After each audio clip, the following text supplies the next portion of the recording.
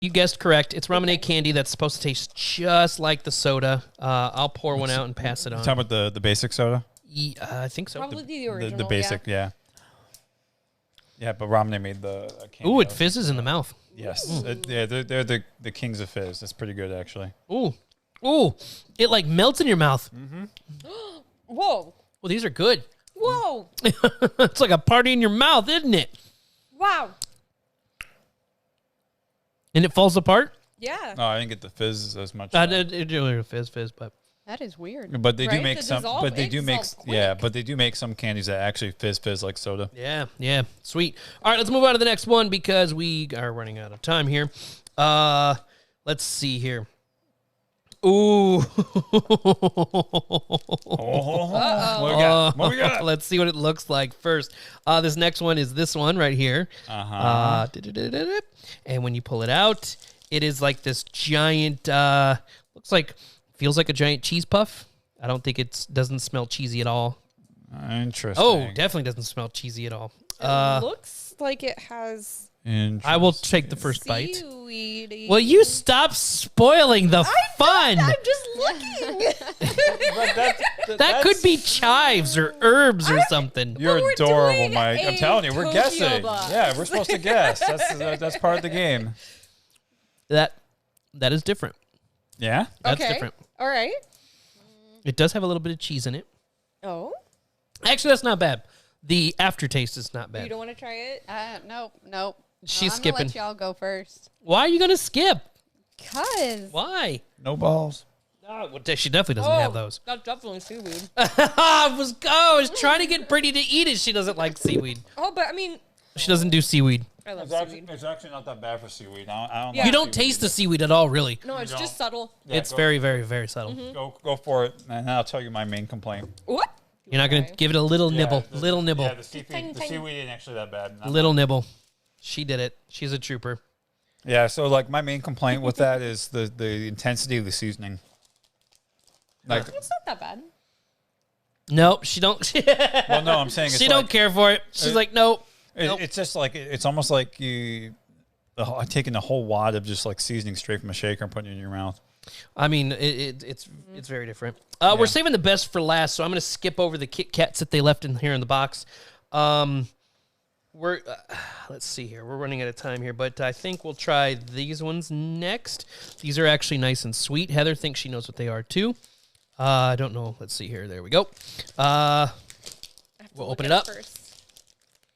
You can't really smell anything because they're individually wrapped into a sweeter little candy. Ooh. There's different colors. Different colors? Oh, there's yellow, and then there's pink. I don't know if they're different. Oh, yep. So there's two different ones. You can see from the wrapper. There's one. Wait. Yeah, and there's one. I think. Well, obviously that one. I'll take the one that tastes like the Pink. protagonist. So okay, well, I'll do one. You want pink or yellow? I'll do yellow. And then I'll just, you know what? Screw it. There you go. There you go. Moving on. Moving on. Yes. Alrighty, guys. Yes, I got the pink one. Taking them apart. Let's see what it tastes like. Ooh, white chocolate. Is it a white chocolate? super cute. Which one did you do? Oh, What did you did? I was not expecting the consistency. It's got like a. It's not bad. I was expecting like thick chocolate. And it's thin chocolate. Mm-hmm. And it's got like a jelly inside. Like a ribbon almost. Yeah. What's yours taste like? I can't place it. I don't know. It almost tastes plain to me. There's not much of a taste to it. Look, the chocolate doesn't have a taste because it has a dairy milk taste. But then Yeah. when you get under that, because the whole point's to what the inside is, I'm trying to gauge that. Mine looks like it's supposed to be mochi. I don't know, but it definitely didn't have like. I was It's not- expecting more chocolate flavor than that. I don't know. What is it? The texture is very odd. So it is a Japanese sweet selection called Boba Madness. It's called I don't even know how to pronounce this. Tyrol Choka.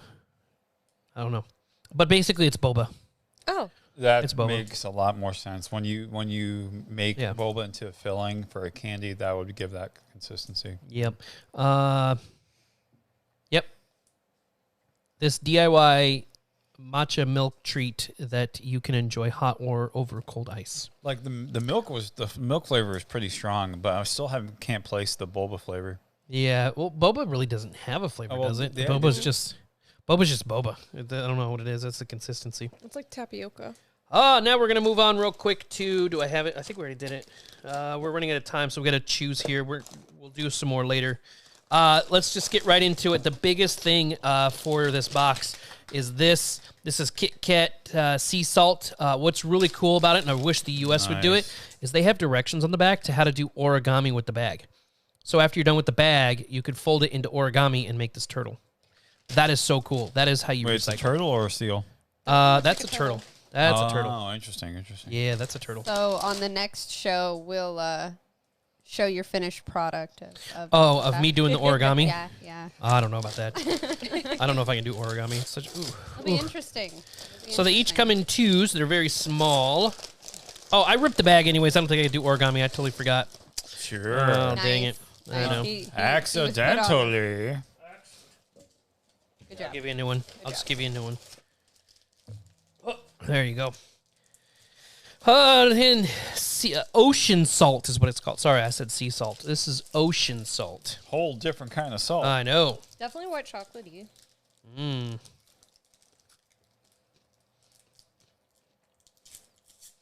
Ooh, I can taste the salt. It's okay. It's not bad. No. Yeah, salty chocolate. It's kind of like chocolate-covered pretzels. Yeah. Yeah, like the white chocolate-covered pretzels. Yeah, that's exactly what that is. Oh. Are you good? Mm-hmm. It's okay. That's not bad. I like that. All right, guys. So, as I swallow my food here, yeah. I think that is all. I think that's the wrong button. But that's all the time we got for this short segment here. We're going to get you guys right back into the action with more panels, more games, right here on Senshi Con. Stay tuned. Like us on Facebook, Instagram, Twitter, like we said at the beginning of the show. This was awesome. I've been waiting for this for a long time. Finally got to do it. We got another box coming in, so we'll do it again. Halloween box. Heather said she's already seen what's in it. I have. She likes to spoil surprises. Yeah, so stay tuned. We got more guests coming. We're having lots of fun hanging out with you guys at Senshi Con. And don't go anywhere. We'll be back with more people. Who's next? I don't know.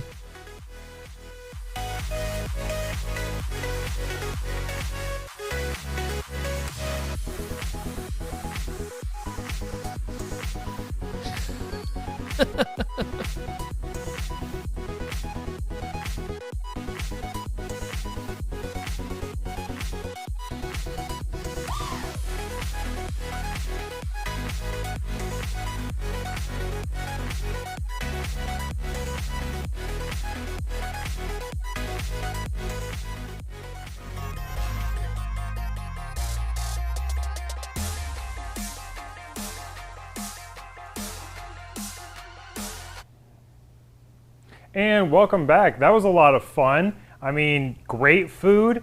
Really interesting, like all the different combinations and everything and how everything is put together. I mean, it's just something that's new and exciting from another culture. So really awesome. I'm sure all of you who have gotten the Japan crates knows what I'm talking about. I personally haven't, but it's something I'm looking into. So don't hold it against me. Now we're gonna go ahead and go to a quick commercial break. And then when we come back, we'll be going into our gaming with Orlando.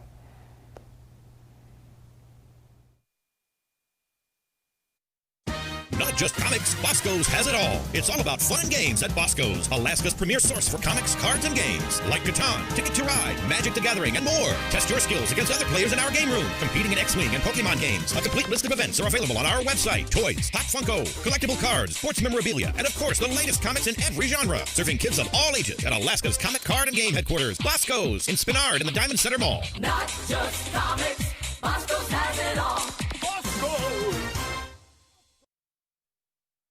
This world is built upon connections. People share blood, the city they live in, even their desires. Everyone is connected somehow.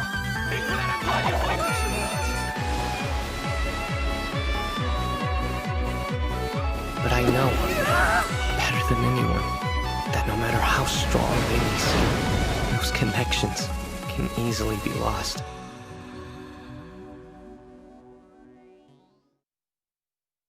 He can do things that other people can't. The world he sees is far greater than ours. Curses, spirits, they're all part of his daily life. Can I help this guy I know with his work? Hey, Mob, take care of this, will ya? Sure. Mob understood that what he fears, what he shirks from, the trials and tribulations he faces, are different than those of the rest of the world. We done then? Uh-huh. Escape to the world of anime with the Funimation app in both subs and dubs. You can stream and download anywhere, completely ad-free and in HD on the devices you love. What are you waiting for? Start your free trial now.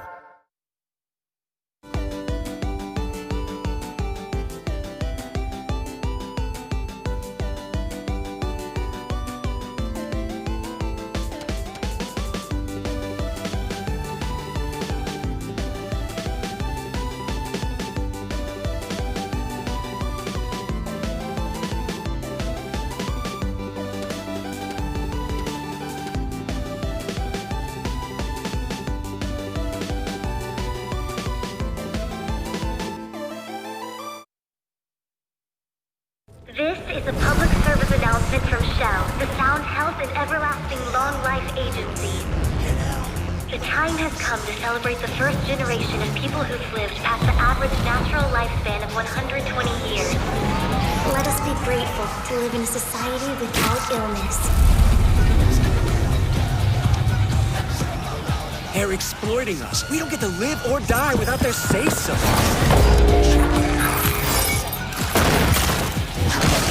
To find meaning in life, you need the risk of death. Don't you want to find out who you really are? Break free of them and reclaim your true form. I'm a human being.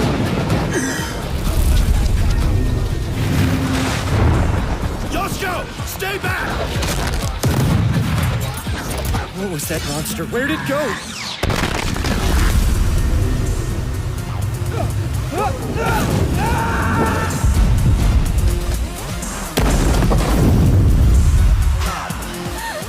It'll get better. We have to believe that.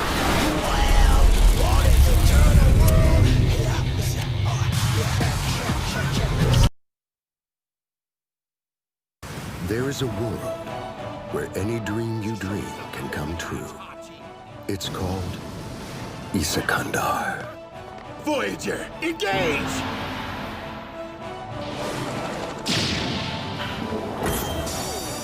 What the hell sort of festival is this?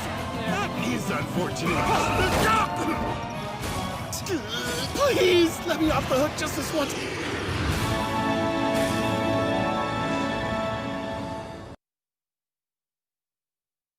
Escape to the world of anime with the Funimation app in both subs and dubs. You can stream and download anywhere, completely ad-free and in HD on the devices you love. What are you waiting for? Start your free trial now. Special Fire Force, make way! This area is dangerous! One day, without cause or warning, people the world over began catching fire. They are called Infernals. The Special Fire Force's main duty is to put Infernals to rest, saving their souls in the process. So Shinra, why did you decide to join the Fire Force in the first place? Honestly, I just wanted to be a hero.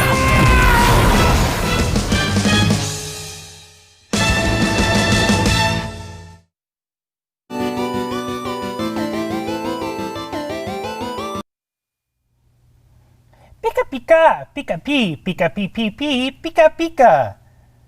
Or, if for those of you who don't know my native language, now we're going over to gaming with Orlando. He'll be doing Captain Tsubasa. It's a Japanese soccer game based on the manga.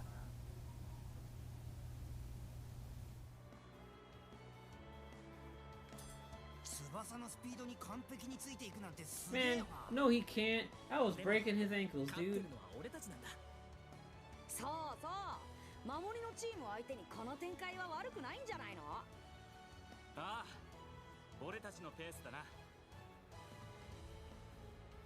みんな後半東一中は攻めに出てくるだろう。特に立ち上がりは集中するんだ。あとこっちが攻めている時のカウンターにも注意を怠るなよ。はい。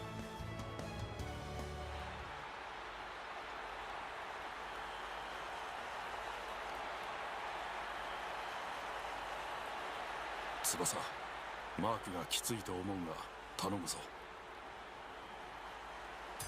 はい。Man, they still want Tsubasa to do all this work.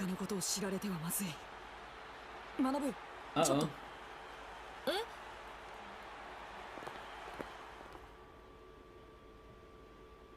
あら、大川くん。マネージャー、ちょっと早く来て。え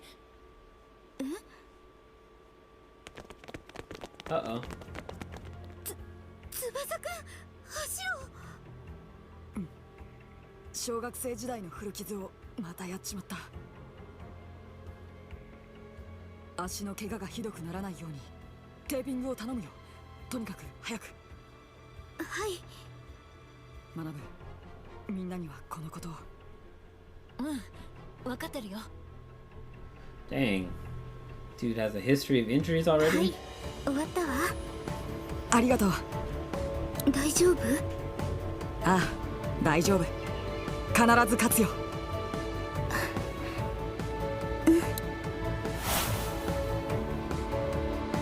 さすが王者南葛だ。俺たちの守りが破られるとはな。Of course we are. I'm Tsubasa. けどこの程度の苦戦でへこむほど俺たちは弱くない。それにいい知らせがある。奴は大空翼は足を怪我してる。間違いない。何？ Yo, this dude's dirty. 翼が怪我となれば、あと南葛で怖いのは木杉、滝、飯沢だ。ゴール前では必ずマークにつけ。ああ！よっしゃ！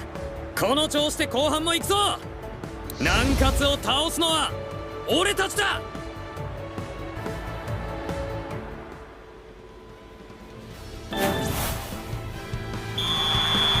Let's go. それより後半戦開始です。横をすり抜けた。かわした。 What? No. What? What?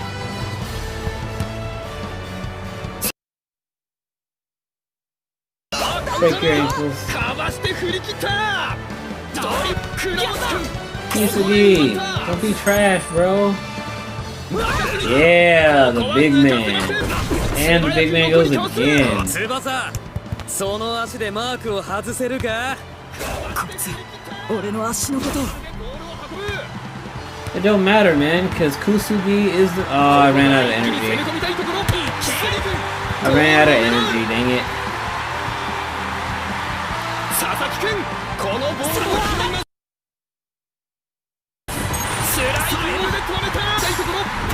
Here we go.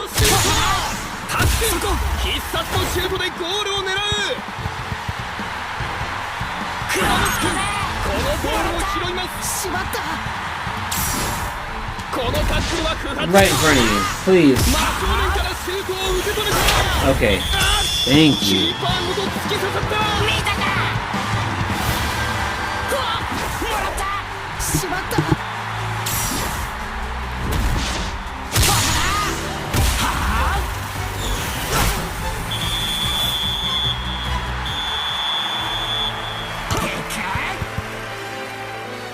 This こは一か八か試してみる。お箱のヒールリフトだ。得意のヒールリフトで抜いた。ドリブルでボールを運ぶ。翼くん得意のヒールリフトで抜いた。Here we go. Here we go. Here we go.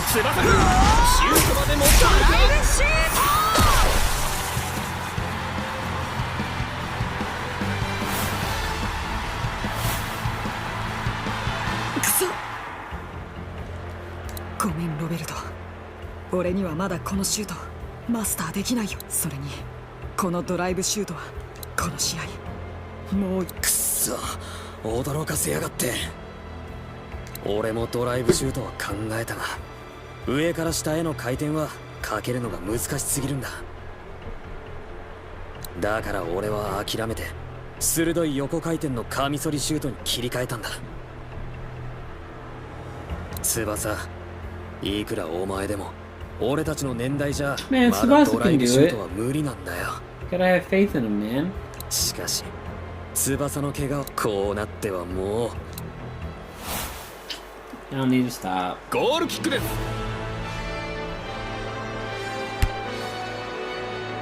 このパスをトラップ。東第一、相手の守備が整う前に一気に攻めたいところ。グリアル君、ここは抜かせません。倉持君、激しいタックル。チャージが決まった。そらピアシ君、素早く横にかわす。次々にかわしていく。滝君、シュートまで持ち込めるか。力を Let's go, baby. That goalie is ridiculous, man. Oh, of course. Nope. Alright, who's next to him? Or I'll just miss. 小野寺君、センターラインを越えて攻め込む。パスを出します。山本君、激しいタックル。ドリブルでボールを運ぶ。東第一、鋭い刃のごとく相手チームに襲いかかるのか。横をすり抜けた。倉持君、ここは抜かせません。体をすり使っていった。杉君、ここはパスを出した。林君、激しいタックル。Big man on campus, let's go. 高杉君、ここは抜かせません。かわした。滝君、センター Here we go, Taki. Break his ankle, Taki. It's time, Taki. Get that shot, boy. これを正面から抑えに行く。 Taki, it's time, bro.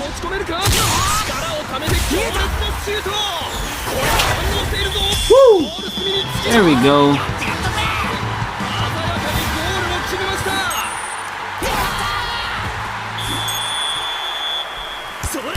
Five 0. Let's go. We can do more.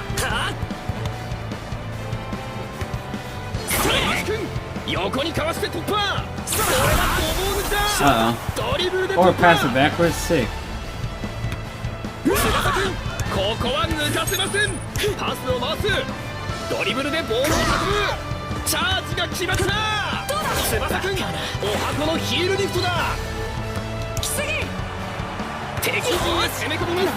かわして振り切った。来すぎ君、敵陣を切り裂く。必殺のシュートが。 Let's go. 辻君、このシュートに反応している。林君、ボールを持った。なんかここは戻りながらのディフェンス。ボールを奪った。岩見君、スライディングでカット。かわした。ここからセンタリング。長野君、センタリングに合わせる。Nice try, nice try. パントキック、どこまで運べるか。小野寺君、このボールをコントロール。横をすり抜けた。横をすり抜けた。 Big man. ここは抜かせません。かわした。佐々木君、ボールを奪うことができません。木杉君、 No. これはタッチを割ります。 That's a bad pass. That's okay. Are we just still? Oh, we're for sure gonna win this. There's only like 5 minutes or 9 minutes. There you go. Break his ankles. Oh, nope, that's not right. Nope, he got knocked over.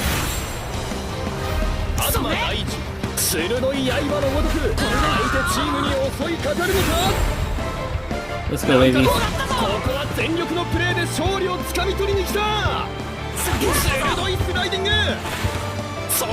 Alright, Tsubasa.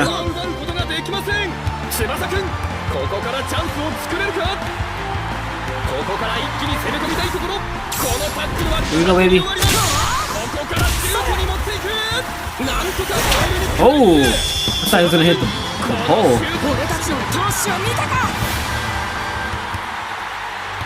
Let's go. I kind of messed up doing that, but I'm glad I got it.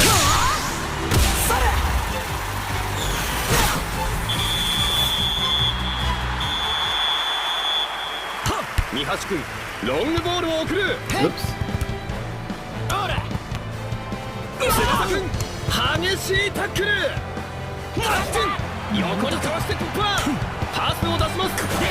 Oh, Kusugi. No, come on, break his ankles, bro.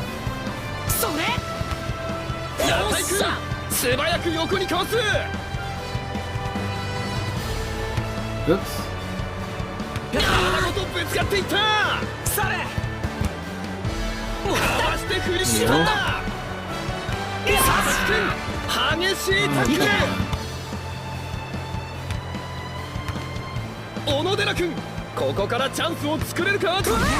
you go.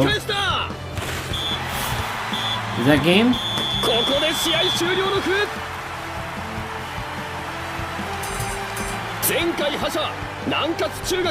You know what? For a team that was talking so much trash, I'm glad that they lost like this, man.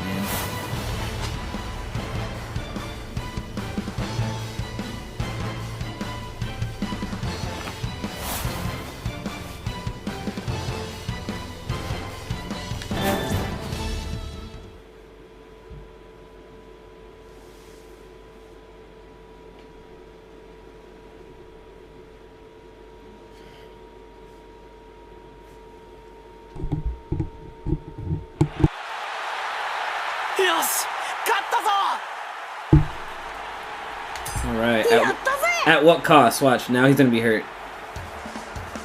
Tsubasa, あのシュート、ドライブシュートだ。 Why do I have to always do that?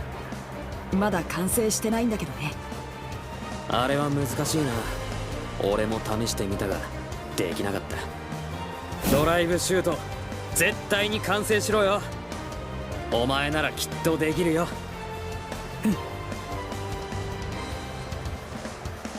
そういえば、足は大丈夫か？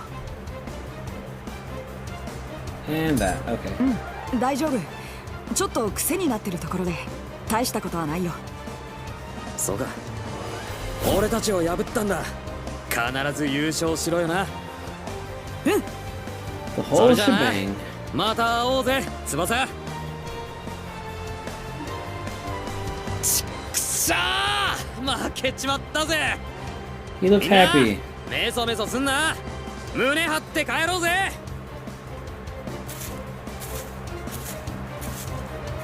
そうだ、誠。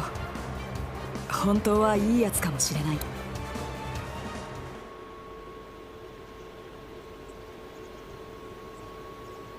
もうすぐ試合だ。十分に体をほぐしておけ。Alright, is this the... Oh, okay. So Hyuga's not back yet? Oh, well, speaking of Hyuga. Captain! Hyuga-san! I would have been like, how dare you show up? 今、沖縄から帰りました。ヒューガ、東邦学園のキャプテンでありながら、この大事な時に勝手な行動を取ったこと、わしは絶対に許さん。何？ What do you mean, Nani? Bro, you just left. You went to Okinawa. この大会、お前は使わん。Dang.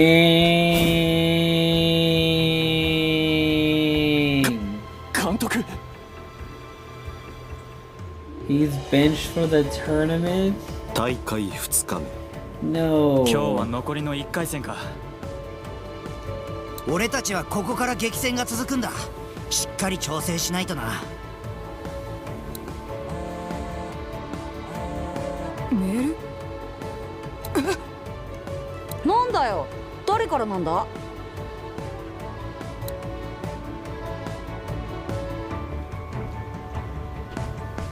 元気でやってるか翼俺はプロの選手になるために練習する毎日だ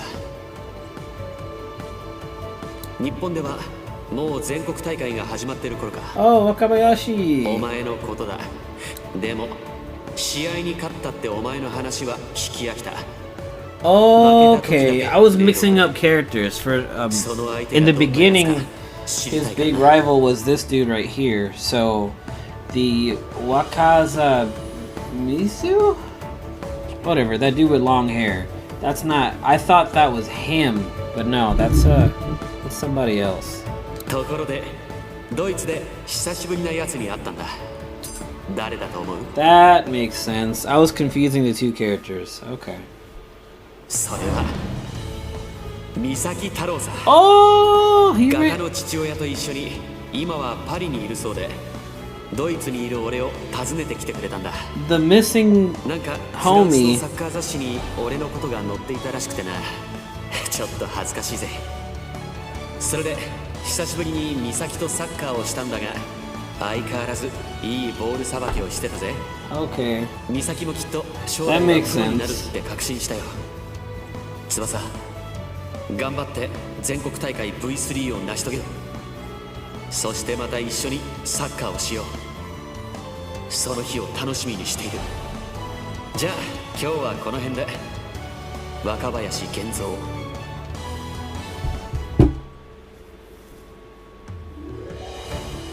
美咲くんフランスにいたの Misaki か wasn't. You know what? That's a messed up friend. They have this technology called a phone, and he can't keep in touch with them somehow. 美咲くんが元 That's 気で messed up, サッ man. カーを続けていてくれてへえ若林さんもよし俺たちも頑張って美咲や若林さんにいい報告してやろうぜあそうだなあ Man, Misaki's a punk. I wouldn't be his friend after all this.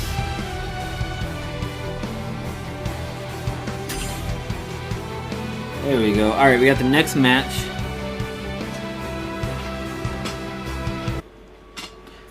Let's swap over here real quick. So, thanks you guys so much for watching. This is Senshi Con online. Right now, we're just doing a let's play of Captain Tsubasa Rise of New Champions. If you're not familiar with Captain Tsubasa, it is probably one of the most famous soccer animes, mangas in Japan.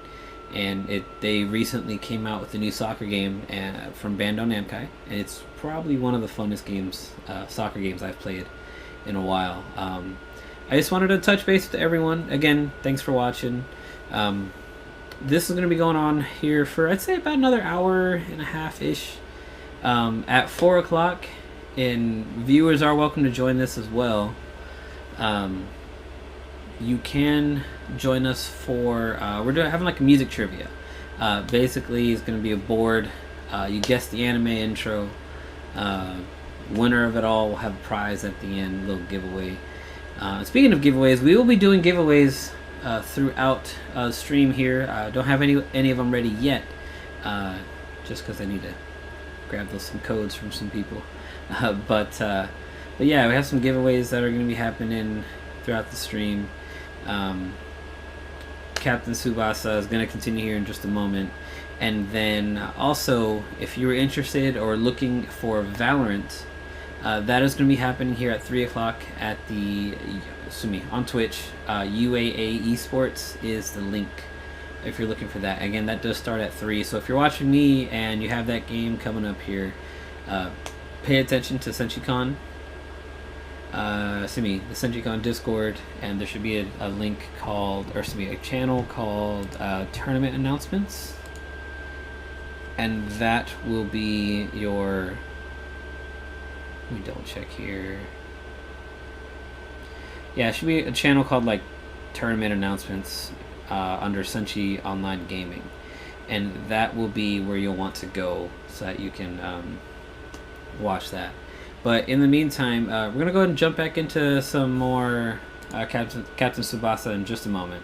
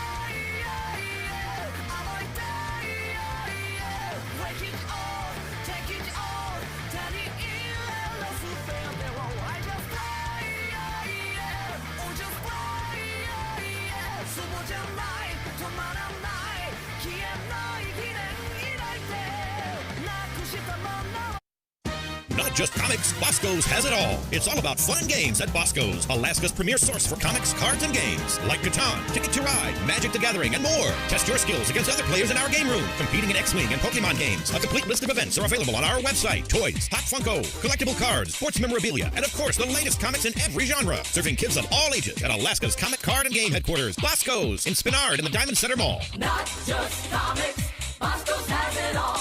Bosco! This world is built upon connections. People share blood, the city they live in, even their desires. Everyone is connected somehow.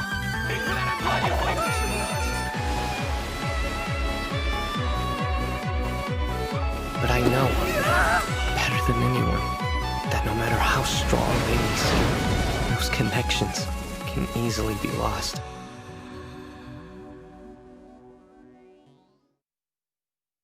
He can do things that other people can't. The world he sees is far greater than ours. Curses, spirits, they're all part of his daily life. Can I help this guy I know with his work? Hey, Mob, take care of this, will ya? Sure. Mob understood that what he fears, what he shirks from, the trials and tribulations he faces, are different than those of the rest of the world. We done then? Uh-huh.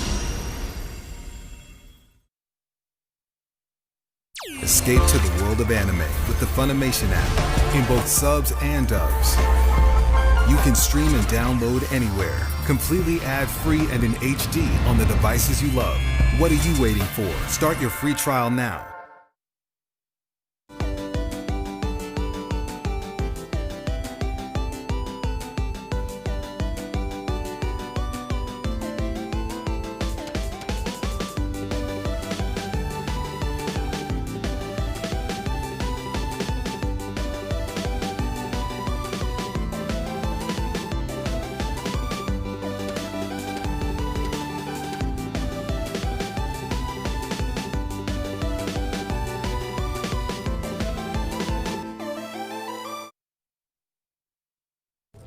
is a public service announcement from Shell, the Sound Health and Everlasting Long Life Agency. The time has come to celebrate the first generation of people who've lived past the average natural lifespan of 120 years. Let us be grateful to live in a society without illness. They're exploiting us. We don't get to live or die without their say-so.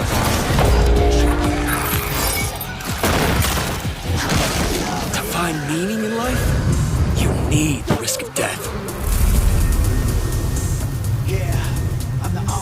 Don't you want to find out who you really are? Break free of them and reclaim your true form. I'm a human being.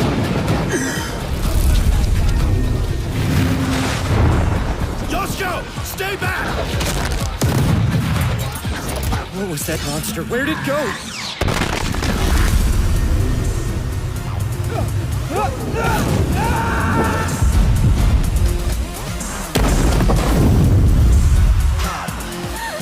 It'll get better. We have to believe that.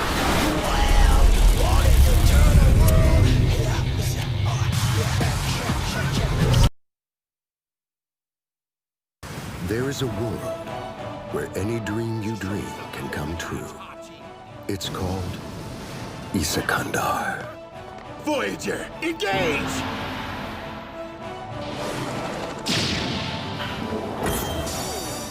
What the hell sort of festival is this?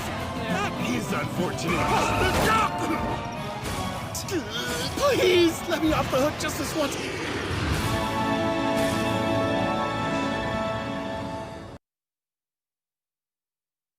Escape to the world of anime with the Funimation app in both subs and dubs.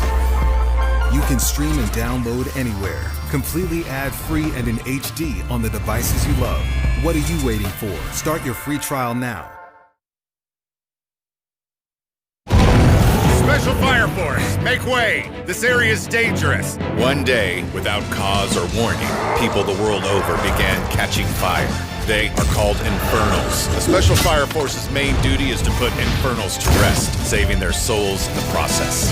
So Shinra, why did you decide to join the Fire Force in the first place? Honestly, I just wanted to be a hero.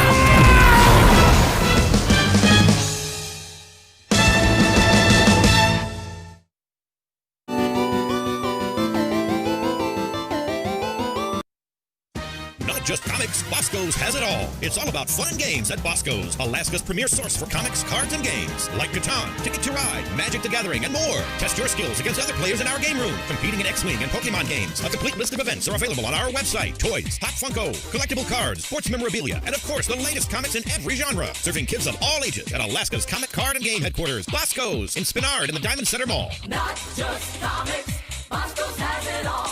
Bosco!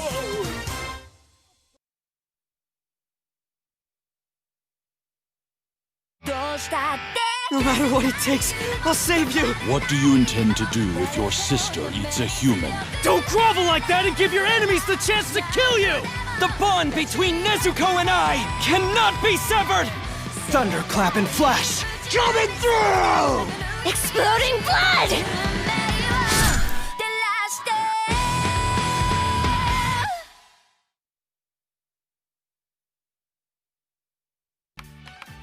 My family's in debt, and I'm tutoring you girls so that I can pay it off. Of course, you've all been giving me constant trouble. This is worse than I thought.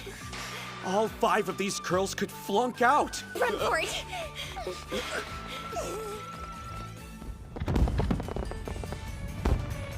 In the end, I was given a paycheck despite the fact that I hadn't succeeded. If I'm getting paid, then I at least want to earn it.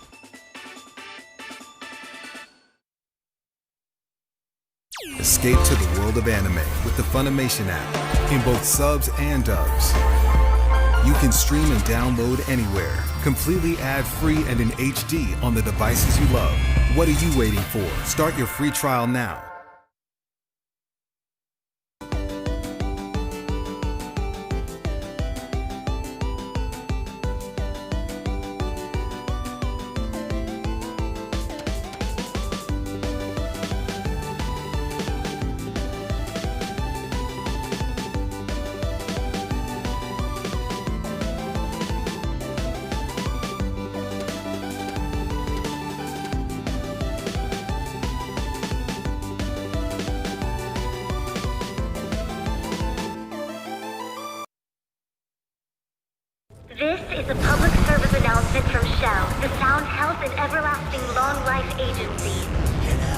The time has come to celebrate the first generation of people who've lived past the average natural lifespan of 120 years. Let us be grateful to live in a society without illness. They're exploiting us. We don't get to live or die without their say-so.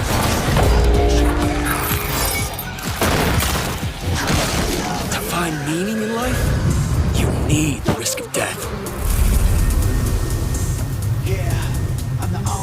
Don't you want to find out who you really are? Break free of them and reclaim your true form. I am a human being.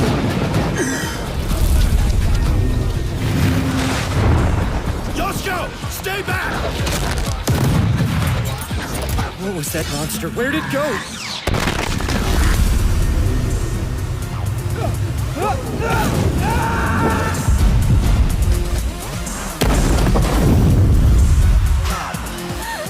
It'll get better. We have to believe that.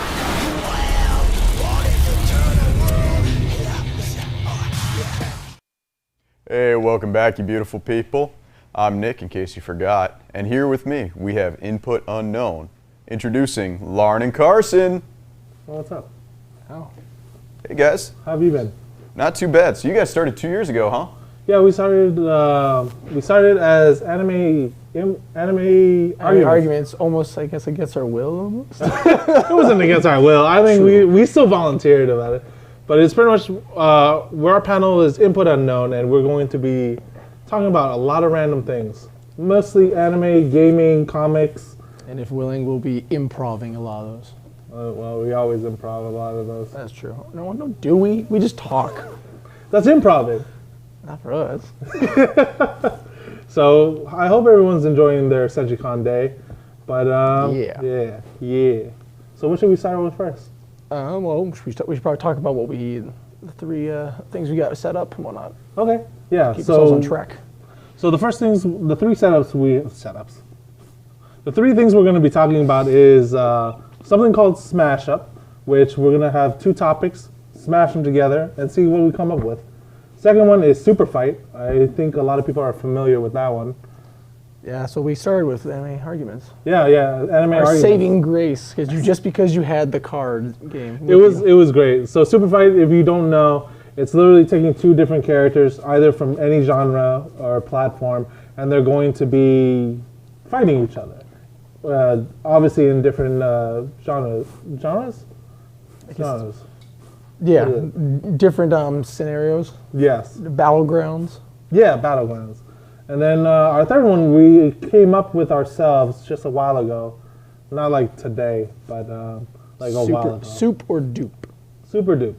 Pretty much we're going to take a character, a well-known character from anime, comic books, manga, TV shows, video games. Anything nerdy. Anything nerdy. And we're going to put them through the ringer. See if they actually are super or they're just a dupe. Pretty much they don't earn the title of being a superhero. So let's start off with the first one, right? Which one do you? Well, did we really put it in? No, we didn't really put it in order, but that's usually how we go. What do we want to do? Let's try. Well, we have this already over here. Do you want to talk about that? The Super Fight? Yeah, you want to do Super Fight? Sure. All right. So Super Fight, if you don't know, we're going to ask random characters, and of course, if you guys are kind of blanking on certain characters we want to fight, that you want to see fight against each other, then we got some characters as well. No, I couldn't say pre-scripted. What? No, pre-selected. Pre-selected. There you go. Pre-selected characters that we each chose. I chose Lauren's characters that he has to fight with, and he chose vice versa. He chose mine. Yes. And I hate my list that he gave me. But yeah, I'm excited. It's going to be very. It's not all bad. I guess I can't hate it. Well, should we let them come up with characters first, and then just bring them up to them, and then we can start out with smash up ideas? Yeah. We usually let the audience choose the smash up, or should we just come up with random stuff? Let's come up with random stuff. We always do random stuff anyway. All right. How are we going to do it? That we just going to do it one at a time? Yeah. So you want to start off first? Oh, thank you, Lauren. All right, smash up. think about like what we're doing, or before we should do it after? Pick our. We'll just pick one and then we'll try to put them together. If you remember when we did Digimon and the Joker. Yeah. Oh, yeah, that was random. Did we choose that we were? Never mind. All right, I remember what was random. All right, let's do Pokemon. There you go. That's super easy. Pokemon. Let's go with Doom. Yeah. Wait, the new game? The new one? Either one. We can go played either. a lot of the new one. Well, let's talk about the old one then. All right, the old one. Dude, man, I love that game. That was like my. Because I know all about Pokemon. I was super young, but I played the game just to watch the imps explode. You get this. There was a lot of things you could see in Doom that it would just be like bloody and gory. Pig demons. Like I can't remember what they're called. The pig demons, the pink ones, the imps. The sound the imps makes always creeped me out when I was little. They made like that little high pitched. So how would we do it? Would it be like Pokemon in the Doom world or Doom in Pokemon world? I mean, I was hoping you were going to pick something we'd be able to convert them into Pokemon trainers, but we'll go with what we got. I guess we'd say what types of Pokemon there are, what type they are. In the demons? Yeah, the demons. What if they were a Pokemon, what type would they be? Okay, so what would be the Beholder? Well, you know what I mean, the eyeball demon. Oh, the Kago demon? Or I forget what it's called. Yeah, I can't remember what it's called. Okay, the big red one with the eye that shoots the fire. So he'd be obviously a fire type. Just only a fire type though? He shoots fire at you. Only a fire type? He's red. I imagine like psychic type as well. Wow, why? Because it's levitating the whole time. He'd just be fire flying. Oh, fire flying the whole time? If you wanted to be that. I mean, they got Magnemite, but he doesn't get flying from it. He literally floats. Well, that's what I'm saying. So you're like, why would you give it flying then? Give it psychic or something. Magnemite's not psychic either. They literally put metal on him just to do it. Also it also makes sense why it's able to float because of the fucking, oops, sorry, my bad. Shame on me. But they put the... we got PG-13 though, so I guess you can. That's the one time of the day. The one We got our one of the day. The one of the day? Oh man, you took it from both of us. Yes! I did it first. Okay, fine. We'll say to appease you, we'll say he's flying too. If that No, makes he's sense. not flying. He's Why is he psychic? psychic? He just floats. He's not like lifting other people. Why is he floating? Like with Magnemite, he's floating because of the electromagnetic. Wouldn't that raise up way more questions for the other Pokemon? Like, Voltorb, how is it alive? It's a Pokemon. It's literally a metal ball. It's not a metal ball. It's alive. How does it eat? It has a mouth. What do you mean? Oh, the Voltorb. Electrode has a mouth. He just smiles all the time. He's literally, what? He's literally the... Probably opens like this. Like a Pac-Man. He's literally the All Might of Pokemon. All he does is smile. That's all he does. No. All Might frowns as well. When he's like getting beaten down, or something bad happens. Fine. Let's do that one then. What? Scrap Doom. Let's do All Might or the Pokemon and My Hero. The expressions of All Might. All right. The expressions of All Might. There's two. There's two. All right. If we had All Might as a Pokemon trainer, then who is his Pokemon then? Oh my gosh. Would it be all fighting type? No. Maybe. I was like, I'd say all fight. I mean, he's not. I wouldn't give him like the legendaries. He's a fighting type trainer? Yeah, he'd be a fighting type trainer. He'd be like Bruno, but he's just more macho. He's more macho? He's just super. I mean, he's not gonna have psychic types. Literally, look at his attacks. They're all physical. So okay. So who would you have? I could give him a Pidgeotto if anything. A Pidgeotto? Oh. Because he can jump. He technically flies, but he just jumps. He jumps super So I would give him a Machamp or Machoke. Okay. First, we already say first one. Machamp. Okay, sure. Machamp, I guess. Machamp. So I'd give him Machamp. That would be the first one I'd give. That would be one. Would it be Hitmonlee or Hitmonchan? Hitmonchan. He never kicks. True. He does a lot of punches. Yeah, Hitmonchan. Then who else? Running through Pokemon. Would you have Primeape? No, he's not really angry though. That's like a Baku. He can wreck people though. That's true. It's also fighting. I don't know any of the newer types, so forgive me. But yeah. I'm trying to remember them. I don't remember a lot of them. What was that one, Makata? Like the Makuhita? sumo one? Yeah, the sumo one. Yeah, that's Makuhita. Yeah, wouldn't he have him? Yeah, I can see. Because he's from Japan, so it makes sense. Well, Pokemon are Japan anyway. Well, he doesn't do like sumo stuff though. He doesn't mean he couldn't. True. He could. I don't know, doesn't he? I mean, he just punches in the air, pushes you back. Oh yeah, we can do that. So Makihita. So that's what, 3? That's to be 3. If we do Primate, that'd be 4.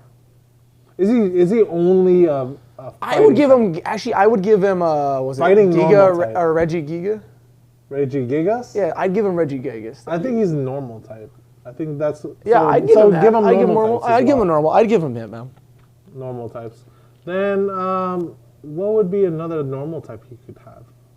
I mean, I'd also willing to give him Rock too. I He mean, needs like 1, 2 at least of or types. Flying one. He needs Maybe. 2 types. I'd say fighting normal. Yeah, I mean, that's what I'm to be saying. fair, maybe he has a Jigglypuff. He Or a doesn't Clefairy, sing, just though. to have a A Clefairy. Clefairy. Or a Clefable.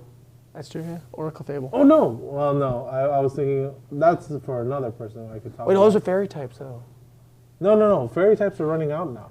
Are they? Yeah, they're starting to like ixnay them out. They weren't popular enough. Pretty much. Which is a shame because I liked Sylveon. Everyone likes Sylveon. No, what are you talking about? A lot of people hated Sylveon.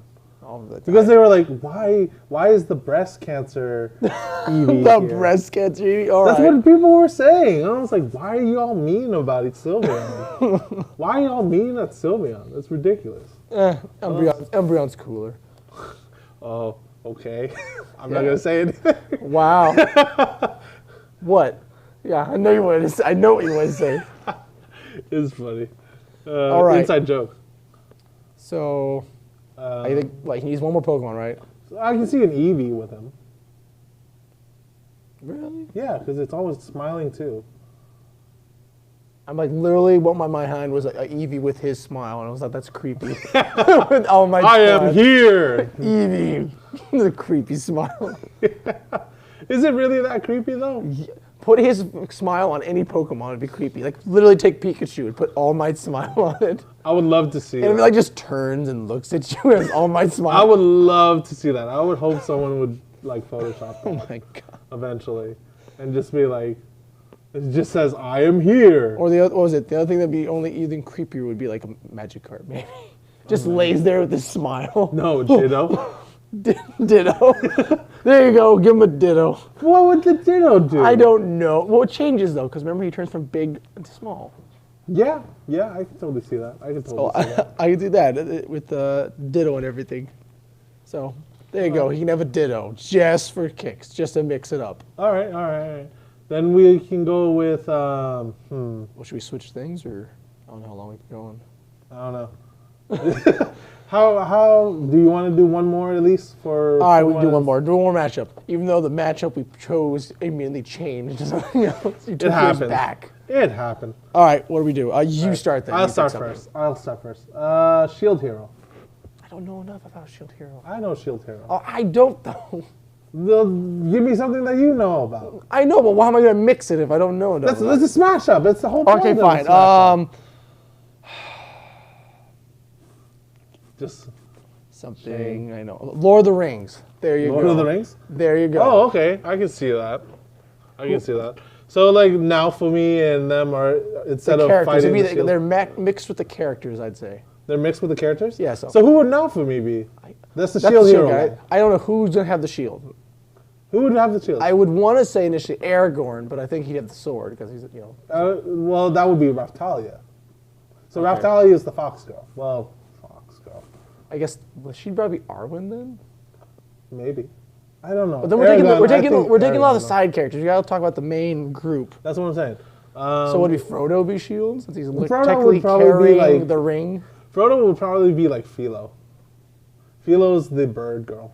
Yeah, I remember you talking about her, but I got blanks. I don't know what she looks like. I would think. Would it Philo. be that or would it be Sam?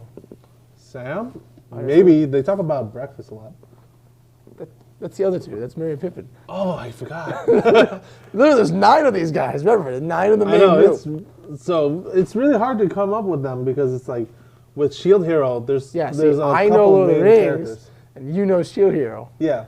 So That's why we're trying to mash it up. what if we go with like Justice League with Lord of the Rings? Justice League with Lord of the Rings? Yeah. All right. We can put the characters that are Justice League to them. All right, then who would be Superman? Aragorn, duh. Oh, fair enough. Who would be... or Gandalf. Or Gandalf. That'd be weird. You shall not pass. They literally could stop you. Yeah, yeah. But he doesn't... Oh, yes, it would work because in the comics... Trigon would be the Balrog. It would work with Superman and... Batman is Aragorn? No. Or Aragorn? Well, yeah, Batman is Aragorn. But who'd be Frodo, though? Frodo's like the most important one. Who would he be? Flash. Robin? Maybe Robin? No, it would be Robin. We're talking about Justice I know, League just here. well, we just changed it to DC. I mean, all the hobbits can literally be any of the sidekicks they have. Any of the sidekicks? Yeah, like Young Justice. Yeah, well, there you go. All the hobbits are Young Justice. Who'd be Frodo then? I would think just Robin. Nightwing. Nightwing. Is he cool enough to be Nightwing? Is he cool enough? I guess he's important to be enough to be I'll give you that. Nightwing. He's important enough to be Nightwing. All right, sure. So who would Sam be? Sam would be Aqualad. Really? Yeah. Who else would it be? He almost drowns in the movies. Would he be really Aqualad? I'm just saying. I'm just saying. I can't breathe underwater. How ironic would that be? What I'm saying is that it would match up because like Frodo and Sam, and then Aqualad and. Are they best buds? I don't really see them. In Young Justice, they kind of are. I guess work together a lot. Wouldn't he be more than they were. Superboy? Wouldn't Sam be more Superboy? Do you really want to give him Superboy though? He pretty much carries the movie in the end. Literally carries everyone in the end. So it makes sense. He's reluctant to want to be a hero. Maybe. Then who would be Aqualad? I don't think anyone would be able. No. Mary would be Beast Boy. Okay. Mary would be Beast Boy. He's always a troublemaker, so he'd be Beast Boy. I could give that. Actually, no. Sam would be because the Outsiders. They introduced the Outsiders. He could be the Rock guy. I can't remember. Lava. Geoforce. He could be Geoforce. Okay. Well, we're going off of the Hobbits. What about everyone else? Okay. Gimli. What would Gimli be? Gimli. That's a good question. Who would Gimli? Green Lantern. Really? I thought. Who would Green Lantern be? I don't know. That's what I'm saying. I would actually, if anything, I would give Gandalf Green Lantern. To be honest. No, I would stick with the Superman. No, he'd be Dr. Fate. Duh. Okay, Dr. Fate. He'd be Dr. Fate. Or Solomon Grundy. Or no, we could give Superman to Frodo. Just the rings made of kryptonite. He doesn't get his power. That's the whole. But he wants it though. He wants the ring towards the end. I don't know. It's best with his mind. So it would be like red kryptonite. And then Aragorn is Batman, obviously, because he's the only one cool enough. Yeah. And then you just have Legolas be Wonder Woman. He's an elf anyway. I would like Legolas more if it was Wonder Woman. I do not like Legolas. Him and his anti-gravity. Is he too man pretty for you? No. Well, yeah. Yeah. But You're no. so confused when you're around. Nah, I just don't like his able to magically walk on air. To do all that stuff. That's what got you, the anti-gravity. Well, everything else that he does is just the endless was it quiver. You could go over that. No, that one I was like, whatever. It's everything fantasy. he does is like almost perfectly. But that's in the Hobbit movie too. That is in the Hobbit movie. No, I remember that. You got so mad when it was so dumb. The bridge breaks. I walk up. He literally was like, I'm so fast, I can go like this. Well, he does it in the first movie when he walks above on snow. It still makes me mad. Like I get angry because of it. It's like, I get it. It's supposed to be fantasy, but you're telling me he's so fast, he's able to lightly step on everything that Yes, Lord, he's so fast. And Gandalf has spells, but you're fine with the wizard casting spells. Because it makes sense for the wizard. It doesn't make sense for an elf to be able... If you were in D&D and your elf was able to do that, that would be broken. It would be broken. I don't know. If he could fly, it wouldn't be broken. If we would fly, as if it can make sense. There's a lot of mechanics in D&D lore that don't make sense, all right? There's a lot of mechanics. I'm just saying. Don't be throwing physics in D&D. You're going to end up being sad. You're not wrong. You are not wrong. All right. Let's go switch up to a different All right. category then. What should we switch up? What should we do then? Do you want to do super fight? We could just we can name our characters. You are not happy about this. Well, no, super fight actually, list. my characters. To be fair, you I gave me gave pretty you some good characters. I Just don't know the why first you're one. You complaining. give our first like 2 suck, but Oh, what? They don't suck. They're Alright. good characters. Now, whether they're good at a fight, that's a whole different true. story. I guess the first one's good whole in a different fight. story. The second one's kind of like I don't know enough, but sure. There's enough characters. All right, fine. Here, should we go off the characters I chose for you, or should we just name them off? Should we just No. go- We'll just do random. Okay. It'll be a surprise. Sure. Fight or Should give we? up? So should I actually literally pick out your character and you pick out mine? Yeah. All right, fine. I can give you a really good character, then you just. That's your fault. You shouldn't have given me good characters. I would be fine. I know you'd be fine. I think would I think totally I actually fine. hate him more. Fine here. You know what? I'll give you Bumblebee. There you go. Bumblebee? Bumblebee from Transformers is the All first right. character you get to use. Then I shall give you Usagi. God, that's an uphill battle. So Usagi Yojimbo, if you don't know, he's a comic book character. He's right up there in. I can't remember the guy's name. Who made him? I don't remember. I You know you- him I way know more. you I was don't. like, you Well, know he's way pretty more much. He than- was actually in TMNT. What was it 2012? Where they came Yeah, out? he was in 2012. the Teenage Mutant Turtles the TV 3D, show. the 3D one on Nickelodeon. Nickelodeon, yeah. He was Yeah. actually in that recently, and it was awesome. But no one died. But It's yeah. Nickelodeon. They gotta make it somehow People PG. died in that They show. gotta make it PG Literally somehow. Splinter died in that show. I'm just spoilers. If it's spoilers at this point, then they weren't watching it enough. Hey, some people get busy when they're watching stuff, man. You never know that. You never know Okay, that. so he's an anthropomorphic rabbit. So rabbit anthropomorphic person. So Think of him and like samurai. So think of him like the Teenage Mutant Ninja Turtles, but samurai bunny. That's it. Yeah, he's super skilled. So okay, jeez, way to give me the. Okay, I gave you Bumblebee. You gave Well, me. I this. didn't want to give you anyone else just because it's like, oh, probably would. You could have given me that one, but that would have been harder. But that would have been. actually, that would have been easier. Actually, this part. Okay, sure. All right, where are they fighting at?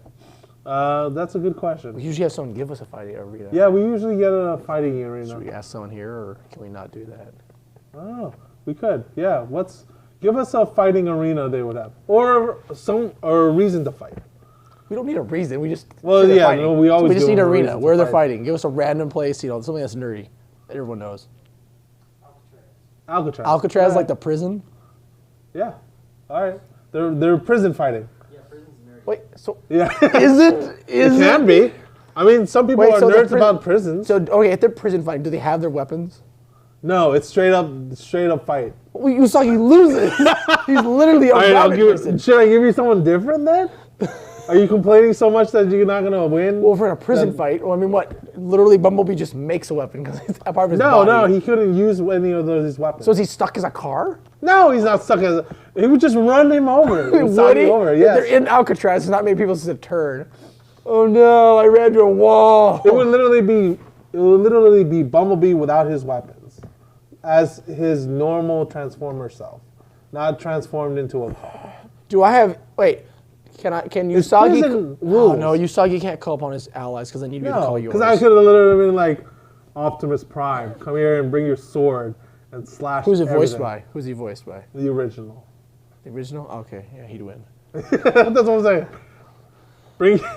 Bring your tractor or the trailer with you. Just That's just cheating. repeatedly. All right, Shout out I 49 can't do that. Supply I- Company in Usagi- chat. well, here. What's up, 49 Supply Company? What's good? Thank you for joining the stream. What's up? Are you gonna give? So, all right, let's see this. So we have, we would have. So like, come on, give him a chance that Usagi could probably. Okay, Prison rules, man. It's prison rules. Alcatraz prison rules. All right, you don't know him. See, I know. But I can still work with it though. I can still Okay. work with it. Like I can easily do Bumblebee. Usagi. All right, for fighting, Usagi would honestly. Oh, you'd probably be very impressed. You wouldn't know what the robot is. You just call it like some magical golem Yeah, I know. construct. Yeah. They're both good guys though. So if they had to fight, okay, if they had to fight, it's in prison too. So like, what are they fighting for? Like extra toilet To paper? live. Extra toilet paper To live. To live. All right. In Alcatraz, like the whole Alcatraz is there. Yeah, whole Alcatraz. If we were to go and say it's unbreakable, then I would say if the walls were unbreakable, I would say Were breakable or unbreakable? Unbreakable. Okay, so if you said you can't tamper with it, So I can't literally go grab bars. Yes, if break it's it apart and then just untamperable, you would win instantly because you just bring everything down and just walk out. Just walk out. Well, because you just undig yourself. You're like, oh yeah, I don't need to breathe. True. Usagi's still, a person of flesh and blood. Being a flesh and blood. If it was said that, Usagi might be able to maneuver stuff and make a weapon with his surroundings. Okay. How would he beat Bumblebee though? The only way he'd be able to do is either if he found he'd have to dodge and whatnot, because the confined area Bumblebee wouldn't be able to use because Bumblebee's pretty has pretty high agility, maneuverable. But being still a Transformer, he's still pretty freaking huge. Yeah. He wouldn't be able to move around a whole lot. He's as big as a car could be when they go up. Pretty tall. So it's about what? He's a robot. 15? He's like 2 stories tall. Makes sense if he was an actual car growing into a normal size. He's still like over a story tall. 20 feet. He's like 20 feet at least. Yeah. At least 20 feet. A story. So yeah, he's not going to fit in those hallways. He can fit in the big area, but. That's where he would start. Is like he would literally fight. In Okay, the Usagi might. I'm trying to think what's all on Alcatraz. He might be able to. People made a boat in Alcatraz, so Usagi might be able to make a bow and maybe like a spear. If he can spear Bumblebee in the eye, that's like the only thing I can see. But I don't think that's Bumblebee wouldn't see. I know. I don't think it hurt him actually because he just does. No, because he would be like, well, his vision. Yeah, his vision would be gone. Yeah, I don't think Usagi. I have to say, as much as I love Usagi, I don't think he's gotten that. No. And plus, well, if I was to fight for Usagi, I would say Bumblebee literally has a freaking. I almost did it again. Sorry. It's okay. Our normal conversation. Our normal conversations go a little R-rated sometimes, but he literally has a freaking like glowing orb. You mean his spark? Yeah, his spark. So it would be Usagi's smart enough to be But he's covered up though. He's got other bright spots on his body. Well, you just said he has a spear, so he'd be able to pierce. He's not going to pierce that armor though. He literally would be having like a piece of rebar that he would sharpen. Yeah. As dangerous rebars for humans, Transformer to to Cybertronians, almost like Kryptonians. Cybertronians, not so much. So. Okay. Well, I guess I weighted our options and I made it easier for me to win. A little bit. Yeah. So let's choose from our list that we gave each other, and then we'll say it at the same time. So it's not counter pick. Because that's exactly what it was. It was counter pick. Okay. We made it too easy. All right, fine. So tell me when you come up with yours that you choose. Okay, I got one. You got one? All right, I'm going to choose that one. Okay. Ready? So say it at the same time? We'll say it at the same time. Ready? All right. 3, 2, 1. Guy Garner. Who? I said Freakazoid. Freakazoid versus Guy Garner. Yes. Okay. For those who don't know who these characters are, they better know who Freakazoid which is probably a lot. They probably don't know who Guy Garner is. Some of them are young people, and not a lot of people know what Freakazoid is. They probably know if they saw like a picture, probably from a meme. Not always. Do you think so? Yeah, maybe. But Guy Garner is a Green Lantern. He's like from the Green Lantern. He's like the third string. Fourth string. Wow, fourth string. I think Kyle is a little bit better than Guy Garner. Yeah, Kyle Rayner. Yeah. I think Kyle Rayner's better than Guy Garner. I think Guy Garner is like the lowest. So if you know Green Lantern, Guy Gardner is pretty much just an angry redhead. He's angry redhead. Angry redhead jock. That's literally what he is. He wants to be a jock. Oh, yeah, he's kind of dumb, I guess. Yes. He's just angry and full of testosterone. That's what he is. And then we have Freakazoid. Freakazoid. If you want to explain what Freakazoid is. Freakazoid was originally a nerd, a computer ace, whatnot. It's literally in the song. He got sucked in, Zapped in cyberspace. Was working on the internet and got zapped in cyberspace. Yes. He turned into the Freakazoid. Super strong, super quick. He drives the villains crazy. Because he's a little... I'm not doing this. I'm not doing this. All right, he was a nerd who was, yes, as we said, he was pulled into the internet he found like some secret code, and it gave him superpowers. So he's super fast, super strong, super durable. He breaks the fourth wall. Think of him like... He's like Deadpool, but with more superpowers. Yeah, because, well... So he's like Deadpool mixed with like Bugs Bunny or Daffy Duck. Yeah. Or Animaniacs, that might be a better one. Yeah. He's like Deadpool mixed with the Animaniacs. If you don't know, Animaniacs is coming out soon. I know, it's gonna be weird. It looks good. It's the same voice actors. Is it the original? Are they just redoing the original ones, or the original 3? No, I was saying, are they redoing the original ones, or are they doing like new episodes? New episodes. Oh, okay, I was worried about it for a minute. No, it's new episodes. And yeah, it looks really good. is Deadpool, but with cartoon physics. Yeah. Everything is cartoonish. Like, nothing is real about him. It is literally... Dude, he's so cool, though. Yeah. His villains are even cool. Or some of his villains I was like, are cool. what do you mean all his Not villains? all of them. Some of them. Camel Jack is awesome. Camel Jack is hilarious. All right, so Freakazoid versus Creeper. Guy Gardner. Oh, Creeper. All right, so Guy Gardner versus Freakazoid. All right. I think Guy Gardner easily wins. All right. Easily How do you want to do this? Should we do we each take turns and then we do final conclusion? Yeah. Why Okay. not? All right, why does Guy Gardner win? All right, so if you don't know, the Green Lantern ring is powered by Will. Guy Gardner is not the greatest Some in random Will. guy named Will. Will Smith? What? No, but whatever he is, he has to call out his name, which is easy fix for shout out, shut down the powers. Yeah, true. If you make him call out Freakazoid. That's not his name. He goes freak out, remember? Oh yeah, he goes freak out. He doesn't say his name. He says, oh yeah, so... freak in, freak out, yeah. BC Pope, yes. Yeah, he does. He says freak in and freak out. Not his name, though, but it's close. Yeah. So trying to get... For Guy Gardner, he wouldn't be able to get him to literally hold him for long, but he'd be able to trick him. Is Guy Gardner smart? Yeah. Wait, that's my argument, I guess. I'll let you finish yours. He's smart enough to be able to deal with, well, pretty much what it is. He's a jock, they're a nerd, so he'd be able to work something around fighting him verbally. Because that's what all Guy Gardner does, is he's a talker. He loves talking. So he can probably talk with, talk off against Freakazoid. And be able to use his ring. Instant lose anyway, but okay, keep going. Not really. He'd also be able to contain him with the ring. The second he contains him with the ring, he can just shrink him to the point where he gets crushed. And I mean, Guy Gardner would be able to do that because he's not one for morals. He's more of an aggressive version. Get the job done. Yeah, he's like if he needs to, he will take care of it. All right, I guess I go cover the mouth. It was done for Shazam all the time. Oh yeah, I mean, if he's able, that's the problem. Is like being able to capture. BC Pope says, still cover the mouth. It was done for Shazam all the time. I'd say that would not work though, because all his villains have tried to shut him up, but it's never worked. So the question is, well, the thing is, if he's able to catch Freakazoid in his human form, he'd be done. Oh, you done never actually talked where they're fighting either.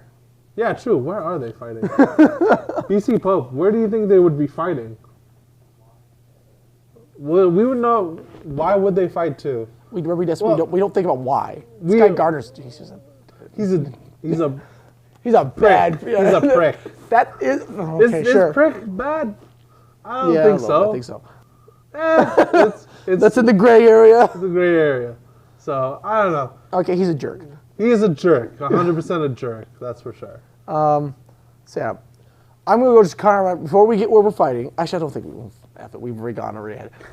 Forget it. So for my counter argument for yours, and then I'll defend mine. Then you can do, or should I do mine? Why I think you should win? And then we do counter arguments. We'll do counter arguments after. Okay, I think I think a Freakazoid would win. It's going on, like I said.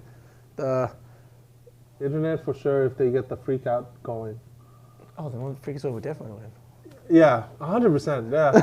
Well, okay. No. I think Guy Gardner would still be able to break things. He's not smart. He doesn't have to be smart. If they were fighting on the internet, they're gonna run into Digimon or Tron while they're there.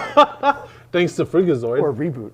Oh, that'd be terrible. That'd be cool, bro. It depends on which reboot you're talking about. Dude, if they had to fight in reboot. Like Megabyte? Dude, Megabyte would own them, though. He'd literally just touch the ring. He would literally touch the ring and corrupt it. Yeah, he could. And then easily corrupt Freakazoid. Let's get back on topic. We're getting off. We were too excited. We always for get reboot. off topic, though. That is true. That always happens. All right, so Freakazoid, because he has the cartoon physics, I believe that gives him a hand, because for stamina, he's going to survive whatever Guy Gardner throws at him. Okay. I'm going to give him that. I will give the benefit of the doubt and say if he does go back human, he loses the cartoon physics. I'll give that to you. I'll give that to you. But, as was pointing, he can cover his mouth. That's not going to do anything. He's just going to do some superhero or some cartoon thing where something mouth gets covered. He does like brings out a crowbar.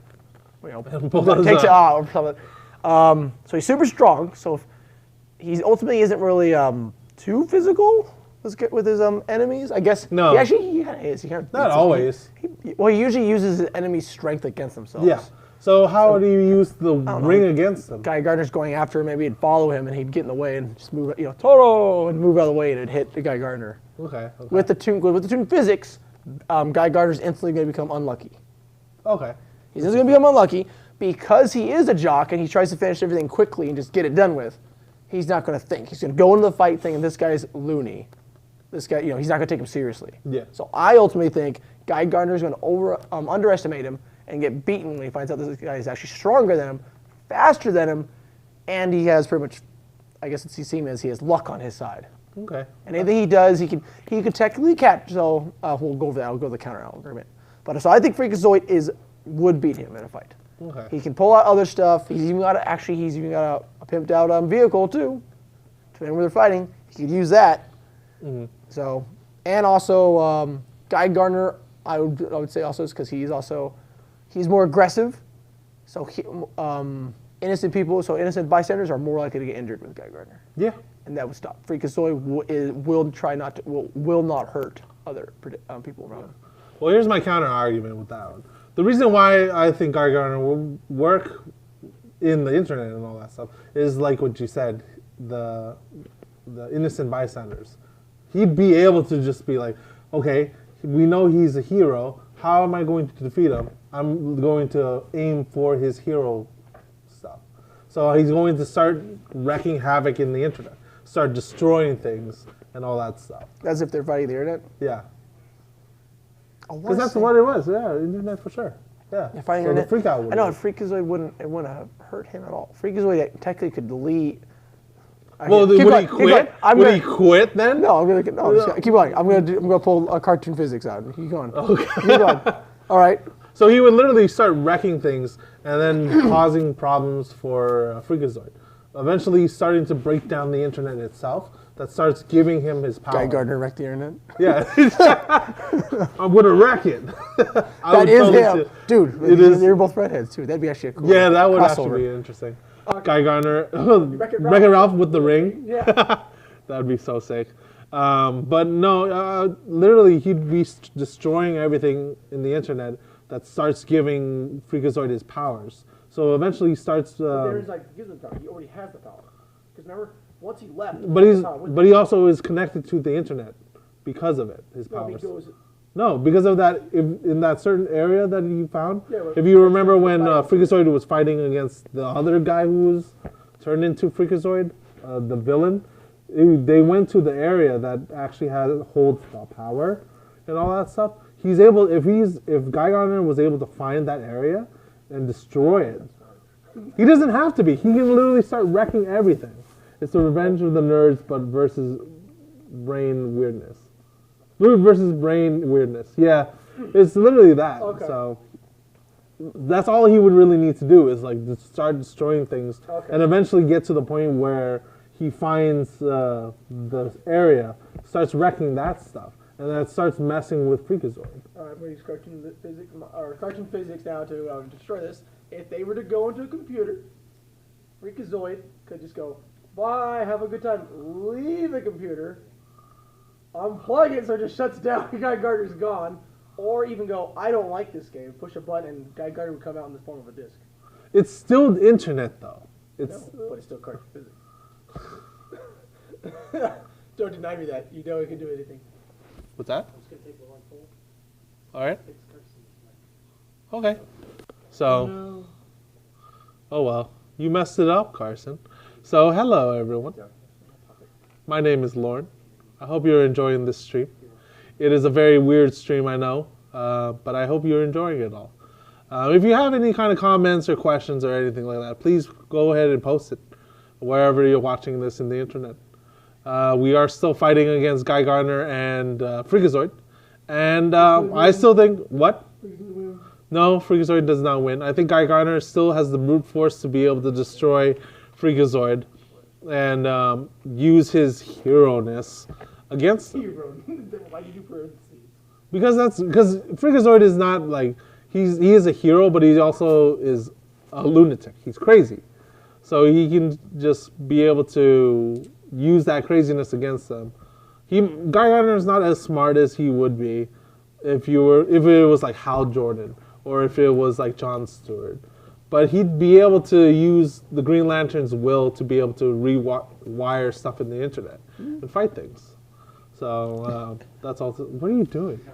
It looks like you're all hiding stuff. Like, Yes, Lauren. I have snacks and I didn't share. Oh, how dare you? Why would you do that? I don't share. Always I don't with share with snacks. Saiyans. What? I don't share with You Saiyans. don't share with Saiyans? Why? Is it because we eat a lot? Sure. Why do you pause so long? Yes. Yes, okay. So, back to the fight. I am finished with my argument, pretty much. My counter argument is that he would be able to destroy the internet. Oh, wait, we gotta. So who put this one out? There's no name. Master Chief versus Doomslayer. Really? Well, we can do that one for next one. We're Yeah. gonna do that one. That one's been asked already. So? It would be our opinions on it. That's true. I don't know enough about either one. I know more about Master Chief, which is sad, but Really? I would have thought you know more Doomslayer. Well, you gotta remember though, he's in the newer game. I played more of the older one. No, they're still the same person. I know, but they added a lot more in the new Doom. Well, I mean, if you want me to go with some of the cheats I know from Doom. And Freakazoid would use memes to take down Guy. Yeah. I mean, maybe. He's smacking with one. Which meme, though? I don't know.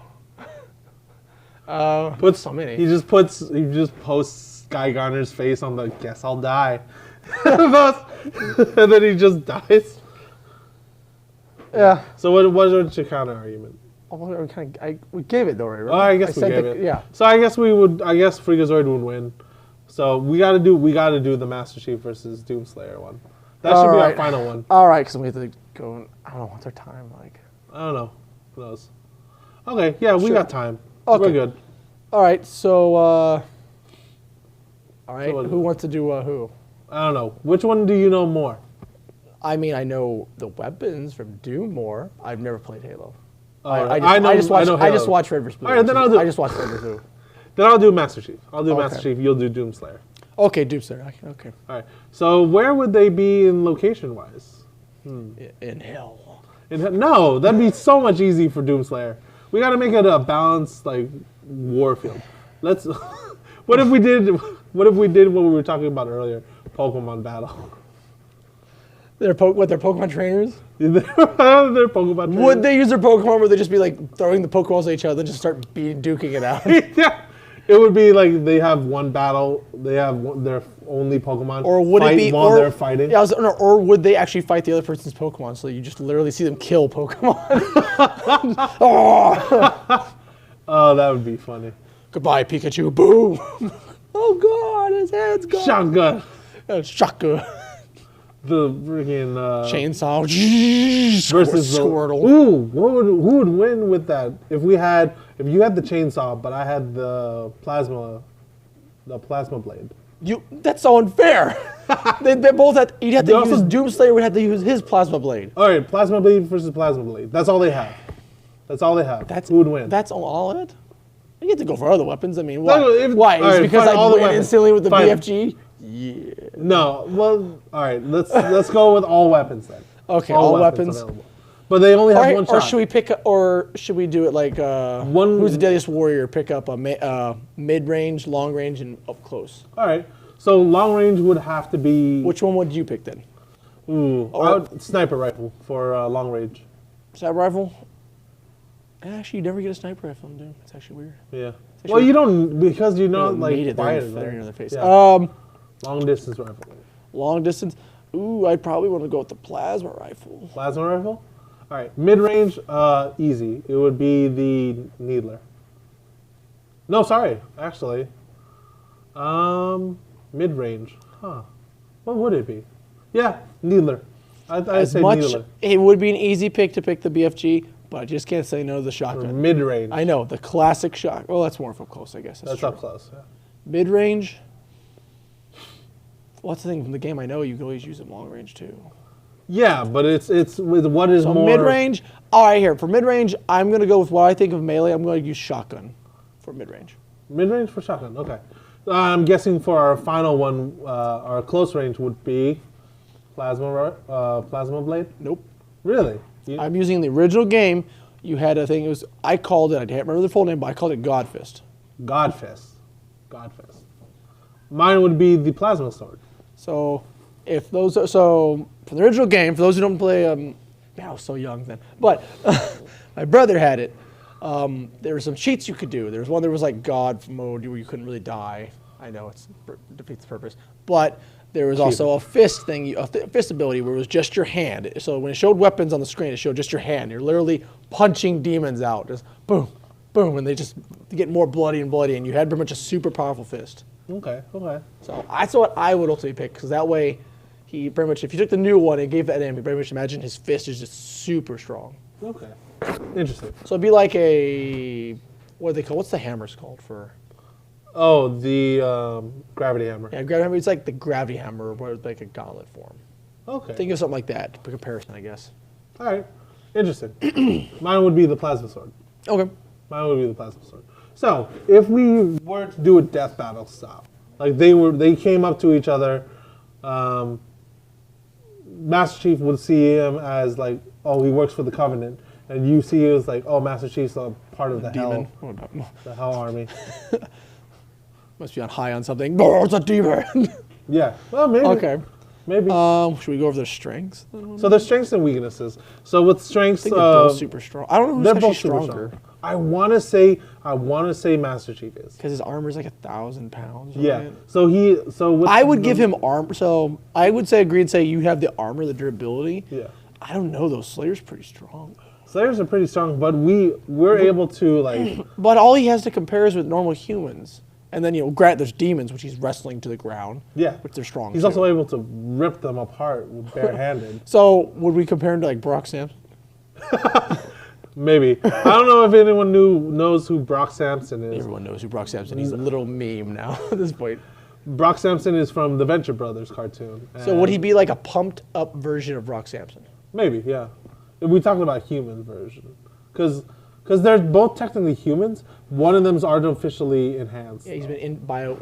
I think he's bioengineered, wasn't he? Bioengineered, yeah. Well, no, because he was a human kid, but then he went through the Spartan training to get into. Yeah, is it through technology or do they pump you full of drugs? Technology. Is it? Yeah. It's like nanites. Yeah. Oh. Yeah. All right, so you have nanites. So then we just say the Slayer is just automatically just a badass. Yeah. He's just normally that tough and strong. Well, he had to go through the trials. In the newer one, you were the trials. In the original one, you were just the lone guy of your squad who survived, and then you pretty much just fought your way through hell. Yeah. And you came out as like a champion. But if we combine, if I'm taking the both things of both games, all the games, the Slayer, the new Slayer is super strong, super tough. He's super the OP. Agile. Yeah, he's the epitome of. He's like the Adonis of humans. He's just. A berserk fury, so yeah. So if we go in for the newer version, I'd imagine it'd be equal strength, or at least close by. Because with John, that's his name, yeah. Master Chief. I give durability to Master Chief. I will give you that. Yeah. So now fighting skill. That's close. I don't know. I think it's still close. With John, he's trained in the military fighting ground. I would say, if you probably agree with me, I would say Master Chief has formal training better. I'd say his formal training is better. Slayer is better at improving, going off the go, because he will use the terrain and just as you said, rips people apart. Yeah, he will use a door and just beat you down, Kratos style. Yeah, I can see that. I would say his style would be pretty good against because his informal training. Mm-hmm. So that might throw Master Chief off. It could throw Master Chief off. Then we got weaknesses. What are their weaknesses? Well, they're both technically human, so they bleed out. They both need to breathe. Again, I would give this. So, I would say. So here, I guess if we do a quick version of it, instead of arguing, let's look at and come up to an agreement of who we think would win. Yeah. I'm going to say equipment. I will give equipment to Master Chief. His suit allows him to go into space. It has little thrusters on it if he specializes in it. And also be able to survive a drop from space into the atmosphere. Yeah, so and burn up. His armor gives him the durability. I will give him his armor is probably his best weapon. He has, best thing he has. The Slayer, I would say, because just such his training is just brute force and survival, and because he goes and fights in hellish landscapes, I would give him advantage over any terrain they fight in. Because he doesn't get trained for it. He just goes there. Spartan does it too, but because he knows what he's fighting. Yeah. The Slayer literally goes and he doesn't know what he's fighting. Okay. Question. Does Master Chief have Cortana? No. Okay. So then that's going to be a whole different story, because with Cortana, he's able to calculate things a lot faster. If we go new game, though, if we're doing all the new games, I'm going to throw the new game and say he does not have Cortana anymore. Okay. So then his mind is about as sharp as a normal human's.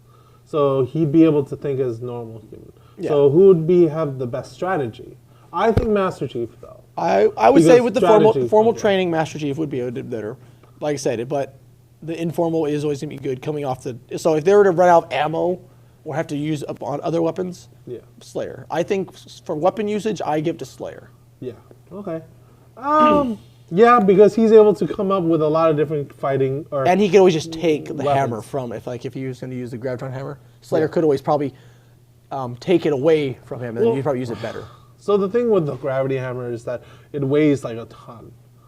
Yeah, but it's a heavy weapon. Yeah, I know, but we haven't seen the strength limit. There's been no strength limiter showing on the Slayer. Well, because he's been shown to rip people apart with his hands. Yeah, and demons that are stronger than people. So you think he'd be able to grasp the gravity hammer, even though it's not even in the fight? He ripped the BFG out of a console and pulled it out. That's true. And its power core is still in there. So you think that the BFG is, if we go with human strength, the utmost of human strength, I would go bring up a character from Berserker, Guts. Okay, yeah. Let's use him as a comparison. So, his sword is 500 pounds, and he wields it with one hand. Half ton, yeah. Yeah. Well, that's not half ton. No, sorry, half ton's 1,000. Yeah, sorry, half ton. my bad. So he has a 500-pound sword where he uses one hand. Slayer's probably a little stronger than Guts. Really? You think so? Look how ripped he is, dude. Look how ripped he is. He did actually, not informal training, but he did fight in the arenas in hell. True. So I would give him strength comparison to Spawn. Okay. So he's at least 10 times as strong as a normal human. Okay. I would see it still come up to, I think with all the things that we've talked about, I still think that Master Chief ekes the advantage out of all the fights, I think. Well, the three weapons we chose, let's go through weapons since we chose them. Yeah. The range battle, I would give it to Master Chief, his sniper rifle. Yeah, because he'd be able to. His durability is going to be lasting. Yeah. I would give edge in melee to the Slayer. Because of the Doom Fist. Because that's the only way he's probably going to do enough damage to get through the armor. Yeah. Maybe mid-range. The shotgun, every game, the shotgun's super good gun. Yeah, but with mid-range, Needler, the more damage he takes from the Needler that are stuck on, the more crystals that are stuck on him, the second he reaches a certain amount of crystals, they explode. You can do that. Shotgun, one shot, a shot, it's going to do quite a bit of damage. Yeah, but it's not going to... The Needler, I would say, I would give mid-range, I will give mid-range to him because there is a difference of weapons. You got to remember, too, is that Master Chief has shields added onto it. So he's able to take multiple I've never actually played the new so I don't know if they have shields. Yeah, they all have shields. They always have Slayer. shields. Slayer? No, I'm saying Oh, Slayer. Slayer? I don't Slayer know- does not have Or is he shields. just super tough? Super tough. I think he's just super tough. He just Alright. takes a lot of damage. But Okay. what I'm saying, And he is healing though. He does have an enhanced. He does have enhanced healing. But so does, well, Master Chief is able to recover a lot faster though. Yeah, we can't say he's gonna have his little healing box. That's just True, he doesn't heal a lot of health, but he does have the shields. So the shields will the be shield. able to Well, take that's part of out- his armor. So I gave him the armor advantage. So here, if we're going looking at everything, I would give Master Chief advantage in depending where they're. I would say long range. Depending where they're fighting, I'd give advantage mid range, but melee, I'm gonna give it to Slayer. All right. So long range and mid range, Master Chief, but close range. And I'm gonna give say terrain for Slayer, depending where they're fighting. Okay, interesting. I still think that after all that we've talked about, Master Chief still comes.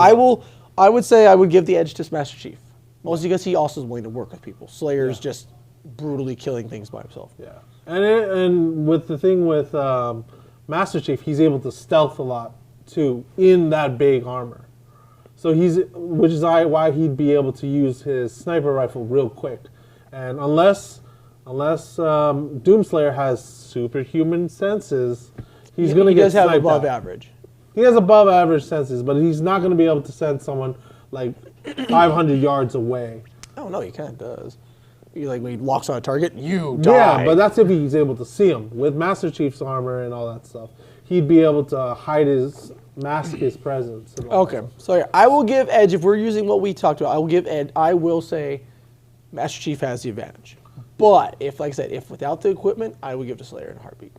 Yeah.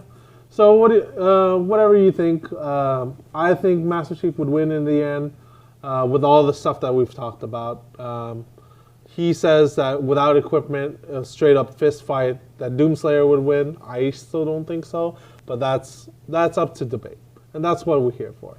It's just to randomly like debate. we said, we know Master Chief's strong and everything, but his formal training. It would either be if his formal training, we don't know enough about Slayer's training and whatnot, or how good he is. All we know is brute force. He's literally, like I said, Brock Sampson in a fight. So if the formal training proved ineffective against him, so if you're trying to put him in an arm lock, he just pulls you closer and just punches you. Yeah. If the formal training proves ineffective, Master Chief's gonna have to come up with stuff. Which he's able to do. He is, but Slayer's ultimately better at it. Slayer's literally had to do it or die. That's fair. That's fair. Well, I mean, I think both of them have. They had, but Master Chief could always fall back on his tactics. Because he True. also knows how because his thing is also, eternal training is also, he knows how the enemy's tactics are. Yeah. There's no tactics with the demons. No. Either the Slayer, do's or don'ts. Do's or dies. Yeah. So he literally is like, these demons are just going to come at me in a horde. And a horde, I had to fight them. Okay. All right, then. So that comes with our stuff. It's been super duper. Do we not have time, or what's our time limit now? I think that's it. Yeah. Yep. All right. No. Well. We did a good amount of talking. I hope you guys enjoyed. Yeah. I think I enjoyed the Doomslayer versus Master Chief one the most. Actually. I know it's like one of the popular questions in the internet right now. Yeah. But I hope everyone enjoys the rest of the time in Senshi Con. Of course, come join up later. Senshi Con 2020. Yep, 15th year. So I hope everyone. I know it's a shame it had to be like this. It's nice. I think it's so good. So everyone, have a great day. We shall see you later. Have a good one. Have a good one. Oh, back to Dawson. Hey. So we are going to go into a quick commercial for a little bit. We are preparing for our next guest, which is A.K. Wirru. He's going to be joining us. He's our cosplay guest this year, and we're going to do a quick Q&A with them. Get in that chat, ask us any questions you have about it, and we will get that going for you, okay? Thank you again for joining us. Not just comics, Bosco's has it all. It's all about fun games at Bosco's, Alaska's premier source for comics, cards, and games. Like Catan, Ticket to Ride, Magic the Gathering, and more. Test your skills against other players in our game room, competing in X-Wing and Pokemon games. A complete list of events are available on our website. Toys, Hot Funko, collectible cards, sports memorabilia, and of course, the latest comics in every genre. Serving kids of all ages at Alaska's comic, card, and game headquarters, Bosco's, in Spinard in the Diamond Center Mall. Not just comics, Bosco's has it all. Bosco!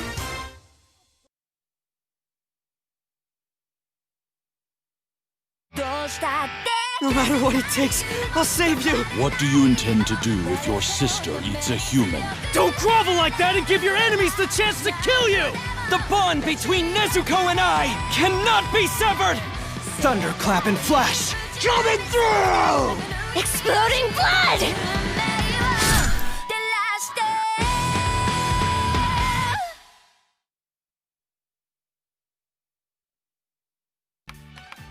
My family's in debt, and I'm tutoring you girls so that I can pay it off. Of course, you've all been giving me constant trouble. This is worse than I thought. All 5 of these girls could flunk out. Run for it!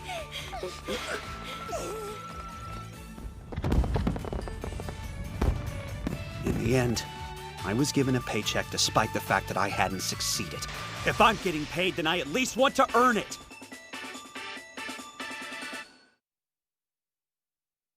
Escape to the world of anime with the Funimation app in both subs and dubs. You can stream and download anywhere, completely ad-free and in HD on the devices you love. What are you waiting for? Start your free trial now.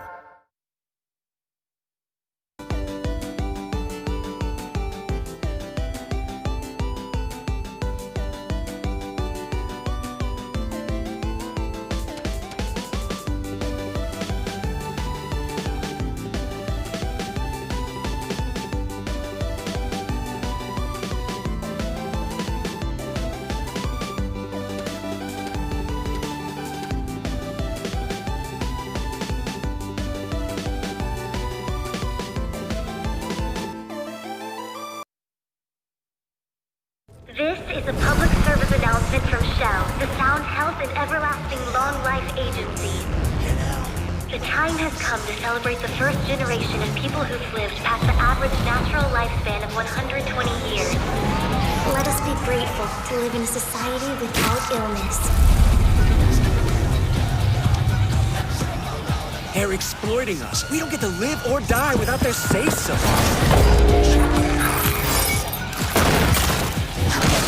To find meaning in life, you need the risk of death. Don't you want to find out who you really are? Break free of them and reclaim your true form. I'm a human being.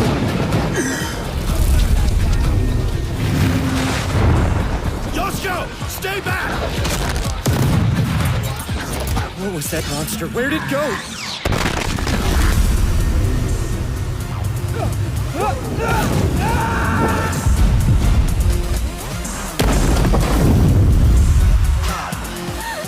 It'll get better. We have to believe that.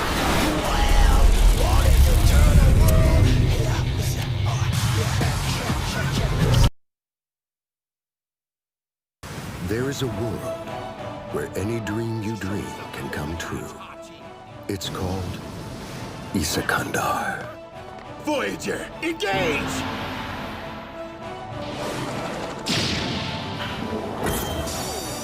What the hell sort of festival is this? That is unfortunate. Please, let me off the hook just this once.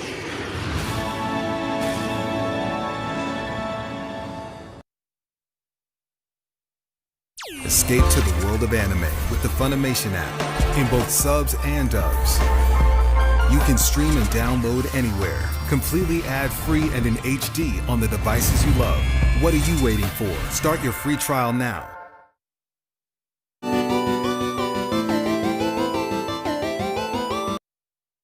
Not just comics, Bosco's has it all. It's all about fun games at Bosco's, Alaska's premier source for comics, cards, and games. Like Catan, Ticket to Ride, Magic the Gathering, and more. Test your skills against other players in our game room, competing in X-Wing and Pokemon games. A complete list of events are available on our website. Toys, Hot Funko, collectible cards, sports memorabilia, and of course, the latest comics in every genre. Serving kids of all ages at Alaska's comic, card, and game headquarters, Bosco's, in Spinard in the Diamond Center Mall. Not just comics, Bosco's has it all. This world is built upon connections. People share blood, the city they live in, even their desires. Everyone is connected somehow.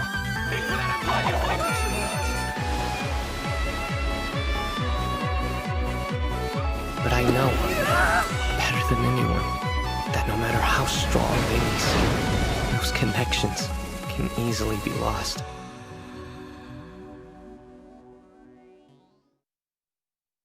He can do things that other people can't. The world he sees is far greater than ours. Curses, spirits, they're all part of his daily life. Can I help this guy I know with his work? Hey, Mob, take care of this, will ya? Sure. Mob understood that what he fears, what he shirks from, the trials and tribulations he faces, are different than those of the rest of the world. We done then? Uh-huh. Escape to the world of anime with the Funimation app in both subs and dubs. You can stream and download anywhere, completely ad-free and in HD on the devices you love. What are you waiting for? Start your free trial now.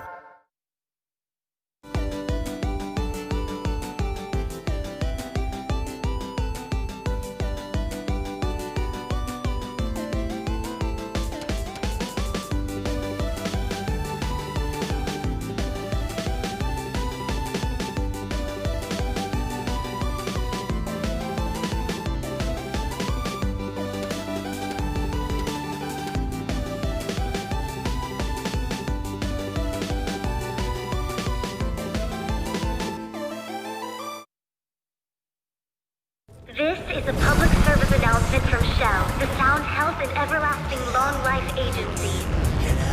The time has come to celebrate the first generation of people who've lived past the average natural lifespan of 120 years. Let us be grateful to live in a society without illness.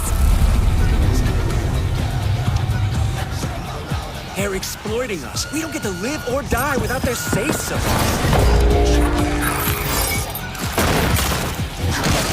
To find meaning in life, you need the risk of death. Don't you want to find out who you really are? Break free of them and reclaim your true form. I'm a human being.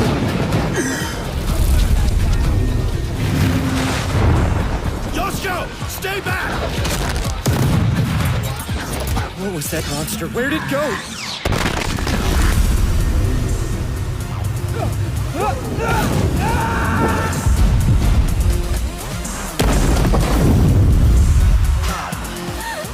It'll get better. We have to believe that.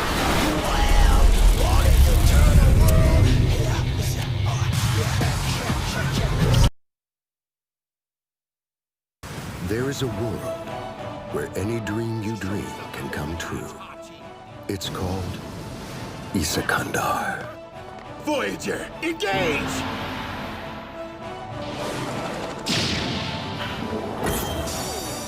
What the hell sort of festival is this? He's unfortunate. Please, let me off the hook just this once.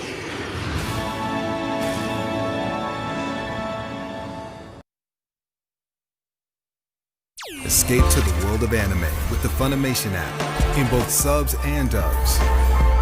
You can stream and download anywhere, completely ad-free and in HD on the devices you love.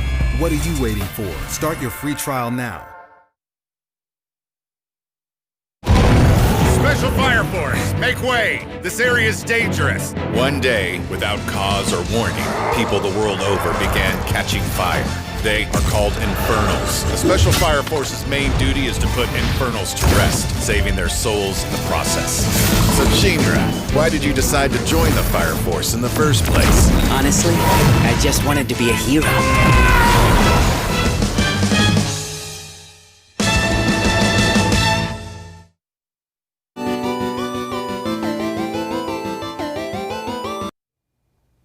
Hello, welcome back everybody. So we are just getting going with a lot of our events. We still got a lot of Senshi Con 2020 left to happen. Senshi Online is what we're calling it.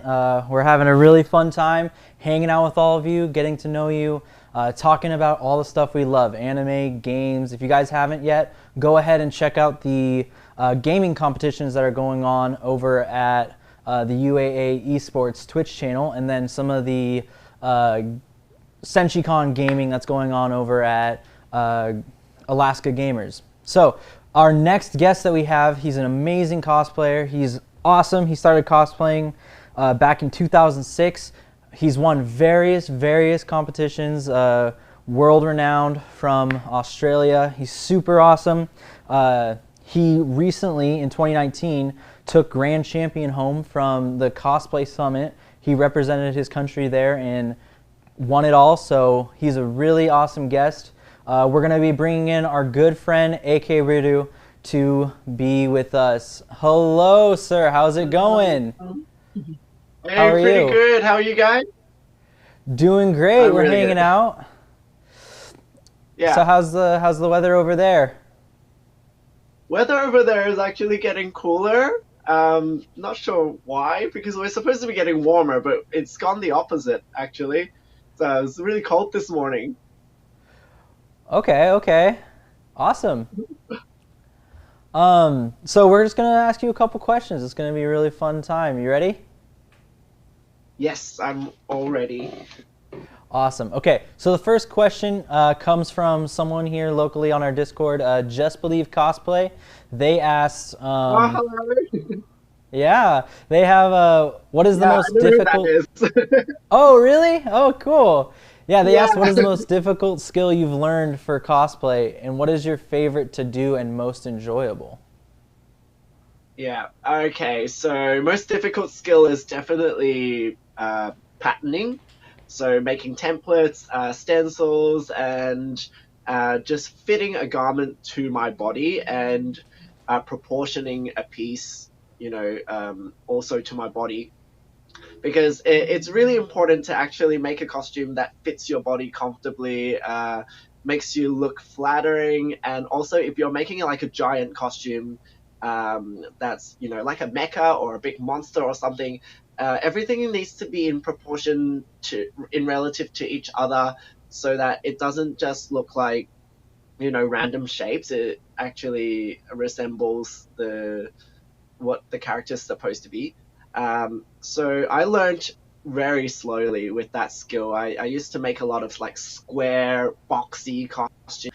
They never really looked flattering on my body, and I'm a skinny dude, and it should be really easy to make something look nice on me, because I've got some, so it kind of hit all of the good bits of the costumes and of my build as well.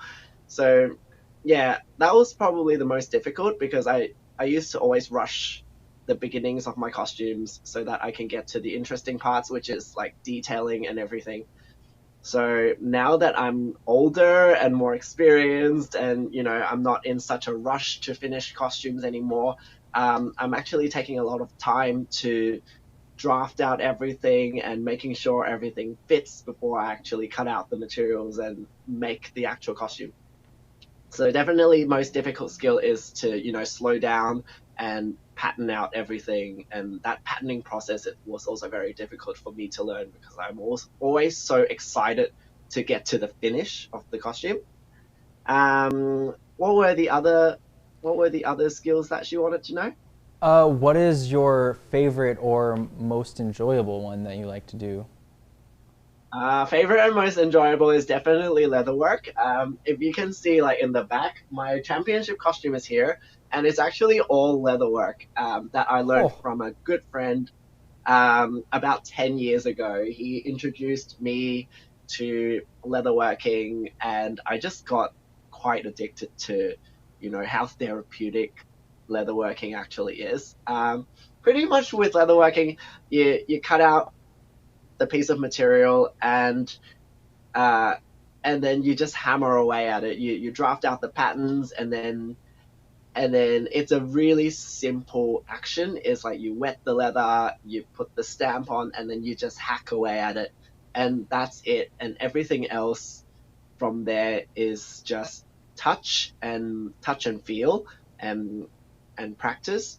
So it's not rocket science, but the more you do it, the better you get at it, and the more you do it, the more relaxed you are. So it's like it's such an old man kind of hobby, and I've just really gotten quite obsessed with leatherwork in the recent years.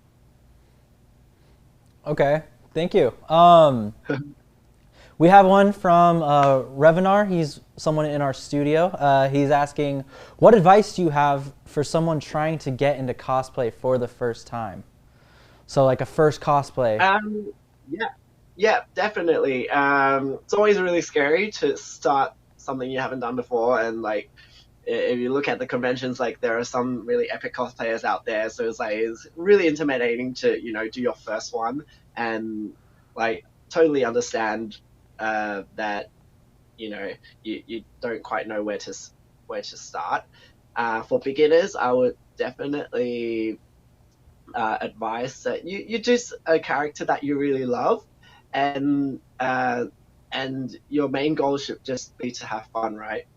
I'm personally quite a competitive cosplayer. I like to enter competitions, but yeah, never feel that you have to go on stage, and never feel that you have to be like the best person on the floor to have fun with a cosplay. And one other thing would be to not be afraid to choose between making versus buying a costume, because there is no right answer. As long as cosplay is about you. It's a very personal kind of hobby. It's about you being a character that you love, you enjoying the day, looking like something else that you normally don't look like, and that can be achieved either by you making your own costume, or just buying it. And there's no right answer to that. And if your budget and time allows you to go and explore the crafting side of cosplay, then I highly recommend it, because it's also a very rewarding hobby. But if you're a little bit short on time, short on money, that kind of, and don't really have you might not have the interest to learn a new skill and make an entire costume from scratch, and that's perfectly okay. Everybody's different. It's more than okay to just hop on eBay, hop on Taobao, find the costume of the character that you like, and click buy, and then a few weeks later you'll have an entire costume, and you can just pop it on and go. It's just all about enjoying yourself in the character, really. So I think, yeah, for a beginner, definitely explore the freedoms that come with cosplay, and try not to be too dictated about what everyone else is doing. Like it's more about what you feel like personally doing. Okay, thank you.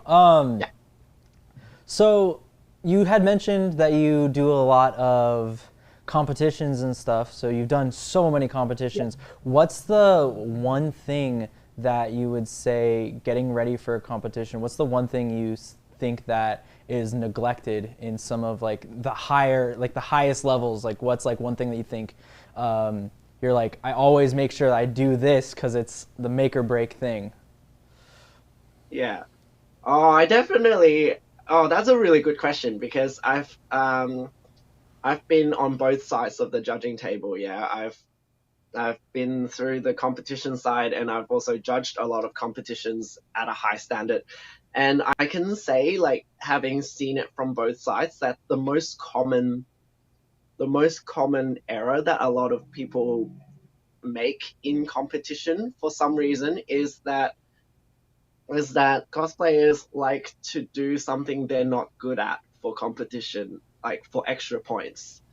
And that's quite baffling to me. And I also used to do it myself until I had a little bit of a light bulb wake up moment a few years ago. I'm just like, why am I doing that?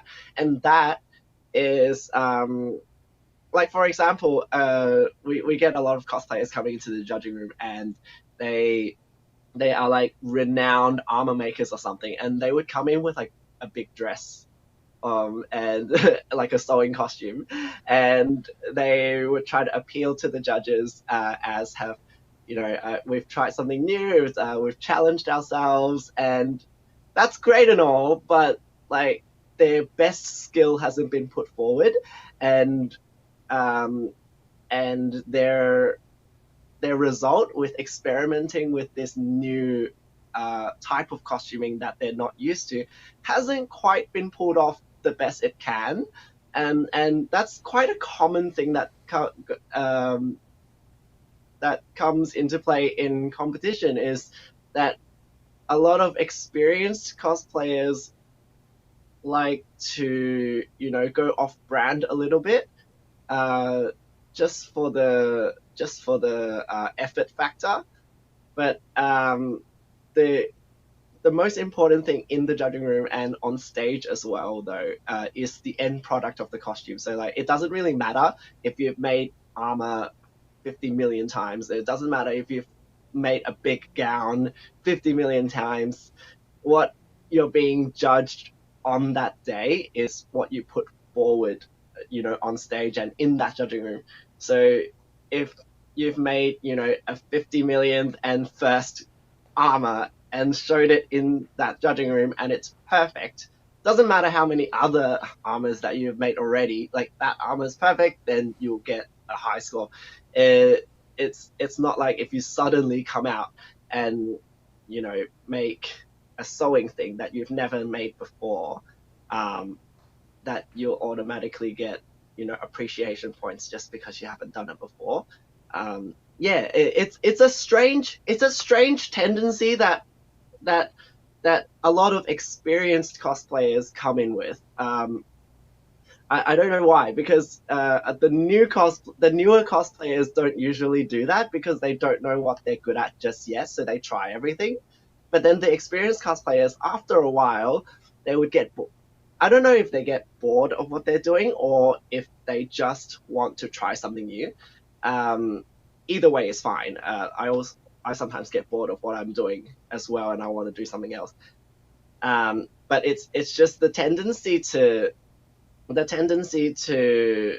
stray off your best foot and put something that you're not sure of forward, for the effort points. It's a little bit of a strange tendency that I think everyone should try to be careful of. Like, don't avoid doing anything new, but it's like my advice to a lot of competitors out there is always like, base your competition costume around your strongest skill. Like for me, it would be leatherwork. So a lot of my costumes would have like a main bit of leatherwork on it that I can center my my pitch around, because when you go into the judging room and talk to the judges, you're ultimately selling to the judges, and you want them to pick yours over everyone else, right? So I center my costume around my most confident skill, which is leatherwork.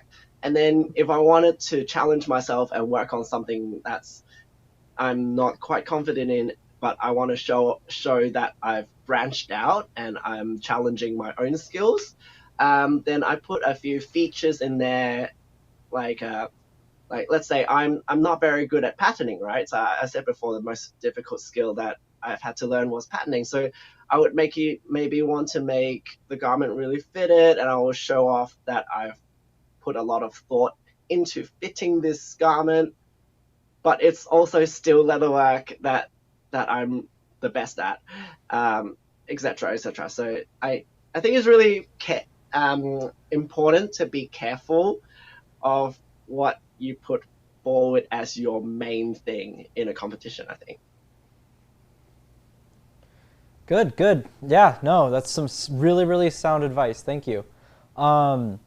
We have another one from YouTube. Laura Beth says, do you have any cosplays in the works right now? And if so, are you able to share what you're planning, or is it all hush-hush, secret? Nah, none of my projects are none of my projects are secret. I have a very public work log. It's both on all of my socials and on my Patreon. So I do have that is in the works. I'm actually in my room / workshop right now, because my workshop is my room. I can probably quickly show you guys. They're all in the progress, but they're all paused at the moment because I'm right in the middle of immigrating to Canada, and I actually fly in 30 days. So I'm just trying to pack my life together and continue it over there. So I'll show you guys some work in progress. So I've got these two things here, which is from Demon Slayer, the Inosuke's double blades. So they're pretty much done. They just need to have handles. What else have I got? I have also Inosuke's head. Inosuke's head is just off screen, so I'm just going to bring him on. So Inosuke's right here. So this guy's actually done. Inosuke's head is all done, and then I'm just missing like his loincloths and stuff. And something that I have in the works is the love pillar. The love pillar, also from Demon Slayer. So she's here, and she's all done, except for her wig. So that's that there. And she's got these giant boobies that I made before. So you're gonna see these. You're gonna see these tomorrow because I'm gonna get dressed into Tsunade live tomorrow anyway. So these are the same pair of titties that's gonna be on tomorrow. Yes. Yeah. So yeah. That's my works in progress right now. It's nothing too exciting right now, just because I have to keep my projects really small, so that I don't make something giant and have no means of transporting it. Yeah, having to move it all to Canada. Yeah, like halfway across the world. Yeah, that's exciting. Super exciting. So yeah, so on Twitch we have Gene Starwind. They said, "How did you come up with the name AK Wirru?" AK Wirru has quite an interesting origin story, so I'm really glad you asked. So back in high school, I was aspiring to become a manga artist. So I started drawing my own mini-series back in high school, and one of the characters, ninja character that was based off my aesthetics at the time, like emo haircut with the fringe down to here, and his name was Ameno Kitaro. So that became an art handle when I started cosplay. It's like Ameno Kitaro, yeah. And then that became too long for people to remember. And at the time that I realized that, my friends who are also weebs, they like to call me by my real name, but with a Japanese accent. So my real name is Will, and in Japanese, Will is Wirru. So that's where Wirru comes from. So Ameno Kitaro abbreviated was AK, and then Wirru was my nickname, so it's the AK Wirru. So it's a mixture of my childhood and my friends nickname towards me. Okay. Cool. That's really awesome. Yeah, I know there's a lot of like personal stuff that goes into having your name or what you're going to put yourself as. It's fun that your friends kind of helped you out with the whole concept. Yeah, and design. I really like that. Yeah, I actually really like that my friends were actually the ones who ultimately named me. So I'm like, yeah, it's something that I'm gonna carry with me, like all through my cosplay for as long as I cosplay. Is like that. This name my friends. Yeah, I'm sure a lot of people from Alaska, when they heard AK Wirru was coming, they were like, wait, he's already here, because a lot of us put AK, which is the abbreviation for Alaska, in like our usernames, our handles and stuff. So they're probably like, oh my gosh, it's a local cosplayer. But yeah, yeah. So that's why I'm not local at all. I'm so far away from you guys. Halfway across the world. We have another one. This one comes from Thorny Rose over on Twitch. They said, what do you think about cosplayers who submit cosplayers they have already placed with in competitions? Do you think that's something that you should do or can do, or is that actually against the rules in some cases? That very much depends on the competition. Some competitions do allow previously entered and awarded cosplays, and a lot of competitions don't. So it's just a matter of reading the rules, obeying them, and also being honest. A lot of competitions, especially I see in the States and a lot of major competitions here in Australia, we hire cosplay guests and also guest judges who aren't quite in touch with the local community.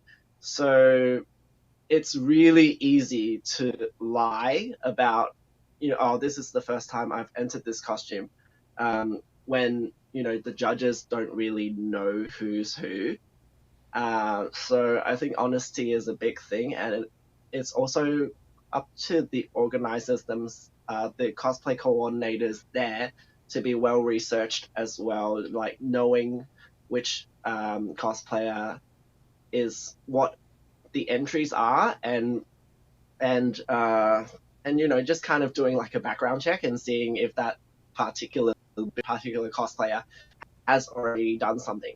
And it's a really easy search. Like you look up the cosplay name, look them up on social media, and then like scroll down the feed a little bit and see if that costume has won anything or been on stage in the past. And it's super easy because cosplayers, we love to be on social media and we love to post about our achievements. So there is no way, usually there's no way, because some cosplayers could be really shy. I say usually, cosplayers would, post about their costume at an event. It was like, hi, I'm at this con with this costume. I'm about to go on the masquerade now. And then moments later, yay, I won the masquerade. It's a super easy search. So I think it should fall onto the coordinators of the competition. If they don't allow past competition winning costumes in their entries, then the coordinators really should be doing the vetting before letting the entries on stage, because the judges a lot of the time would have no means of knowing. Okay, good. That answers that. Thank you. Yeah, I've noticed that a lot of the theme of cosplay competitions is you judge each cosplay in that moment, not with hiring outside guests. It's not something where the judge is someone local, so they're like, oh, you've been in this competition before. Ooh, I don't really like them. It's it's this cosplay in this moment is what we're judging. That's right. Yeah, that goes for a lot of other competitive endeavors as well. There's competitive sports that get judged, like skating and dancing and everything. It doesn't really matter how much history you have. It's the day. With competitions in cosplay, I'm personally against putting forward a costume that's already won an award, especially a big one, again into another competition, just because all your effort and time and that it's already been evaluated. You kind of don't need it again. It's a little bit different with the competitions that are like sport and dance and skating and all of that, where every time you step onto the stage, it's a little bit different because it's a physical performance. Whereas once you've finished a costume, like you can improve it a little, but it's still gonna be, the core is still gonna be the same. So I think if your costume has already won something big, then that should leave it at that, and go for another costume, another competition. Thank you. Yeah, I definitely I agree with you there. It's definitely one of those things where it's like it had its time to shine. Retire it. Yeah. You see, I'm totally for re-wearing costumes though. I love re-wearing costumes. I think like a costume that you've spent so much time and effort on and that it has won an award, like you should wear that costume until it physically dies. Like that's what it's worth. but like if you just repeatedly compete with it, it's just like it kind of like losing its shine a little bit. The next question, coming again from Laura Best over on YouTube. We see you do a lot of game and anime characters. Are there any characters you've done for TV and film? Or like from TV and film? Good question. Not really, not yet. I've done one. I've done like exactly one costume from TV and film, and that was my Falcon from the Marvel films. When Captain America 2 came out, I was obsessed with Falcon. So I made the backpack and the wings. And that was it, really. I think the reason that I don't do a lot of TV and film costumes is because it's already made. So when you're cosplaying it, you're pretty much making a replica. And for me, half the fun of cosplay is interpreting a 2D image or a rendered image and bringing that into reality. And that translation is a lot of fun for me. Whereas if it's a TV and film costume, the costume already exists. It's already a real thing. So there's not a lot of creative freedom that I feel that I can get out of it. Yeah, I don't know if that makes sense, but also maybe watch a lot of TV. I just watch a lot of YouTube, and most of my YouTube playlist is like anime and gameplay. So it has to do with your tastes as well as a consumer of media. Yeah. I have to first and foremost be a fan of the character before I create it, or else my heart wouldn't be there, and it would just feel like work. And as far, you mentioned earlier, using, like, looking through a cosplayer's social media and seeing, if they're a competition, if they've won a competition with the cosplay. How much do you think, like, social media, different platforms for media consumption creation, how much those tie in with the success of being a cosplayer? Like, in how competition important is it?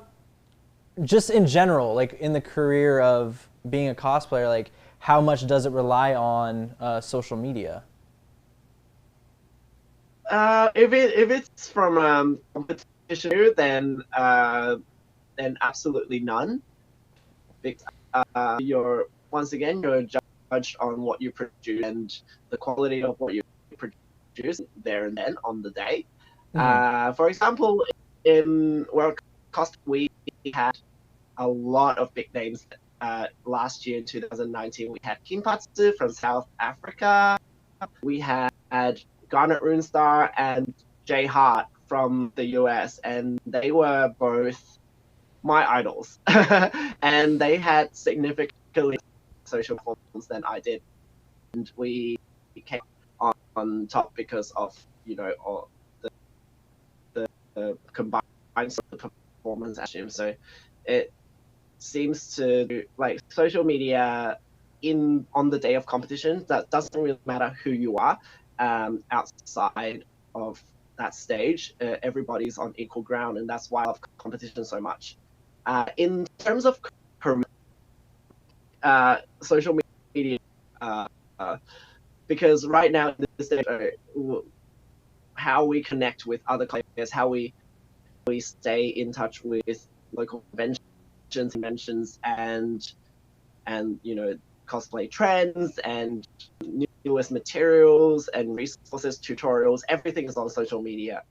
So to get a career going in that path, I think the quickest way is to be great at social media and have good engagement, and that people would want to be on a daily basis. Thank you. Good answer. Appreciate it. So, comparing the Australian cosplay scene to other countries in the world, how do you feel your local cosplay scene compares to the world, like as far as like mood setting, stuff like that? Is it really tight-knit community? We're pretty tight-knit here because so Australia, if you don't know what Australia is, right, it's this giant island, which is also, we are world's largest island, which also happens continent. And we are, so at the middle of our island is all desert. So there's in the middle. So it's a lot of land with not a lot of people, and we're all just at the edge of the island on the ocean. So community is really small. Our states are really far away. So all events are scattered throughout the year, and because of that, everybody goes to all of the conventions throughout the year. So like if you're living on the other side of the country, you've only got one local convention a year. You got to go to the other states throughout the year, or else you'll just be stuck with one. So what happens in Australia is everybody around the country goes to every convention country throughout the year. So the lines are kind of the lines are blurred with who is from where. Everybody's just Australian. And the community, everybody knows each other, family here. And our end wise, in terms of what's popular and players like to do at conventions, and what cosplayers prioritize, like competition versus social media, that kind of thing, or like photo shooting in the parking lot kind of thing. We take states a lot. It feels like the Australian trends and community is like maybe about 2 or 3 years behind the States. So whatever you guys do, like 2 or 3 years later, we tend to start doing. Oh, wow. Yeah. Wow. That's actually that's a really cool thought. It's like kind of like the trend shifting over time, stuff like that. Yeah. And that was a question from Katsune Yanko over on Twitch. Yanko. Actually, I believe it's Kutsuni Anko. Yeah. Yeah. And then when we had one from one of our guys, one of our studio people. You mentioned earlier that you are immigrating to Canada. What do you think the biggest difference will be in terms of pursuing your cosplay endeavors there versus there over in Australia? So what do you think is going to change with moving locales? Yeah, the main reason that I had decided to get out of Australia, I here, but needed to move on. The biggest reason was because Australia, as I said before, we don't have a lot of people, and we don't have a lot of events. So everybody goes to every event throughout. And because of that, we also don't have a lot of competitions. We don't have a lot of market for somebody to really make it in cosplay. And to a certain extent, I've kind of done everything that I can do in Australia. So I've been a guest at almost all of the conventions here multiple times, to the point that every time that I get invited, I feel like people are probably going to be sick of seeing my name getting announced. And also, like, in terms of competition, I've competed and won and also judged in also every single event that's here. So it's kind of like I've kind of ran out of things to, because not because the events here are lacking in any sort of way. I love them all. It's just that there are physically not enough, like in quantity, that I can survive on. Whereas moving over to Canada, it's closer to you guys, where you guys have a lot of Canada has a lot of events, and it's just closer to where the main hub of everybody is, and ultimately make it easier for events to have me over as well, because Australia is like really far from me, and half of the events that I've had to turn down was because that expense for travel, and that was amazing as well. So just hopefully being closer to everybody, and just, you know, physically and also just having more events and more people, you know, available. Thank you. So a lot of our viewers are wondering, and I'm wondering as well. You do a lot of like male and female cosplays, like male and female characters. What's the most difficult thing about, like, kind of being in a setting as a female character? Is there new difficulties that come up with that, as far as like being in person?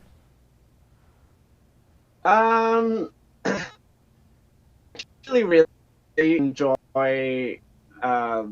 you know, going to the female characters, because, you know, it challenges my skills with makeup, challenges what I can do with proportions and everything, when it comes to patterning and making the costume. Obviously, physically speaking, you know, especially in anime and games, like the male body and the female body is different, right? The emphases are different, like your proportions are different. So to have to transform that is one of the majors. Also because my face always looks really tired. No matter how much makeup I put on, I always look a little bit like a dude. So just me, you know, in the morning with the makeup, and like it really has to be on point, or else it's not gonna be convincing at all. Something that challenges me at the convention is dealing with how people look at you. Like when you're a guy cosplaying a girl character, and like I personally don't think it's anything, you know, anything that crazy. It's just clothes. But when you know, you get that kind of convention goers that you know don't respect female cosplayers same as they're just human beings, and then you're cosplaying a girl and they think girl, and they start to treat how they usually treat girls, and then you're like, hey bro. I was just about to say, you just go into sup. Yeah, like whenever I've cosplayed characters, it's always been like those really big titty characters, right? So I've kind of copped all of the, you know, sexual the harassment that comes with being female, and I totally get it. I totally get when my friends tell me about, you know, the creep over there, or that other creep over there trying to cop a feel, or, you know, this other dude trying to take a camera up his skirt or something, or like people not asking for pictures and stuff. And I totally get it. That's one of the main challenges as well, physically. Being as a character, you also feel all of the you also feel the gross things that come towards females, and I totally feel it. I'm sorry for anybody who has to feel that, and like part of me gets angry during the day as well. I was like, is this how you treat like people? It's like it's like no matter what I'm wearing, it doesn't give you the right to to treat someone like, you know, an object. It's pretty gross. Like that's also comes with cosplaying a girl as well. It's I don't know. Yeah, it's a different I wish people were perspective. better. Right. Yeah, I just wish people were better. And then as far as like character in cosplay, so we have the costume itself. Are there any? Is there any like, as far as like the judging aspects of a competition? Do they judge you on how well you portray the character with like your actions or anything like that? Is there like specific things in competition with that?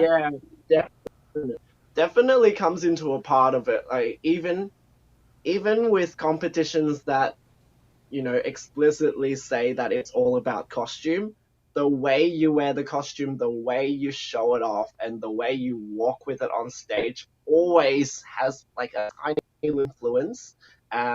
It's like an X factor slash, you know, just a presentation mark that it's sometimes is also unspoken, which is really frustrating, but it always comes into play in some way or form.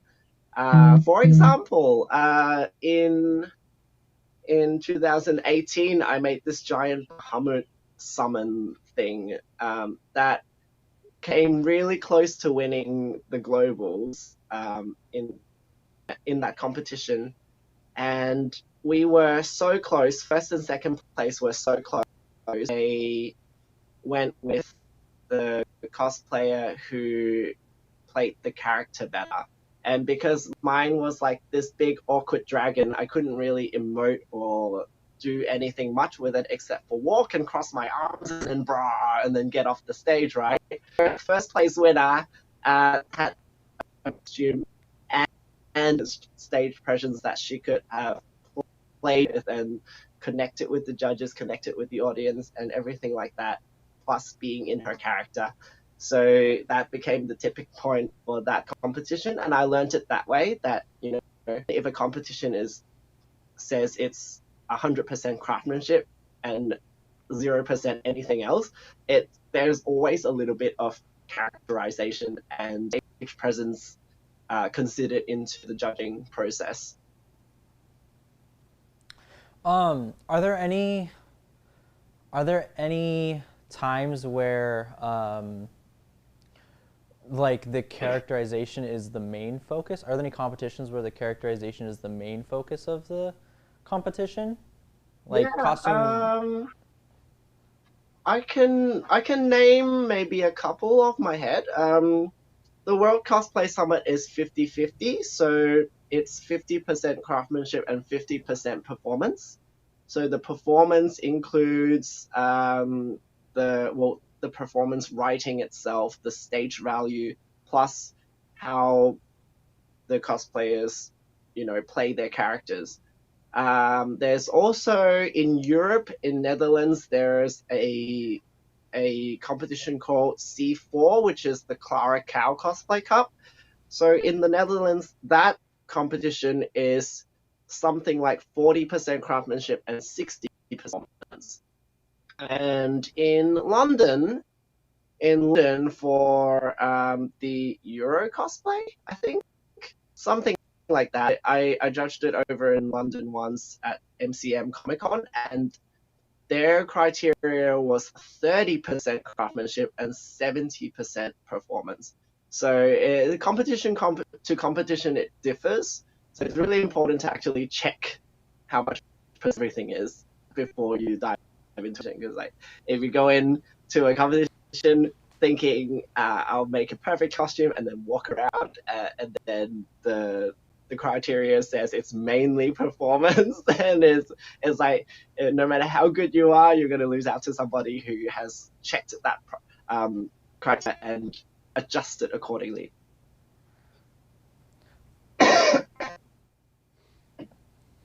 And then, thank you. As far as with like someone wanting to learn cosplay, someone wanting to, you know, pursue cosplaying, what are the biggest resources you can say for people wanting to learn about cosplay? Maybe are there like communities they can join, maybe Discord communities, anything like that? Well, I'm a little bit old-fashioned when it comes to for me, cosplay is just another form of costume making. It's like what the professionals do in theaters and film, except we're doing it for a hobby and we're doing it in a hall. So how I learned about all of this was I actually went to classes. So in your, I don't know how it is with the States, but in my local fabric shops and main franchise fabric shops, they run like sewing classes, patterning classes, and in my leatherwork supplies place, they run embossing workshops, stitching workshops, and all of that. I just like, oh, I'm interested in that skill, I'll go and do a class. That's usually, I think, the best way to learn anyway, because nothing beats, you know, physical attention to your craft and hands-on experience. But if you can't get access to that kind of stuff, then social media is a great way to go. As we said before, tutorials are all over social media nowadays. Everyone's connected through social media. You can even type something you want to do and then add tutorial at the end into a Google search, and then you'll find something that is useful. For like really specific tutorials, look up, you know, big cosplayer Patreons. You can go to Kinpatsu's Patreon. You can go to Kamui's Patreon. You can buy Kamui's books, buy my books. Yes. I have to. So find cosplayer books. They're usually more tailored towards cosplayers than going to a class. Going to a class, you would learn the skills, and then you would have to transfer making crazy cosplay costumes. Whereas if you go to cosplayer Patreons and stuff, they are already making cosplay costumes. So it's more of there's more spoon feeding when it comes to, you know, like soft cosplayers, because they're already doing the same things and you do much. Mm-hmm, mm-hmm. You just mentioned that you have books. What do you have those on you right now? Oh yeah, I'm in my little storage workshop. So I have one here. I have this one. Yay! This one documents my championship costume for World Cosplay Summit. So it shows you how I made everything. Wow. And at the end, there is competition tips. Oh wow, so that's a really awesome resource. It's the whole thing, yeah. And it's also got pretty pictures. But yeah, that can be found on my store, just in my homepage. It's JK Wirru, and then you just type .com, and then that's my homepage. Okay, yeah, I'm sure a lot of people are gonna be checking that out. That's really cool. That's awesome. Yeah, we'll definitely we'll make sure that a lot of people go check that out. We just got another question from the Discord community. How important? This is from Just Believe Cosplay again. How important do you believe it is for cosplay competitions to have distinctive categories such as craftsmanship, sewing, etc.? Oh, yeah, that's a good question. That's a big can of worms you're asking me to open. I think it's really useful. I think it's really useful to have a category that's like it's a needlework category, and then there's an armor category, and then there's a special effects category, and then like an overall best in.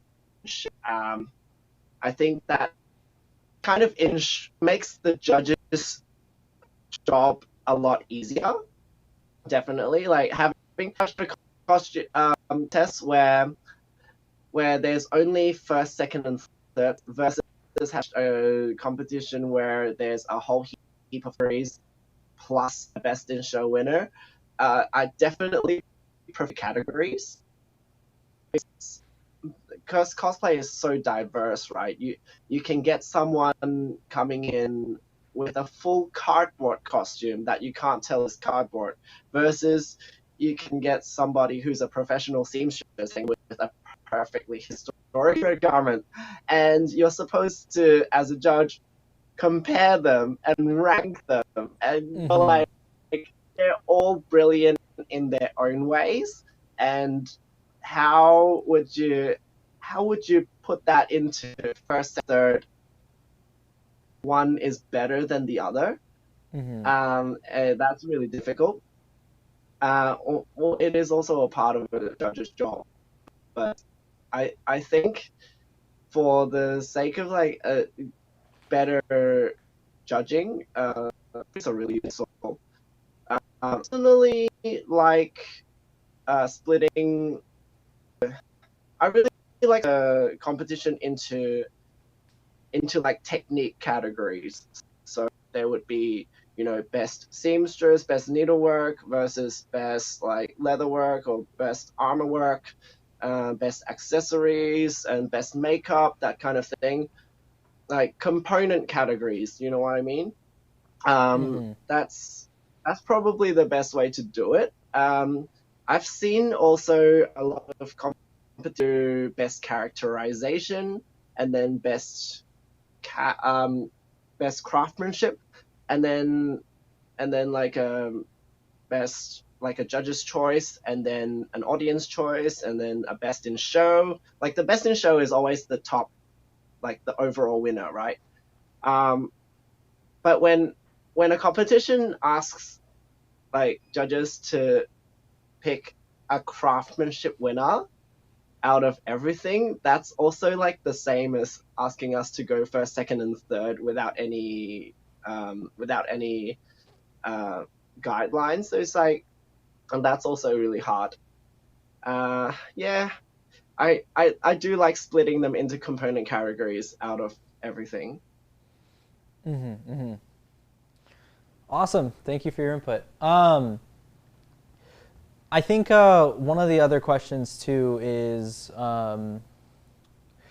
if you had one competition that you're like, ooh, I would want to go to that one so badly, or a convention. Like what's like your your competition that you really, really want to go to? Ooh, competition, like specifically? Either competition or convention, anywhere that you would want to be featured as a guest. Oh, I really, really want to go to Anime Expo. That's I think that's everybody wants to go there. I mean, I'd probably only be as a and then competition. Is there any competition that you're like, ooh, it'd be awesome to go there? Because I mean, yeah, competition wise, ooh, I've done a lot. I definitely want to give ECG a go. So that's the European Cosplay Gathering. So it's very similar to the World Cosplay Summit, except it's just Europe. So it's like the Eurovision of cosplay. And we actually know the organizer. Since Eurovision has like invited Australia to go, Australia has been really trying to get the foot into ECG. Okay. Yeah. And then is there any, if you were able to do a like collaboration with anybody, with any cosplayers, like who would you be like, oh, that would be so much fun? Which cosplayers would you really want to collaborate with? Collaboration. I actually don't have one because there's a reason for that. Because I'm just really used to working alone, and once I finish a cosplay, if another cosplayer has a matching costume or a character from the same series, then we end up collaborating, and I like to do it that way just because it's like a lot more stress free. And one of those collaborations has happened like in Japan, where a bunch of countries representatives decided to do all like Naruto costumes for one of the events, and we ended up just taking all of the pictures together. And I think that's the best way to do things anyway. Make it organic and have it be. Yeah, yeah. Like I like to put the costume and characters first, rather than the cosplayer themselves. Like I don't know. Yeah, I have a lot of cosplayers that I admire, but I don't actively go out and say, hey, let's do this together, just because I don't want to also seem like I want to work with them because they are them. It's more like I want to work together because we like the same things instead. So it could be, I could even work with a fan. It's like I've done that before, and it doesn't make a difference to me whether I'm working with somebody who who's got like 2 followers versus somebody who I've known for years. It's the same to me. It's if we like the same characters and the same series, and we have that same love that we can connect over, then I would work with anybody. And then we do have time for about one more question. Since everything, yep, the last one, the final countdown. Since everything's been changing with the world recently, how has that changed cosplay, and like the way cosplay happens? Well, definitely there has been a lot more streaming, and there's been a lot more online events like the one we're doing right now. And the thing I love most about online events is that you only have to get ready up to the waist, and then you don't have to wear any pants. Please tell me you're wearing pants right now. I am wearing pants. I am wearing pants, but I'm not wearing the armor that's on the lower body. It's like just leg. Awesome.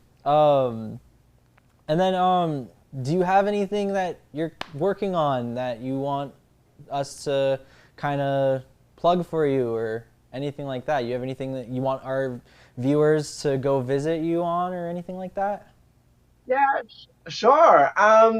Right now, I'm obviously just concentrating on my move to Canada, but if you want to support my work and see more content and tutorials and photos and everything, hop onto my homepage. It's just akwirru.com. Super easy. It's just my name plus .com. And you'll find a whole heap of links there, including my Patreon. It's got no tiers, so you can just pledge onto any amount you can afford, like as little as $1, and you'll see the same things that everybody else does. Or you could pop onto the shop that's also there and check out my books. So I've got some physical books like this, and I've got some ebooks as well. So there's like PDFs that you can just download and learn off those. So that's what I'm working on right now. Most of my videos and stuff, they are all on early access on Patreon and everything like that. And yeah, while I'm just packing my life up for the move, there's not a lot of costume making going on, but I'm just going through my backlogs and creating some contents with that. Awesome, awesome. Well, thanks again for joining us. It's really awesome. We know you have your panel coming up tomorrow, the transformation panel. Do you have any? Yeah. Do you have any juicy details from that? What can the viewers expect from that? Well, as we've seen before, we are going to be using those titties from up top. But we'll be turning into Tsunade from Naruto tomorrow in an hour. Oh wow, that is going to be amazing. Well, we look forward to having that happen for us. I'm really excited for that. Okay, I'm thanks. super excited too. I haven't gone into cosplay in a while now, so thanks for having me today. And I'll see you guys tomorrow. All right, thank you again for joining us. So yeah, we had a really fun time hanging out with A.K. Wirru. Got a lot of information, especially on his backstory and how he does his cosplay, where his name came from. It was a lot of really fun stuff. What was that? Okay, yeah, and we're just gonna go ahead and we're cutting to commercial to go forward with our convention. Thank you guys again for being here. It's been a lot of fun entertaining you from the comfort of your own home. I hope everybody's staying safe. I know we are trying to be as safe as possible. I've cleaned everything probably 6 times over, as you should. Wash your hands, blow your nose, you know, be clean. But we'll see you guys soon.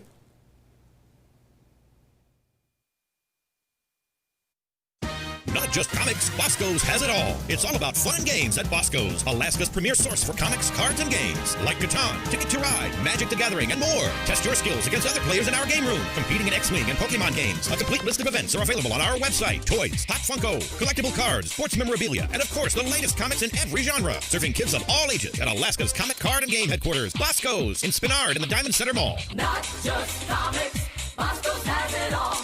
Bosco!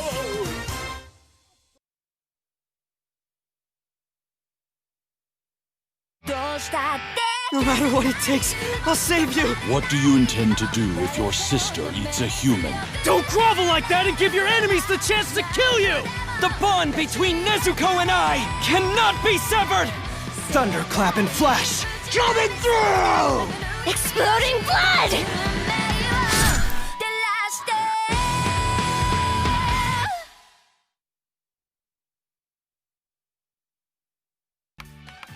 My family's in debt, and I'm tutoring you girls so that I can pay it off. Of course, you've all been giving me constant trouble. This is worse than I thought.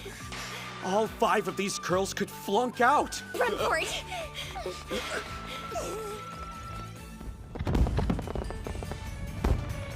In the end, I was given a paycheck despite the fact that I hadn't succeeded. If I'm getting paid, then I at least want to earn it.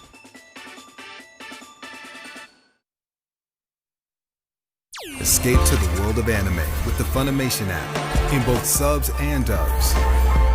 You can stream and download anywhere, completely ad-free and in HD on the devices you love. What are you waiting for? Start your free trial now.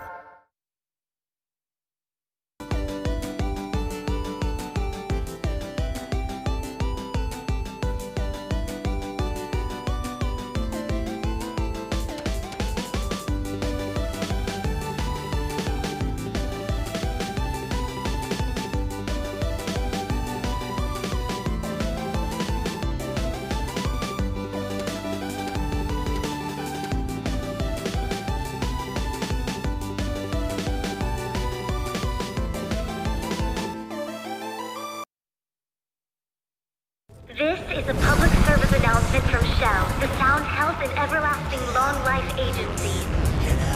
The time has come to celebrate the first generation of people who've lived past the average natural lifespan of 120 years. Let us be grateful to live in a society without illness.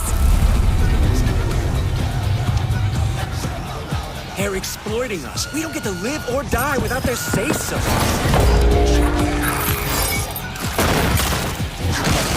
To find meaning in life, you need the risk of death. Don't you want to find out who you really are? Break free of them and reclaim your true form. I'm a human being. Yoshiko! Stay back! What was that monster? Where'd it go?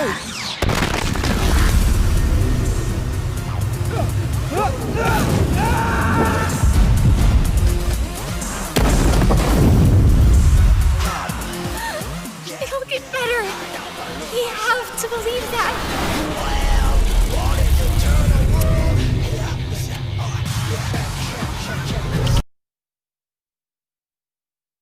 There is a world where any dream you dream can come true. It's called Isakandar. Voyager, engage!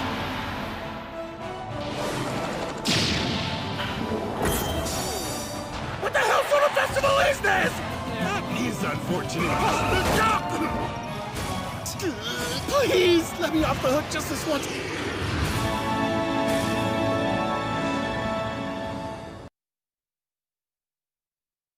Escape to the world of anime with the Funimation app in both subs and dubs.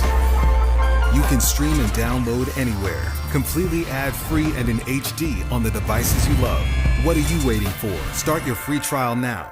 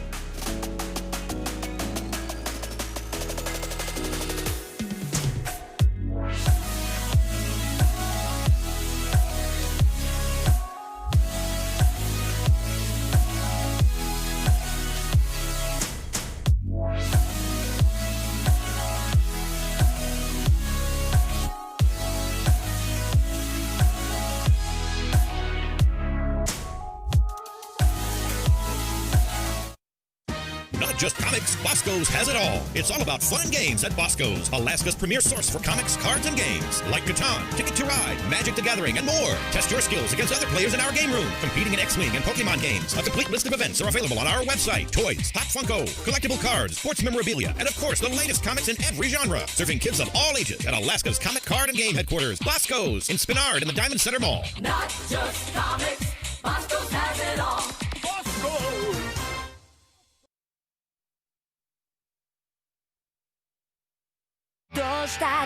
No matter what it takes, I'll save you! What do you intend to do if your sister eats a human? Don't grovel like that and give your enemies the chance to kill you!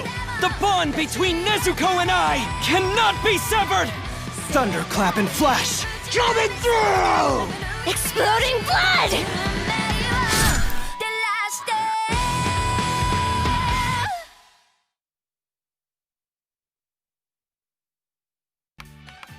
My family's in debt, and I'm tutoring you girls so that I can pay it off. Of course, you've all been giving me constant trouble. This is worse than I thought. All 5 of these girls could flunk out. Run for it!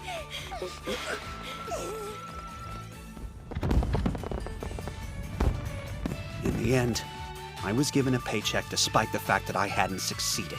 If I'm getting paid, then I at least want to earn it.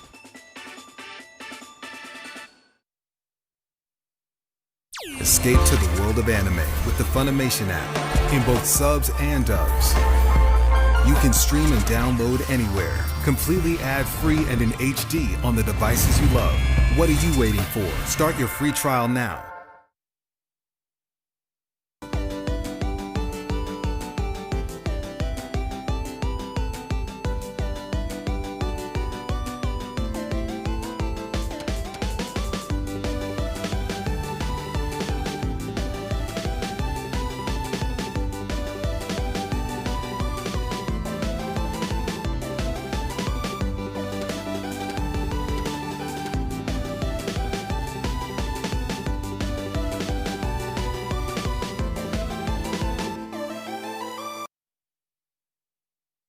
This is a public service announcement from Shell, the Sound Health and Everlasting Long Life Agency. The time has come to celebrate the first generation of people who've lived past the average natural lifespan of 120 years. Let us be grateful to live in a society without illness. They're exploiting us. We don't get to live or die without their say-so.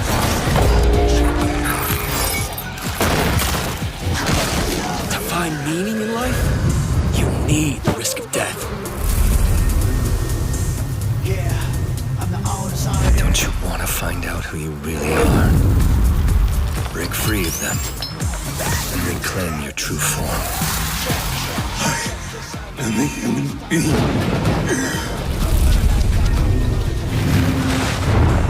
Yoshiko! Stay back! What was that monster? Where'd it go?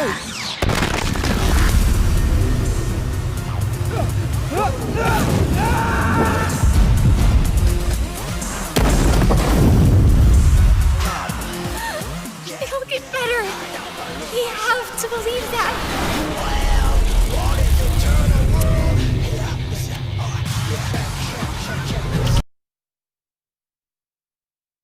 There is a world where any dream you dream can come true.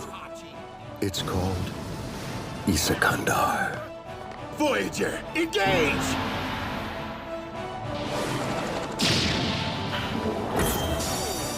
What the hell sort of festival is this? That is unfortunate.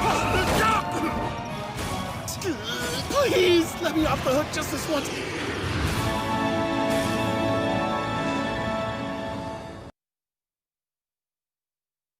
Escape to the world of anime with the Funimation app in both subs and dubs.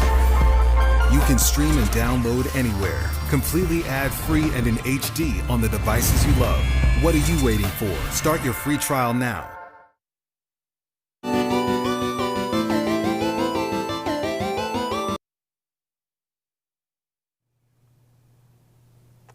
All right. Cool. Are we live again? All right, we're Sweet. set. All right, well, welcome back, guys, to Senshi Online. Hope you're having a great time and got to see our amazing cosplayer. Did you get to see it? I did. It was really cool. Yeah, it was. It answered a lot of questions for me, honestly. I will say it was really great to actually see the places they live at and see how organized this place was. Because honestly, they can't bring all that with them. So. And see, that's kind of one of the reasons why I wanted to be in studio for Senshi Con this year, because my place looks absolutely nothing like that. Like, theirs is immaculate, and mine looks like it was lived in by some kind of street hobo. Oh, jeez. Well, I mean, while we're all home, we can clean a little bit here and there. Yeah. Just maybe organize a little bit here and there. But pretty much right now, with what's going on, we're actually changed up some stuff with the schedule. We're going to go over a little bit about our website, because you guys have noticed that things have changed. But just want to give you a little insight of what's going on, of how to use like the virtual vendor hall at least. So just going to actually try and look at this here in just a bit. But at least with that, I just want to make sure we got it going. And there we go, it's set. So as you guys can see, you're seeing on my laptop, this is me going up and down. This is the home page, and then the Senshi Online. And like I said, you can go here, or you can actually go down further. Whoops, I can't even use my own laptop. So I'm gonna go here real quick. And then from there, we can look at ourselves. But actually, I'm gonna go straight into the actual virtual vendor hall, where it pops up the whole other thing of what's going on. Hey, Senshi Online, it is today. So first things first, at least within this virtual tour instructions, if you had questions, you can actually hit that button to how you can actually navigate within this. But what's great about it is very optimal to where you can utilize this on your desktop. So we'll go ahead right into here to jump right in it. So as you now see going into here, this whole thing is with Vortex VR. They're the ones who actually like sponsored having this whole 3D portion actually done at their place, and they're really, really cool to check out. And at least right now, you guys can't see what's going on the feed, so I'll give that a sec. Yeah, so at least what we'll do instead, I'll stop there. We can actually talk about some of our cool swag. Cool swag. Let's go with that first one. The biggest poster? Yeah, let's go with the poster. Let's check that out.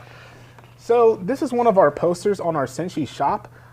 There's a tab actually right on the right-hand side there, close to the right-hand side, where it's 18 by 24. This was made with our great mascots that was done by Kelsag. I think that's how you say it. Kelsaga. Kelsaga. I'm sorry, Kelsaga. Don't hate me, please. I try to say names properly.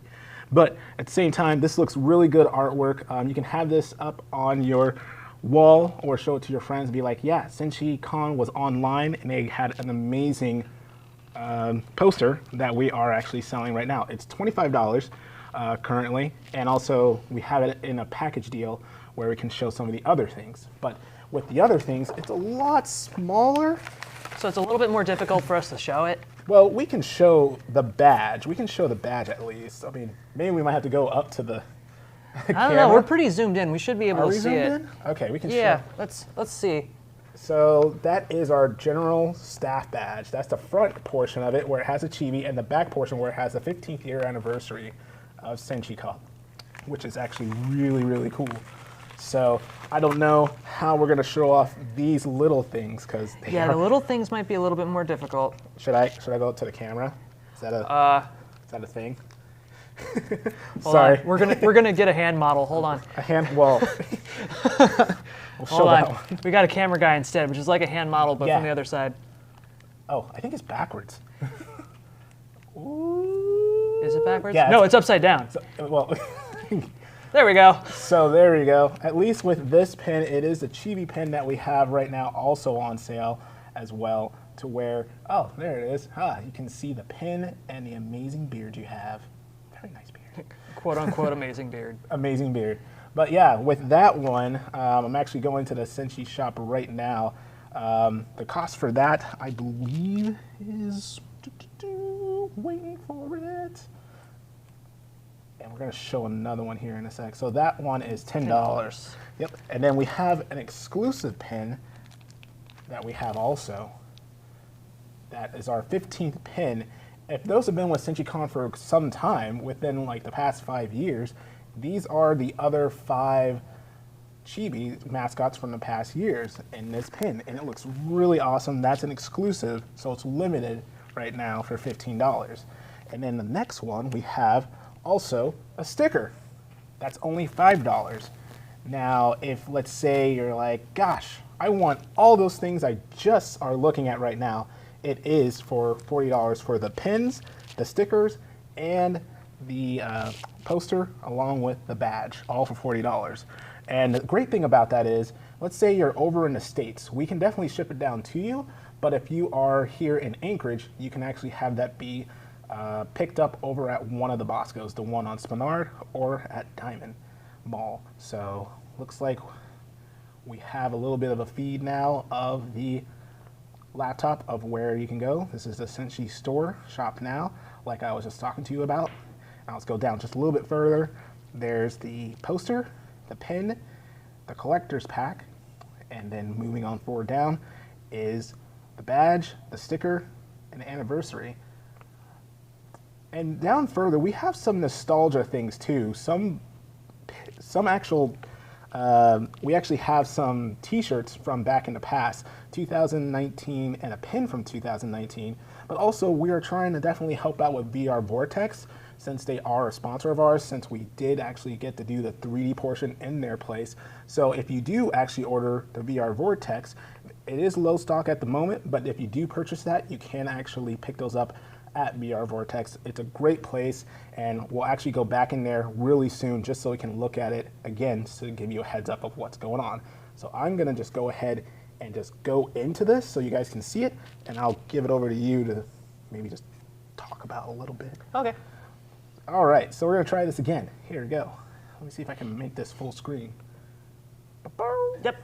All right. Oh, that's neat. Yeah, that's real nice. So let's go and view the dollhouse real quick. That's what it's called. So you can see everything that's all around here within this place.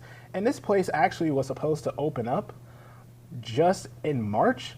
And as we all know, things happened to where they don't really get much business, but they actually want to get business by showing this off to you guys. So we're gonna go and jump right in to look at some of the things. Oh, that was quick. In here. So over here on this side, I'll just go over to some places and I'll let you take over. All right. Oh, sweet. Boscos. So inside of this, all of the little orbs that you're going to see are different places that are vending with us. Unfortunately, because of everything that's going on this year, we weren't able to set up a vendor's hall like we normally do. However, a lot of our vendors were super awesome and let us still have them doing everything through a virtual vendor hall. So every single little dot in here is going to be for various things. You can pull them up, like if you click on that one right there. Anime Palace, I know they always have the Fox plushes that sell out every year before I get a chance to grab one. And it's a great way to kind of see everything. And it's definitely one of the technologies I would love to see more of, especially for people that maybe can't make it into the actual con next year.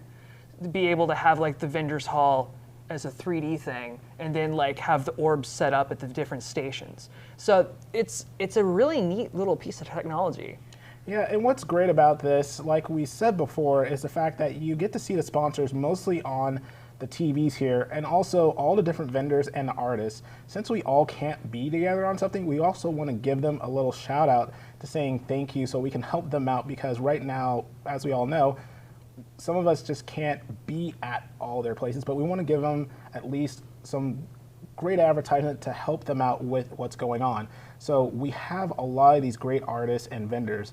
So as you go through here, it's pretty much just like your Google Maps, to where you click on all this stuff, like what Jacob said, to where you can click on that node, and then once you click on it, you can actually click right into the picture and then go to their website. So we're just looking at a couple here, but even then, as you scroll through this, I'm using my mouse. You can use your arrow pad too, just so you can actually get a better control to it. So I'm now just using left on this. Now, what was interesting about this, I will say that when actually having this all be recorded, we had to make sure no one was in here because let's say I went to one place, they'll be in one place and then you move another and they totally disappear. So on some of this stuff, just so you guys know, within our Senshi Con website, we do have this as a scavenger hunt right now to where you can actually go in here, do the scavenger hunt, and actually fill out the form that we have on the site. And I'm actually going to show that right now. Let me see if I can just go back real quick. And while you handle that, I just want to say, Vortex VR, these guys are really good. We got a chance to see their location back when we thought we still were going to be able to handle things. They have so much set up there. They've put so much love and care into this location. Absolutely go check them out. They've even set up their location to be COVID friendly. Like as you saw, everything is spaced out really far. They do have a lot of things for keeping everyone safe. It's such a nice place, and I wish them the best, to be perfectly honest. I want to see more of that. I did get to check out this place. So when you look at these chairs, they do light up, which is really stinking cool. I would say that, man, I wish I had a chair like this, like in my room, because I want a chair like that. And also the fact, like any person that is in the VR, let's say you're in this space right here, the people that get to sit over there away, you actually get to see what it is that someone is playing while they're on there, being in their actual, VR game. So if you haven't tried VR, it is fun. Yes, there are some portions where people get motion sickness here and there, but they actually want to take good care of you on all that. And this is their snack bar, which is really nice. And if, let's say you want to do an actual private party, they have their own private party also inside, which is really nice. So I definitely say check them out while you can. Which, I wish this was around when I was a kid. Yeah. Like, for me, when I was a kid, you either went to the pool or you went to Chuck E. Cheese. And it was one of the two, never in between. And more often than not, you ended up going to the pool.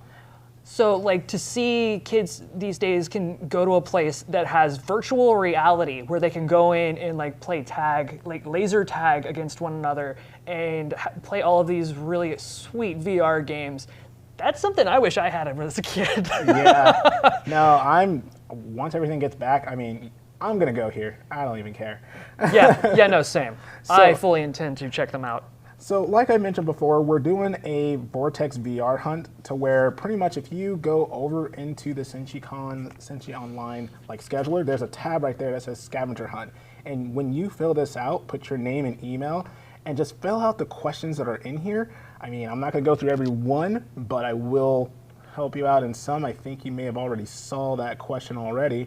But here's a huge hint, at least. Most of your sponsors will be on TVs. So that's a huge hint right there.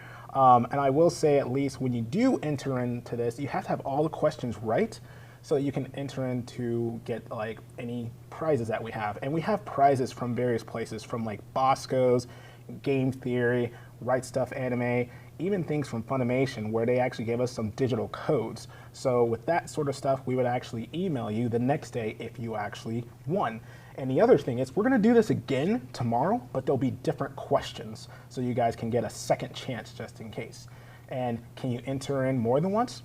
Oh yeah, you can enter in more than once, and it gets better chances for more prizes for you guys, because we have a ton of prizes. We have stuff, like I said, from Bosco's and other places, like some Naruto Pops, we have posters, we have wall scrolls, we got a little bit of everything. We got a lot of it.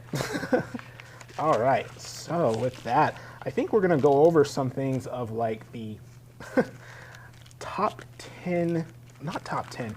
Oh, it's the anime that turned 10 this year. Yeah, the animes that turned 10. This is gonna be fun. Oh man, it just makes me feel so old. Don't worry, we're not old. So this happened once. I did a charity, and I was helping out with kids with disabilities, and while I was working it, I was talking to a buddy of mine, and we were talking about VCRs. Because we were talking about like when you were a kid, you'd get it from Blockbuster and you'd stick it in and nobody ever rewound it first. And so you'd have to sit there and wait for it to rewind. And the kid that I was taking care of was sitting in the bus seat in front of me.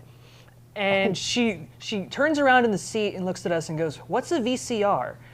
And I just had to like stop her for a second and go, "Honey, I'm not ready for you to ask me that question." I'm not prepared for you to not know about the technology that came before DVDs. Oh God! Oh man, that's boy. And like me and my friend just kind of sat there for a minute. And was like, "Are we really that old?" I mean, VCRs weren't that long ago. Like, if you say so. Like, I remember when it was still the VCR DVD combo because nobody could afford a straight DVD player. So like, you had to have the VCR attached to it so that you could play all of your old cassette tapes. Oh man! So I just pulled up some of the. Oh man. All right, I'll let you take the first one. Okay, so the first anime that is turning 10 this year, Black Lagoon. I remember being able to go to the bookstore and find the Black Lagoon manga. And like I think I had just gotten into high school that year. Oh wow. So we're talking like 2008. That's God. Anywho. Yep, moving on. You do the next one. Yeah, sure. So we have, can I even say this one? Oh, I didn't even, there we go. Durarara. How? It seems like it was just yesterday when watching this. And like it has a really cool aesthetic to it, and it feels more modern than it apparently is. Yeah, and because I remember watching Durarara on like Adult Swim. Well, because like it was on there for a while. It was on there for a minute actually. Now I think about it, I don't know. I got into other stuff, but I will say that even looking at this list, I'm like, man. Some of these I saw them and I was like, there's no way, because I remember watching that and it felt like just yesterday. And then I think about it, it's like, no, I was still in high school when that came out. I remember watching it like when it came out on DVD. Yeah. I will say with this one, this almost tripped me out. It was Trigun Badlands Rumble.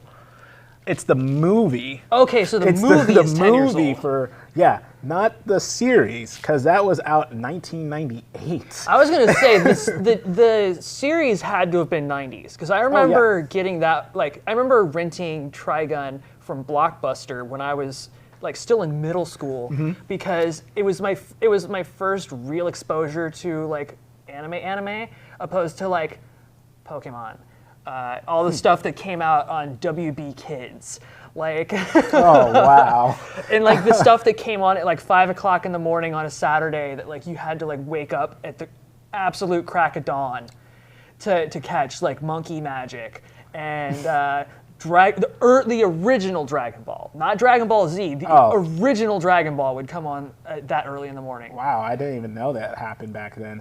Like that was way before Pokemon even took off. I think I might have been 10. Might have been 10. I might have been 10. I was probably 9 when that happened. So we're talking like 99, 2000. Did you want to take the next one? So this one threw me a bit for a loop, because I remember watching this one piecemeal on YouTube. Panty and Stocking with Garter Belt. That one turns 10. And that one kind of blew my mind, because I remember watching that series and thinking, this is really good. And it's not that old anime aren't good, it's that the way they mixed the aesthetics in it made it feel more modern than it apparently is. Yeah, I did not watch any of that, unfortunately. I loved that anime. It was really ridiculous. The cartoon style felt like something that would have been on Cartoon Network, aside from the fact that it was heavy on the adult content.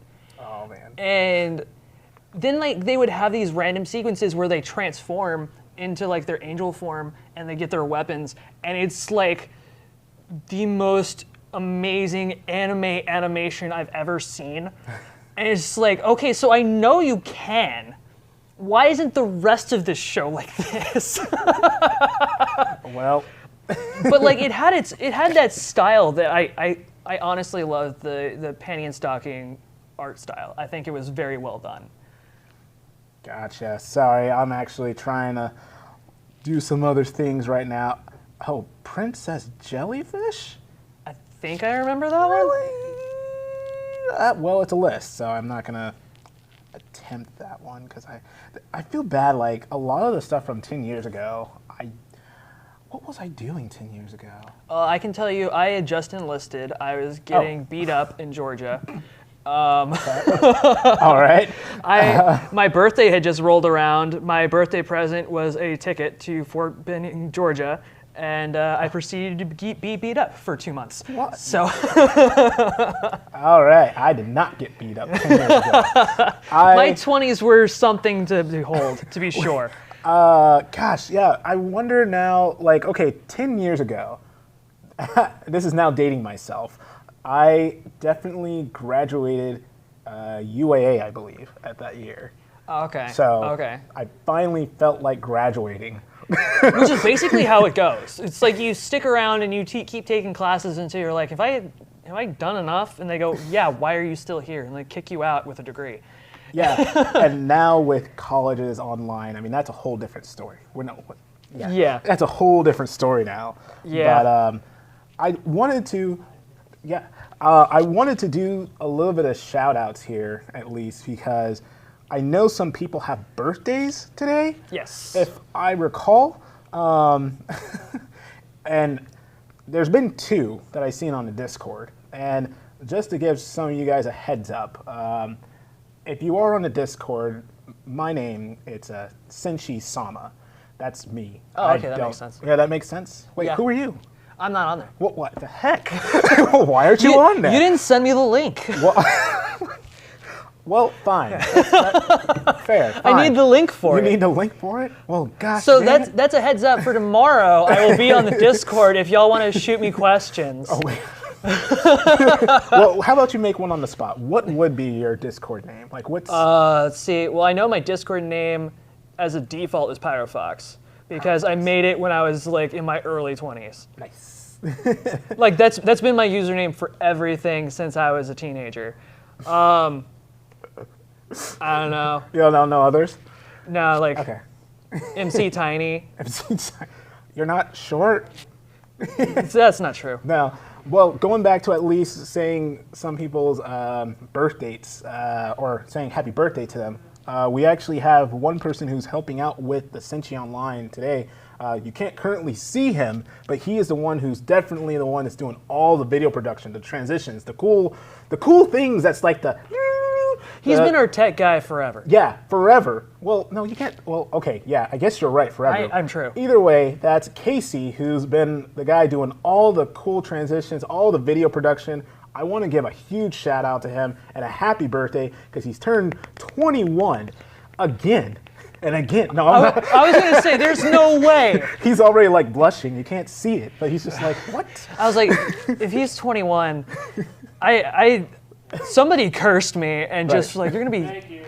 Yeah. Okay, he says thank you. Well, I was going to say, I feel super, like, I look super young, but I am super old. Because it's like if I shave, I'm 16.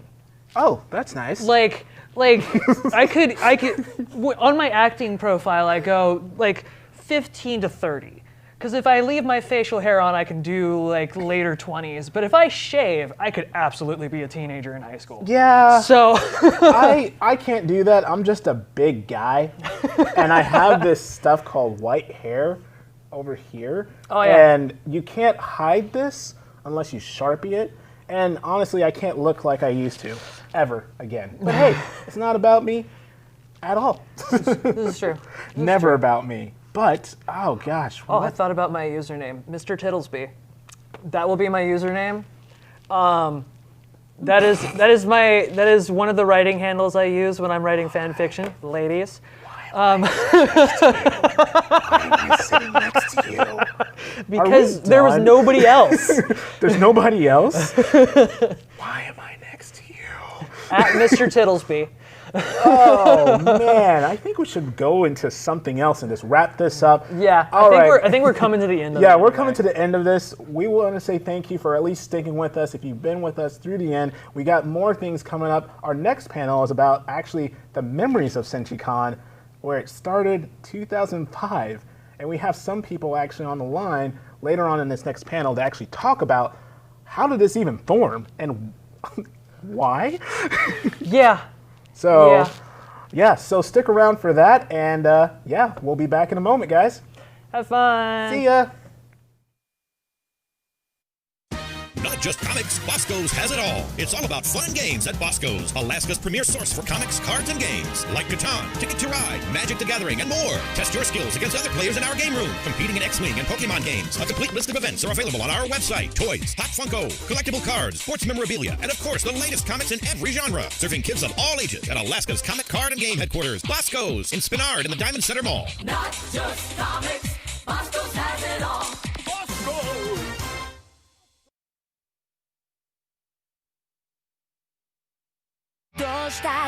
No matter what it takes, I'll save you! What do you intend to do if your sister eats a human? Don't grovel like that and give your enemies the chance to kill you! The bond between Nezuko and I cannot be severed! Thunderclap and flash, coming through! Exploding blood!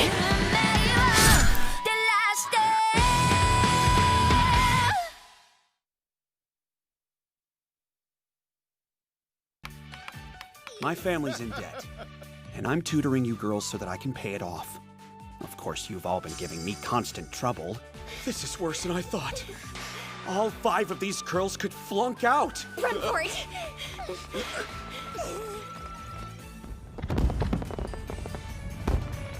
In the end, I was given a paycheck despite the fact that I hadn't succeeded.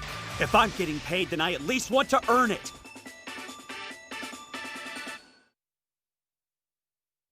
Escape to the world of anime with the Funimation app in both subs and dubs. You can stream and download anywhere, completely ad-free and in HD on the devices you love. What are you waiting for? Start your free trial now.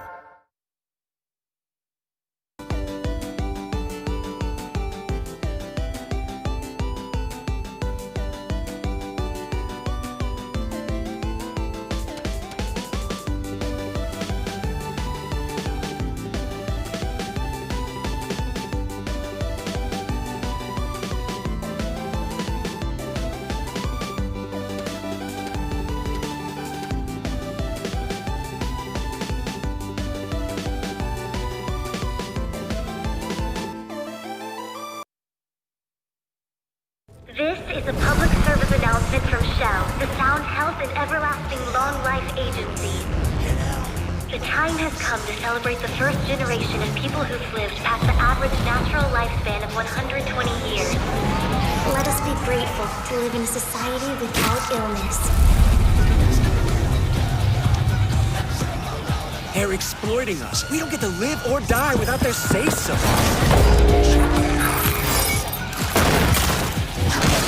To find meaning in life, you need the risk of death. Don't you want to find out who you really are? Break free of them, and reclaim your true form. I am a human being.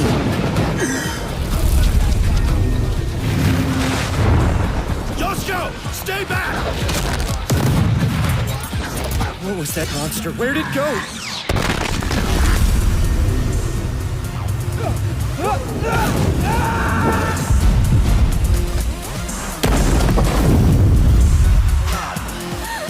It'll get better.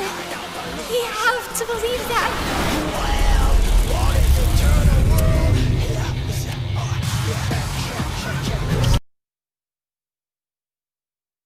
There is a world where any dream you dream can come true. It's called Isakandar. Voyager, engage!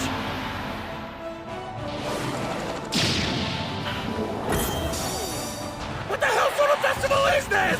That is unfortunate. Please, let me off the hook just this once.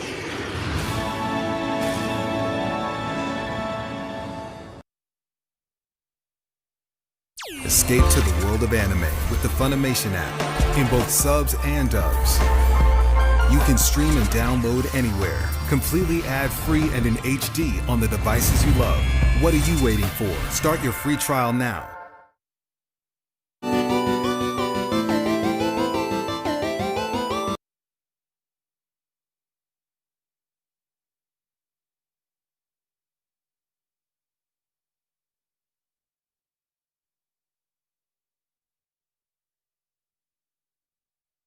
Not just comics, Bosco's has it all. It's all about fun and games at Bosco's, Alaska's premier source for comics, cards, and games. Like Catan, Ticket to Ride, Magic the Gathering, and more. Test your skills against other players in our game room, competing in X-Wing and Pokemon games. A complete list of events are available on our website. Toys, Hot Funko, collectible cards, sports memorabilia, and of course, the latest comics in every genre. Serving kids of all ages at Alaska's comic, card, and game headquarters, Bosco's, in Spinard in the Diamond Center Mall. Not just comics, Bosco's has it all.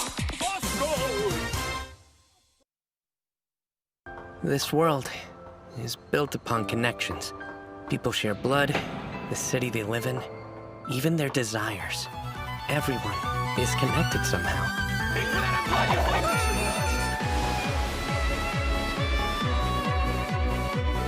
But I know better than anyone that no matter how strong they may seem, those connections can easily be lost.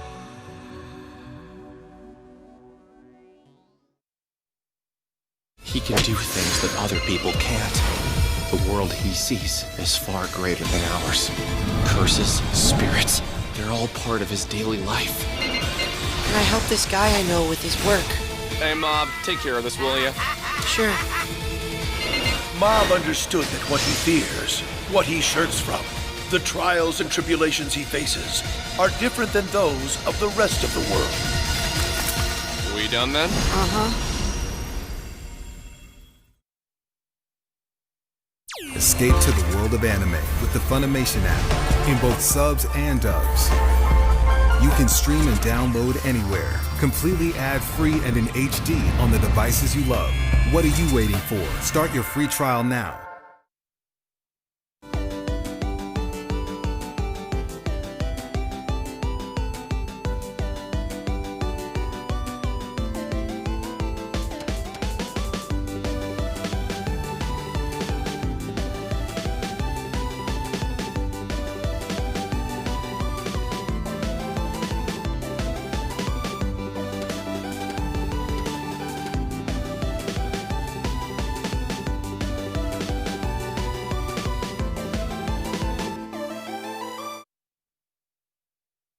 This is a public service announcement from Shell, the Sound Health and Everlasting Long Life Agency. The time has come to celebrate the first generation of people who've lived past the average natural lifespan of 120 years. Let us be grateful to live in a society without illness. They're exploiting us. We don't get to live or die without their say-so.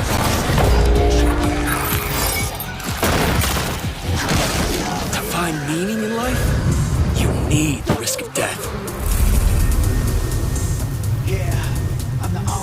Don't you want to find out who you really are? Break free of them, and reclaim your true form. I'm a human being.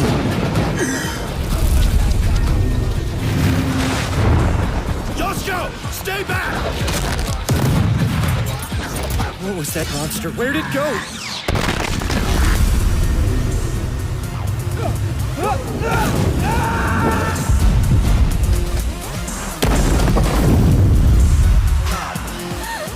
It'll get better.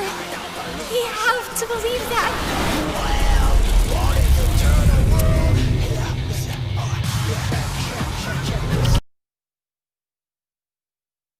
There is a world where any dream you dream can come true.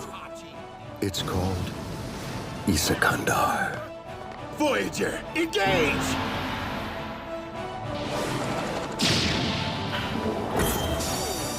What the hell sort of festival is this? That is unfortunate. Please, let me off the hook just this once.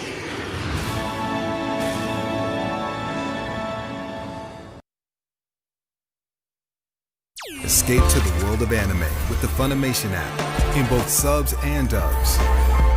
You can stream and download anywhere, completely ad-free and in HD on the devices you love. What are you waiting for? Start your free trial now.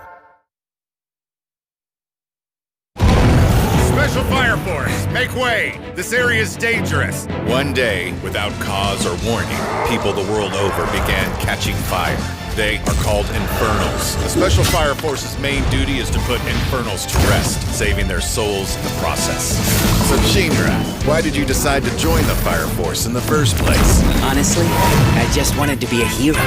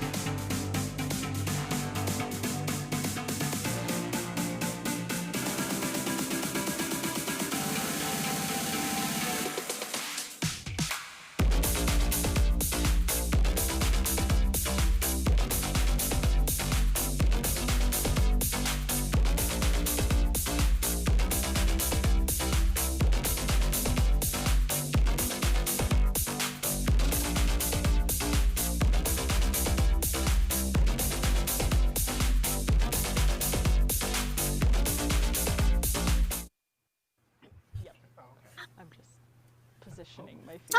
Hey. Hello. Oh my gosh.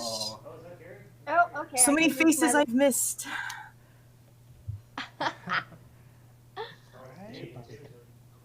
It works. Well, this is kind of weird. I'm like double layered here. I guess you guys can see us. We just can't. Well, I know we'll see you eventually, but. That's a lot of David that doing works. David does stuff. Okay, maybe There's if I can... two of you. Yeah, I don't know what I can do with my little preview box. Oh man, it's good to hear you guys. Man, it's been forever. I know, it's been a while. Yeah. Been a while.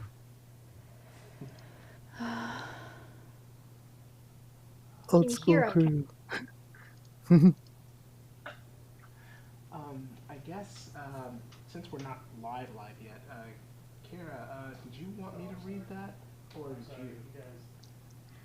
Yeah, I mean, either way, I guess, if you don't mind reading it, that would be cool, but... Got it. Yeah, okay, so I guess we're live here. Hi, everyone. Welcome back to Hello. Senshi Online. We are now in the memories of Senshi Con, when Senshi Con literally started from 2005 up to, gosh... 2012. 2012. Yeah. So we're just going into those things. So I guess let's go through some introductions here, first and foremost. Or I'm getting the 1 second, meaning, hold on a moment. I'll just go ahead and say that 15 years, that is a long time We're old. No, We're very old. We're still young. Still young on things, no matter how you look at it. So I guess if we Still can just go. No, please stop. We'll just go through introductions. I'll just go first since I'm talking. I'm Braxton. I'm the convention head right now, and I actually started helping Senshi Con, I guess, 2006. But I attended the first Senshi Con 2005. So then I'll go ahead and give it over to you, Rebecca. Hi, I'm Rebecca. I am the social media coordinator for Senshi Con. I started off in 2005. I was in charge of the manga booth, and I've just kind of done the manga booth and odd tasks for the first few years. Then I left and then came back and have been editor-in-chief and social media coordinator since I came back in like 2017. Yeah. So pretty much from 2017 and then 2018 I became social media coordinator. So that's basically what I've been doing since then. But I was here for 2005 to like 2008 or 9, and then I missed the middle years. I watched it through the newspapers, which was really fun. But yeah, no, that was my... So we'll just go through the clock tower, I guess, if we're looking at everything correct here, everyone else sees it correctly, because I guess we're... Wait, that way. That way, yep. Oh, that way. Whoa. Amanda. Hello, everyone. My name is Amanda, but I'm also known as Huntress. I'm a cosplayer, and I've been involved with Senshi Con for, I want to say, like, maybe 11 years, I think. I think I started 2007. Yeah, and I was there for a very long time. Yeah. I'm no longer in Alaska, unfortunately, but the memories are still there, so. It's nice to meet you. Yes. And then we'll go to your left but above.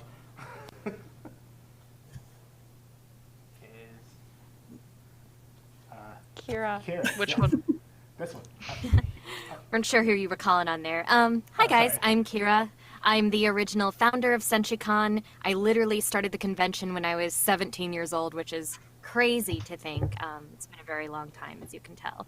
And then throughout the years, I've held other positions as gaming director for a couple years, main stage host, and a few other things.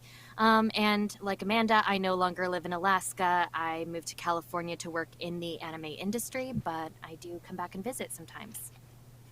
Woo-hoo. All right, and then next would be Jasmine. Hi. I'm Jasmine. I was also with Kira at the very beginning in 2005, and then did an entire 12 years of just about everything. Volunteering, coordinating, exhibitors, artists, you name it, advertising. Woo, we were there. And I know all of these cool cats, and it's been so long. It's so nice to see everybody, and I just hope more memories can happen even with the pandemic. So this is really cool. Thank you. Yeah, for sure. So then next, I guess we go down to now the gentleman in a kigurumi, I believe? Maybe? Yeah, it's a little hoodie. Okay. So I have stepped foot at every Senshi Con. I didn't attend the first one, but I stepped foot there to pick up a friend to go play DDR that day. So I've officially been to every Senshi Con. Yeah, I'm David Rick. I've been involved here and there with Con. And yeah, that's about it. I'll be DJing later too. And yeah, a lot of memories of Con and involvement. Nice. All right. Well, we'll go to last but not least. We have Jack. I'm Jack. I've been to the first one, and I think it was the first year that it was at UAA. Was the first year I actually volunteered and kind of got roped into it because I was a freshman in high school, and I happened to be like the baby of the group to volunteer with everybody. probably still am. I was literally everything. Braxton can attest to it. Maybe not like IT because I'm really dumb with that, but I did literally everything else. I was on the board. I created admissions, so did a lot of that. Security. I did pretty much everything. But it was definitely the best years that I have volunteered for a convention. I'm also not in Alaska anymore. I moved to Washington like a cool cat that I am, because it's cheaper. Actually, I'm helping out a convention here, being the charity manager for Kumo, KumoriCon in Portland. So I do that Nice. as a side thing because apparently I have a bad addiction to helping conventions, and I think this might just be an intervention. But yeah. Cool. Well, I mean, I'm glad you guys can make it, and we did reach out to a lot of other people. Unfortunately, they didn't make it, but we'll try and do something else with them later on. But I definitely wanted to just, for those that actually, I guess, the start of Senshi Con, like, those that can answer, the one question is, like, how did this even start? Because, yeah, I mean, how did it all come about? Like the idea or the concept?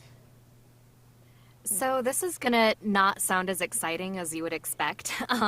It started with the West High School Anime Club back in the day. We called it WAC for short, the abbreviation.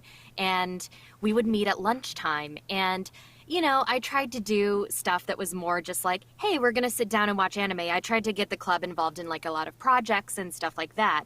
And not everyone was always on board, but it was kind of like, okay, we're going to do like, today we're all going to come to school and cosplay, or, you know, today we're going to, I don't know, like do this or that. So I decided, hey, we have conventions in the lower 48. I'd never been to one, but I'd read about them online because this was before like YouTube. This was before, you know, now you can see any of that stuff online. But this was just kind of like, okay, I've heard that they do like, you know, people dress up and they do cosplay contests and they show anime and they have like vendors and artists. And what if we did something like that? And, you know, it's like we were like a group of high schoolers. We had no clue what we were doing, right? So it was kind of just like planning activities that we thought would be fun and stuff that we could definitely not do now because we'd get in trouble. Like we had like a wasabi eating contest the first year. So yeah, it was just a lot of like trial and error, and it was literally held in our high school cafeteria. It was just kind of like a one evening thing. We like stayed after school, we hung up decorations, all that crazy stuff. You know, and then we didn't get even our first guest till the next year because we just didn't really have a budget or anything. We did like a bake sale or, you know, just like little fundraisers. Nice. Very cool. I don't know if we're gonna, I think we might have a little bit of stuff to actually show because the only thing for me, like I said, my first year was just going to Senshi Con, and I didn't know about it because if Senshi Con was a forum, if I recall, at the time. No, better back then. Oh. Let's get up more, please. I remember the custom sig. Yeah, this was before Twitter and man. Facebook. Oh History.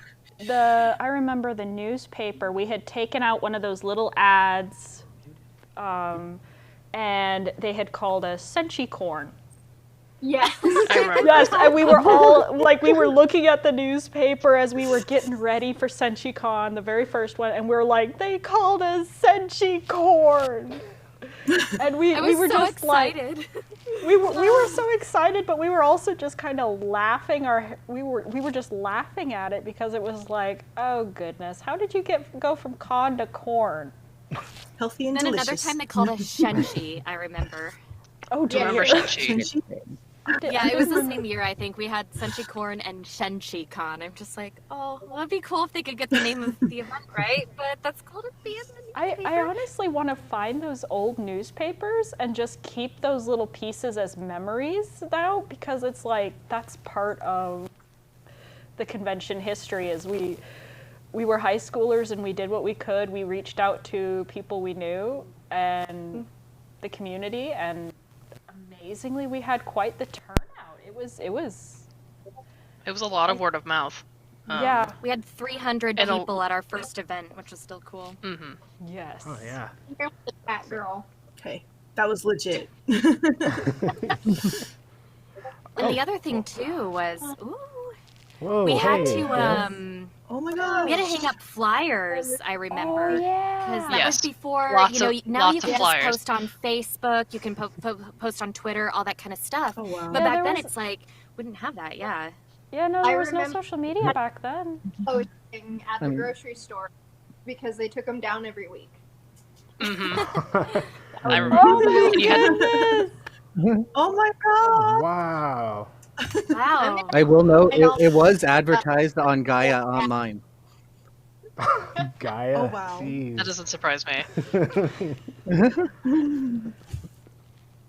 Oh, that was the Oh, gaming. boy. That was gaming. You can tell how old this was from the TVs. Mm-hmm. Oh man. And also from like And the the little clothes. corner of the picture. Oh, what was this event? That was the stage. I think that was. Was that the cosplay?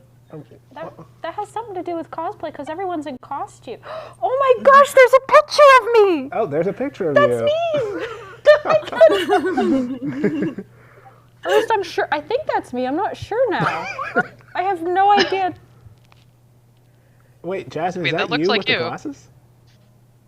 What? Oh my gosh. Is that you up there, Jasmine, or is that? Akira's dressed up as Kagome. I remember this. Yeah. And who else do we have in there? And then there was an Inuyasha running around somewhere. I don't remember where. Remember that? Is that Thomas? I think that's I think Thomas. it's Thomas on the far my right. gosh. Yeah. Wow. Oh. With the Mario hat on. So young then. Wow. Oh my gosh. Hey. Oh, that's somewhere. the manga table. That's the manga? I mean, I feel bad. I don't remember so much. Yes. This was very long ago.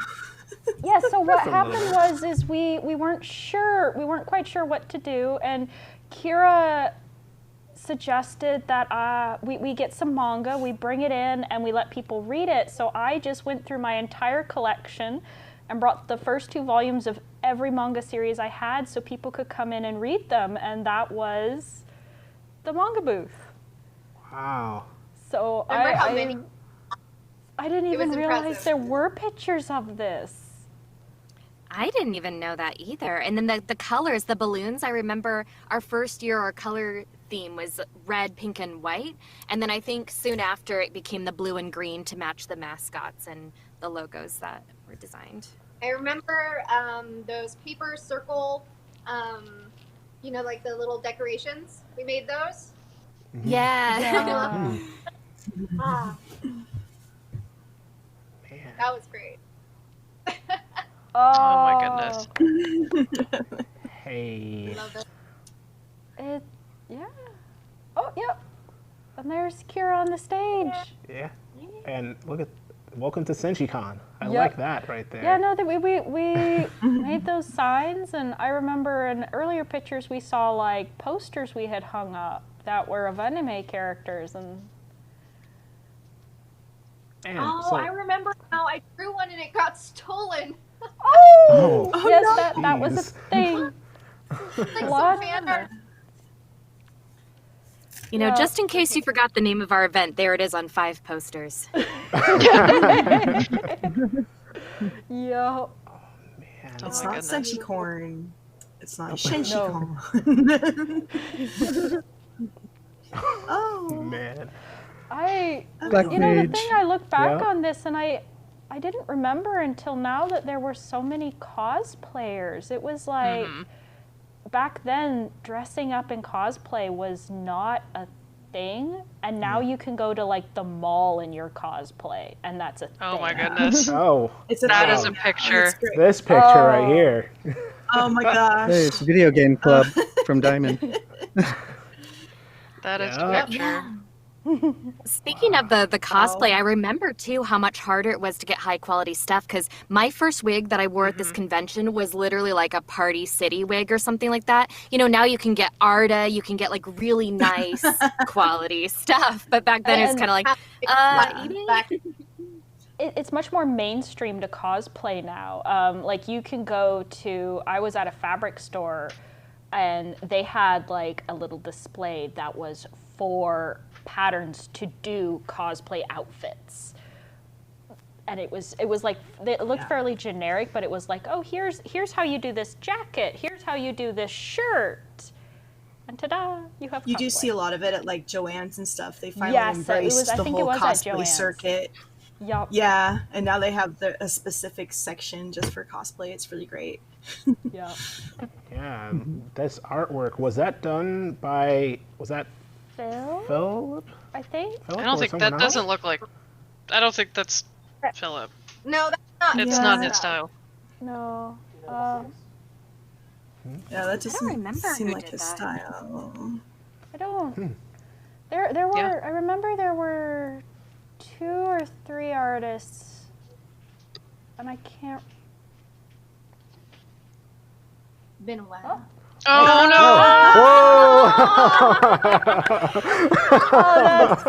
That's beautiful. That picture. Believe it. That one. I lived with him. I lived with Michael for 6 years, 5 years. That picture haunted him. Oh no! Oh no! Don't tell him we did Just that. letting you know. Just don't. Oh, this is at you. Oh, hey! Look at that. Little Jasmine. What a little bab. Oh. I feel. What year was this? Now I'm. This had to have been like 2006 or 7. This is 2006. Okay. Well, this is the first year that we were in UAA. Yeah, first time UAA. Yeah. Wow. Holy smokes. Oh, that's funny. I remember ordering that costume. Oh. Is that Crystal? Yeah. I think that is. Yes, that is Crystal. Oh yeah! Oh my gosh. It's hard to tell without being super gothed pink and everywhere. Right? That's Philip. Oh wow. That last drawing was. Oh, got a good group there. I remember Let's see these. Oh wow. Oh, the pinata. Oh, the pinata. Oh my gosh. Funny Everyone fact, I picked that up. Did you? That pinata. I was the one who picked it out. That was my own money right there. Like, Yeah, and that's I was at the first one too, and we wanted it to be a tradition. I think we only did it for a few years, but Yeah, because it got violent. It was great. Oh, but it was fun. Oh man, wow. Patrick. Oh, big O. The big O. Yeah, that was a great series. No, he was great as. Oh yeah, it was a great series. What was the main character's name? I feel bad. Roger? I remember the Roger, wasn't series, it? but I don't remember the character's name. Hello, everybody. This is Casey. Was it is Roger? Mr. Roger. Yeah. or- Mr. Roger. Yeah, you're right. Mr. Roger. Yeah. Oh. Oh yeah, this is the second annual Senshi Con. There's so much Naruto. That's right, because It's just Naruto so was pretty big surreal at the to time. see all these people that you know when they were just so young and just starting out, and it's just so surreal. Yo, check him out, Full Metal, Ian. Yeah. And I forgot. Like I'll Full talk Metal it was like Cooking with was Sanji. huge. Right? Yeah, Cooking with Coolest thing. Sanji. Like, yeah. oh no! Nice. Oh yeah. I remember dying from those sandals too, because it was like, you know, we were on our feet for like 12, 13 hours doing that. And then, Oh, Yeah. man. Yeah. Easily. Oh, in the vendor hall. Yeah, this was Dealer's Hall? this. Dealer's Hall. Did Dealer's we have Hall? a vendor hall in Yeah. 2005? I don't think we did. So this would have been our first vendor hall. we had one or two vendors. I remember Bosco's, I think, came to the first one. It just wasn't really a hall because we were all in one big room. So, So 2006 were was those- our first year with rooms, yeah. Yeah. Were these part of the 501st, or were they just cosplayers in general. Maybe. Because I know for a few years we had the 501st with us. Oh man, I totally forgot. Possibly. Oh hey. This is the gaming area. Is that the gaming area? Yep, that was Yep. where we did all of our Yeah. gaming.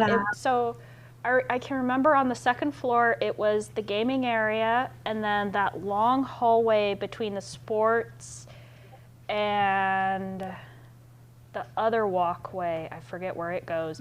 That was vendors. Yeah. And then down below, like literally if you looked right down off that banister, you would have the stage. And then later years underneath there was Artist Alley. And then I remember the den was like the diner, the Senshi diner in... Yeah, Braxton. Yeah. Hey, you know, the Senshi Diner, that was epic, okay? That was the best. Just don't ask about the food. Nope. And how you misspell things. So, I'm just gonna throw that one Look out at there. this photo here. Look at that. Yeah, they're all cute and adorable. Why, Daphne?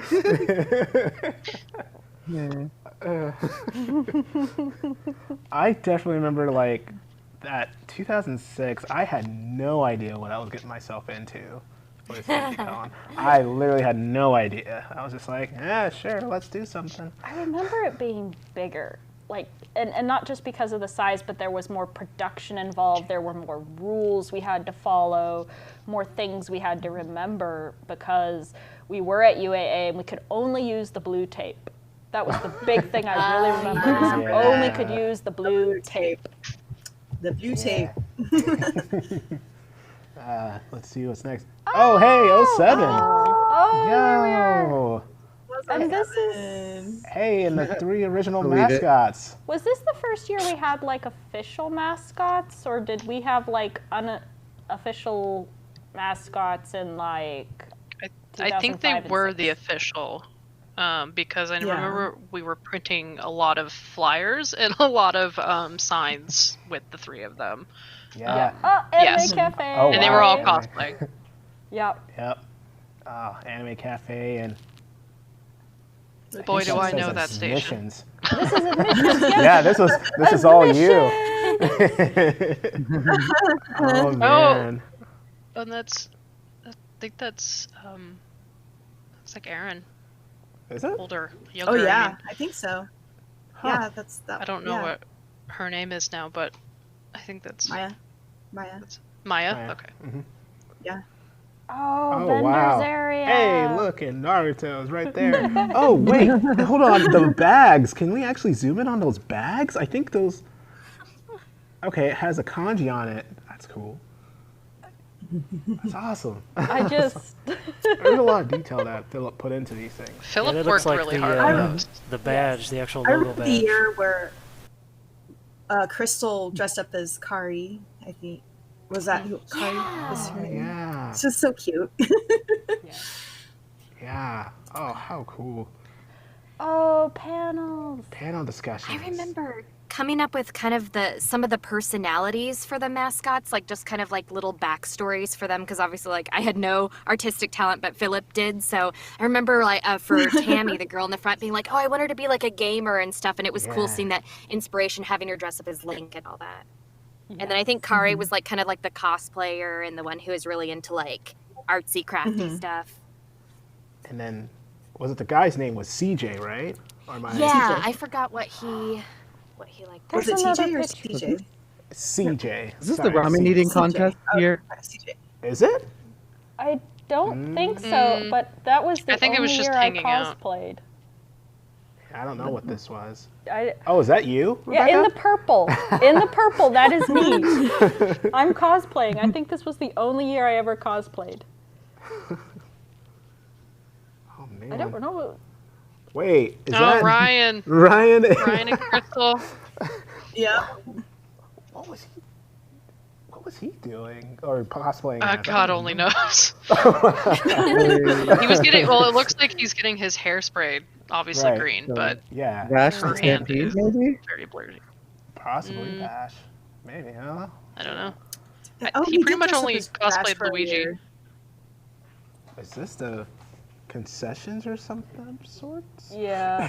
This is our concessions. I think it was just a station. Oh. Yeah. There. I think there's Jiraiya. Oh, the line. It's a line. Oh. That's a line. The line That's to a get line. in. Yeah. See, Yeah, kids 'cause- these days all cosplay My Hero Academia, but back then it was like Naruto. We had Naruto cosplay yeah. groups and everything. It was all Naruto. Am I being called I out can here? remember there was a band on stage, and I think they were called Team 7. And at the time, I wasn't into Naruto, so I had no idea what was going on. But they were singing, and I was like, they're singing beautifully. But I remember don't seeing Naruto know. everywhere. Oh. Oh. And now Naruto is so well known. People like make the joke of, you look for the Naruto Wait, cosplayer and you know is that that- they're all cosplaying. That's That's Caitlyn. That's Caitlyn. It's the first guess. Oh my goodness. Wow. First guess. Caitlyn glasses. Wow. Yay. So then 2007, Yeah. 'cause these are 2007 photos. That means we had our first guest in 2007. And gosh, we I brought thought her we had back. her in 2006, but maybe I'm Maybe crazy. we had her both years, but We did have her another time, but I forget which year that was. But anyway, it's been Was it 14 or 15? think- 2014 or 15, I think. yeah, one of those. Was when we brought her back. That, yeah, right now it looks like it was just a sitting area. Was it? Yeah, but that became the artist alley, if memory serves, eventually, because we got enough vendors and artists locally who just wanted to get to be a part of this that they came in. But it looks like it's just a seating area at this point. Well, that's actually facing the subway of what it was, because I was actually through the window. That's where the staircase is. So that's where like the food place was. So I think that even on like the right of this, there's like those curtains over there. So I think we actually had something. I think we were playing like anime showings in there when we weren't doing it in the big panel room where I spent a lot of my time in. Right. Yeah, and this that and photo, then- that's panel discussions. Panel? That's the room. Yep, that's it. Panels. I feel like someone needs And that's to when it send was in this to her. February. Yeah, you totally should, because I mean, Caitlyn Glass now. Gosh, isn't she a director and stuff now? Mm-hmm. Wow, crazy. Yeah, she does like lots of stuff. Yeah. What's this? That looks I like a think Casey. This might be an anime showing. Is that Casey? Yeah. That's a Casey. I think so. That's a Casey. That's a Casey. That's me. Yeah. I was Maybe there as an Casey. attendee. Oh, you were an attendee at the time. How crazy. But you still helped with all the tech. It was great. Yeah, Casey knew it all. Yeah. What's that? I think these are more anime showings in the Wait, den. we It were is. watching That is the Naruto. first showing. No. So what's great is on that day was the first day Naruto Shippuden came out. Was It was released that day, and also I cosplayed it that day too. Nice. Jeez. Man. How it comes full force. What's this? Oh, this is something happening on the stage. Yeah. Now there's a Stage Michael all the way on the right.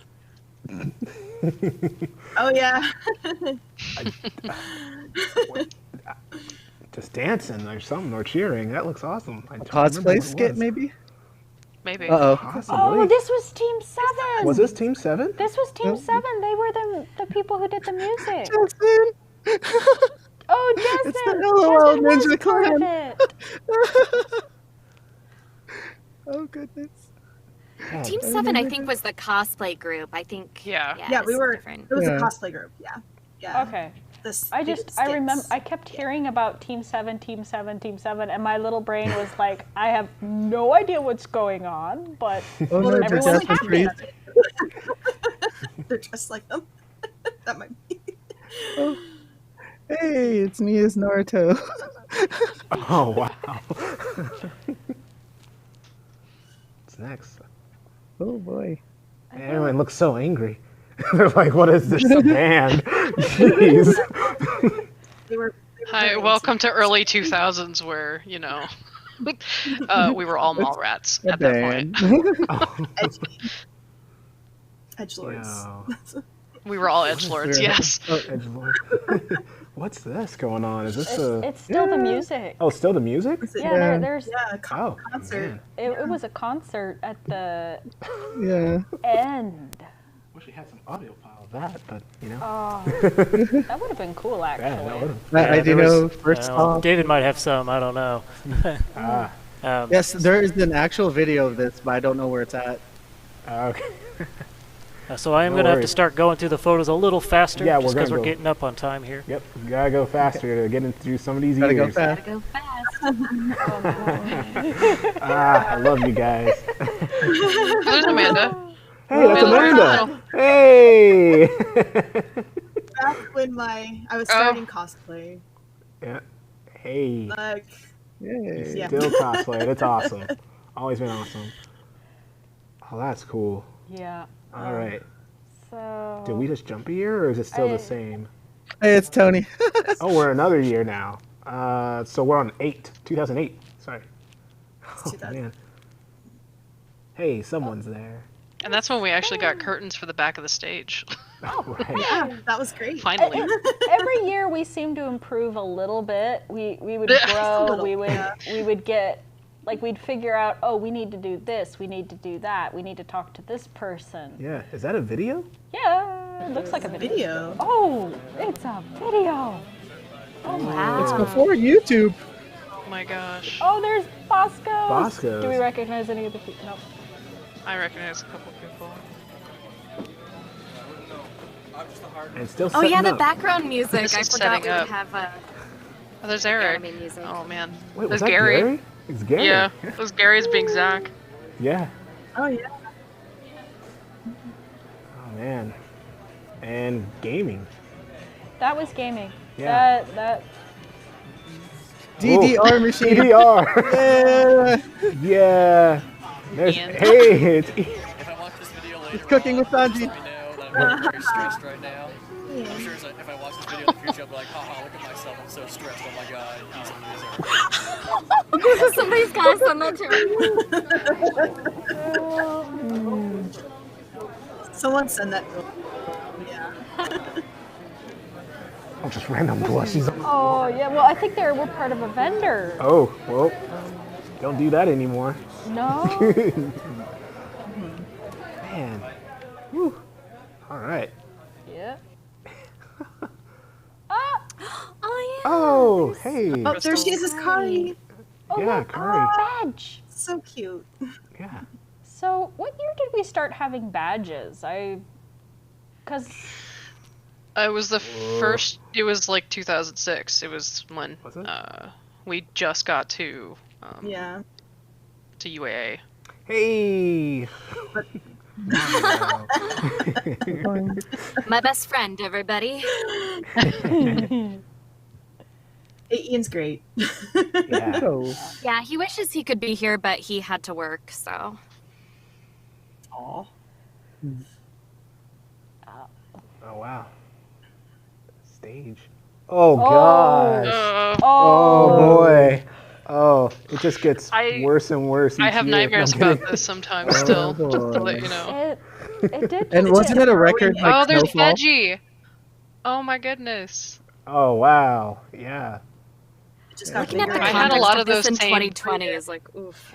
The other thing Right. I'm noticing looking at these pictures, as you go from year to year, you're seeing more and more cosplayers, Yeah. which is beautiful, and it's just like. Go for it. And this is 2009. Oh, this is 2009 now. Oh boy. Oh, so I actually have a fun fact about that, and I wasn't remembered until that was brought up this just now, but we used to give a discount if people came in costume, like the first gift. That's right. Because we Oh, wanted geez. people to cosplay. Right. And, you know, later it got too hard because people would show up in, you know, like sort of casual cosplay that didn't really look Yeah. like a costume. And it got too hard to enforce. But, you know, in the first years when it was really small, we could be like, oh, you're dressed as Sora. Here. You get like $5 off your admission. Casual sword. No. Yeah. And when we actually had Hot paper Topic helped them. waivers. Yep. Oh yeah. Wow. Oh. Wow, these These like cosplays the are pretty cosplay good. walk-ons. Whoa, Chess! chess! Oh First year boy! chess! Oh man! Me and Braxton ruled the school. Oh This boy! way. 2009 was our first chess game. Yeah, Amanda, didn't you run chess for quite a few years, if I remember? Yeah, Oh, I yeah. started it. I brought it over. She's the one that and, started it. Yeah. Yeah, and Braxton and I were the first ones with the teams. Yeah, we were the first Yeah. kings. Yeah. I think this was Soren Lead and- Street. Oh my Was gosh, that Lead band. Street. Wow. Holy Wow, smokes. where did I pull that out of? You knew them. That's true. I did actually know them. You knew them, like back to front. Hey, that style still exists. That's awesome. Oh, there's Are they still Claire. making music? Claire, is this artists-ish? Yeah, Or this is just Artist vendors? Alley. This is Yeah. the Artist Alley. Wow. Boy, that's so cool. And more, I guess, vendors? Yeah. That was Yep, vendors, yeah. Yep, this is vendors. We're now up on the second floor. Oh, is that Jane? Or I think Yes, that's that's Jane. Oh, that is Wow. Jane. Okay. Oh boy, is it Smash? Smash. Smash, That's let's Smash. go. Let's go. Smash trainees. Yeah. I remember Artist when Alley. I started getting competitive in Smash. That was Yeah. intense. It did get intense. A lot. And those TVs. Oh, carrying them. Those TVs were so heavy to heavy. carry. We have probably had like 2010. we probably had like 6 carts going with at least just 2 of the TVs on them, unless you Right. could carry it. You know, even when flat screen TVs became a thing, people wanted the CRTs for Smash because they didn't Yes. have the lag. Yes. This photo. That was Matt, wasn't it? That was Matt. Yeah, that was Crystal Matt. husband. Awesome pyramid. Version of it too. Yeah. Oh, there's That's Crystal. Oh, Crystal. Crystal. So much Crystal. She's so I cute, remember- though. All the great shop I was working at to get that top made. That was a thing. It was super cute. Hey, Oh, no. Phil's here. Hey, that's a skinny Braxton. Yeah. I loved your Lewis. Yeah, that was my. Yo, sir. I think that was my second time, that was my second time actually cosplaying because I was like, oh cool, I have stuff that I used to just wear for church. Cool, I'll just put some blood on and I'm just gonna ruin it. just gonna ruin it with some stuff. Yeah, You did Blade one year, right? That was I really did. good. 2008. Hey. Wait, That was really good. wait, Hey, look, a Yeah. Poke Walker. Pokey Walker. Oh, Pokemon Go before Yeah. Pokemon Go. Right. Before Right? smartphone. Oh no, it's me again. Wait. Pokemon. Oh wow. Six. Aussie Pokemon. The Kigurumi. Is that So Alyssa? funny story. Alyssa. I think it is. Yeah. Oh, sorry. That's a list. I traded a rice cooker. I traded a rice cooker for that Kigurumi at Anime Expo. Hey, I think that was a good trade. Good deal. Oh no, No yes, that's me trying to work in security or something and taking pills. Left for Dead, yo. Let. Pills. Oh God, no. Oh geez, well. Hey, That's me. What I'm what Canada. anime was this? That was me. Natalia. That was 100% me in Canada with that bear. Right? Abusing Oh. that Big maple America, syrup. Oh, that's funny. And that's Mariah's Japan. Yeah. Oh man, now it's just still in. So It still is Naruto. today. Still is. Like, It's still a thing. Yeah. Huh? All of the seasons. Just all of them. Yeah. Wow. Yeah. Nice. That's a cool. always That looking badass. Yeah. Yeah. Oh, Danny. Daniel. Danny. Man. That was the first year he showed up. Right. Yeah. he owned it. Who is that? Is that I don't think I knew that A person. vendor.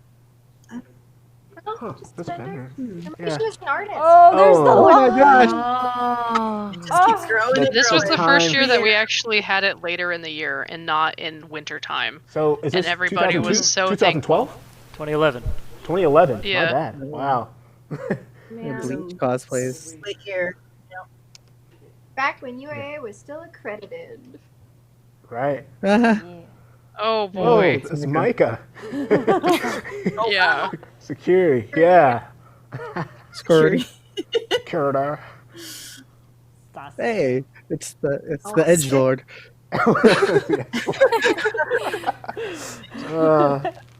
Wait. There's Is Gary. that super? Is that Gary? That's Gary. Gary and then Alice. And I think April's right behind her. Captain America. Yeah. Oh. That's John. That's Jane's brother. That is John. Yeah, because Jane had a similar outfit. Yo. Oh gosh. Scott Pilgrim. Yeah. Hey, Mariah, yay. Man. That is super Nice cute. Lolly. Is this Lolita. when we had Lolita? Yeah. Wait, is that Antoinette? Lolita fashion show. There's Chloe in the background being in a So cute kigurumi. in that dress. All right. Oh my gosh. So I was under the impression that There was kigurumi was that. like a newer thing. Apparently, it's a thing that's coming back. Yeah. I think it hasn't really gone away. I just think that more people are Is this the wearing year it. Those where dresses are so beautiful. David Bowie. David Bowie. God. Is that an Ingrid? Please don't zoom in because that angry bird is me. Yeah. You can stop. You can move on. Oh move on. man. I remember the birds. They were great. Oh my gosh. Batman. Matt Jarvis. Was this the year where guns were banned and people brought in bananas? Oh, so cute. Like, Maybe. I just love when the kids get involved and all. It's great. Oh yeah. Oh, I remember wow. those. Those are Tabitha. Tabitha. Keelan, Mariah. Holy smokes. Oh, I feel so Yeah. bad. We were so cute. Uh-oh. Oh my god. Hey, Oh, is this I the know first that guy. dance? This is the first dance. I That's wonder me in who the box this is. head. Yeah, I remember we were talking about doing a dance, and we didn't know how well it was going to go. Right. Boy. I think it was in the Everyone else- den, wasn't Which one it? were you, David? Yeah. It was in Yeah. a The yellow head. The one with the tongue, obviously. Yeah, definitely in a den. Is that Rock band. Rock Hey. band. Nice. Oh, Rock Band. Yeah, I was the one that brought that in, I think, and Nice. because I was like a big fan when it first came out. And it's a lot of fun. We had snacks. Course We it had like does. rice krispie sushi. That's Zadie. It's Zadie. Very young Zadie. Oh wow, Very young Zadie. baby Sadie. Yep. Oh. Oh. Nice. Serves the That's Dark awesome. Lord. I missed Yeah. Yo, hey. It's There he Zuko. is. Zuko. Oh, jeez, that was a crap. Happy costume I boy. sewed. Yeah, that was awesome. the dance. Ah! Lolita. Oh, I remember that. That was cute. I miss the Lolita. They had such cute dresses. I was always jealous because I They borrowed were that so from cute. Rihanna because her mom was like, "We need another Lolita. The other girl didn't show up," and I was like, "Okay." And then that don't have to pull my arm. Nope. Jack and Got a Dexter. Jareth. Goblin King. Mhm. Kingdom Hearts. Kingdom Hearts. Yeah. That's Kieran. Yeah. That's Oh. Kieran. That's Kieran. Oh, wow. Man. Yeah, he's Oh, been on wow. the staff the last couple years. Yeah. Mm-hmm. Oh wow. Best volunteer. Everything's so tiny on my Yeah. Video game club. Oh, the gaming finals. Oh, AKG. Man. AKG back in the day. Oh, AK. Oh, I remember that. Oh. Wait, Ooh, another band. is this or just a band? I don't. I think it was an I think it actual was just a band. band. that They did call a little themselves concert. Cos Band. Cos Band. Cos That Band. was it? Cos Band. Nice. Oh. Oh, Ian again. Nice, as the doctor. That was his doctor, yeah. Oh no. Oh, this guy. No. He was Chris Kaysen. Yeah, he's my director on a ton of shows right now. Fun fact. Oh, is he? Oh, that's great. Wow. That's so cool. he's a great dude. It was fun to hang There's out so with. many people in there. Yeah. Rock band out. Rock bands. Whoa, vendor hall. Yep. Vendors, yeah. Comics. More. More rock band. More rock More band. AKG. Man, I see Bombi in them. More those Smash. teams. Every year Smash gets bigger. Every year. Yeah. Yep. It did. It's Oh, not going away. this was the year they actually got to do some of their stuff out in the hall. Oh yeah, this itself. was the year I ran gaming, and I remember like, yeah, we got to put the finals on the stage and stuff like that.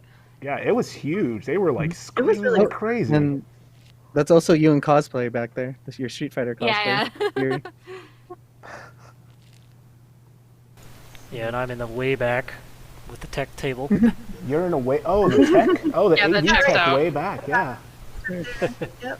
Wow. Oh, so I'm actually covered by Trinity. Yeah. And That's next to me was that's Nick. Nikita. Yeah, Nikita. Nikita is on the left there. Yeah. Oh, Nick. It's been so long. And then, oh, 2012. The final year of photos for today. Final year for today. A lot of memories. God. Whoa. The line gets better. This fills my dreams. Growing. Got bigger every year. Admission. I still had a lot of those. That's actually me. That looks like me from on the left, the blonde hair right there. yeah, Yeah, that is you. with the scrunchie, because that was usually what I did. This was I had a lot of the same staff that went with me throughout the entirety of even going to the Egan Center, because I didn't make it to the Denino when you guys made it there. But I was so happy, and all the volunteers that we had, and they were just so loyal and helpful, and just the best people on the planet who you could ever ask for. So shout out to them, because they're so cool. Just saying. Is that Is it a zombie? Oh, the Dalek. Oh, snap. No, That was me. That one was so good. Nice. One Piece. I think it was this first year. Hey. Right. It's one of the first times he cosplayed Sanji, I think. Yeah, it's the Uh-oh. Carson. Is this the start for Mariah. Carson as? Oh boy. Yep. Love The love machine. machine. Here we go. Oh, I love so him. Love him. It was so great. So sweet. I think the kindest guest we've ever had. Yes. Yeah, he was super sweet. Whoa. So this was the first year that I recorded stuff. Oh. Recording. The first time I started recording the cosplay chess stuff. You'll see him somewhere in any picture. Although, where's Casey? He was everywhere. Or was Yeah, this where's Cos Casey? Band? Same band. Oh, they have uniforms. They got bigger. They got Oh, is that Justin? Yes, Justin.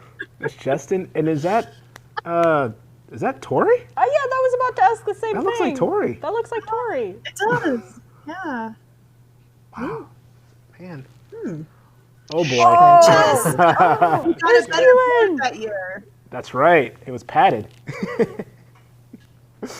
And it got everywhere, as you can see from all the scuffs on it from when we spray painted it. We painted it and got on everything. Yep. And, Oh, that's a cool photo. That's awesome. Oh, that's cool. One of the things about when we had the chest down there is people could look up from the top, which was really cool. Yeah. And people Oh would God, stand that's at my the, fail, and they Cora. would just like.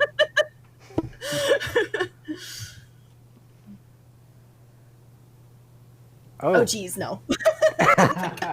So there's someone also back there. I think that's Eric, also on the right. That is top Eric. Right. Eric, guys. Oh wow. Yeah. Whoa. Hey. Oh man, that is a Some of young our- Travis Willingham. Yo, that Travis. No, I'm kidding. And Laura Bailey. And Laura, Yep. Travis, Laura, and Chris.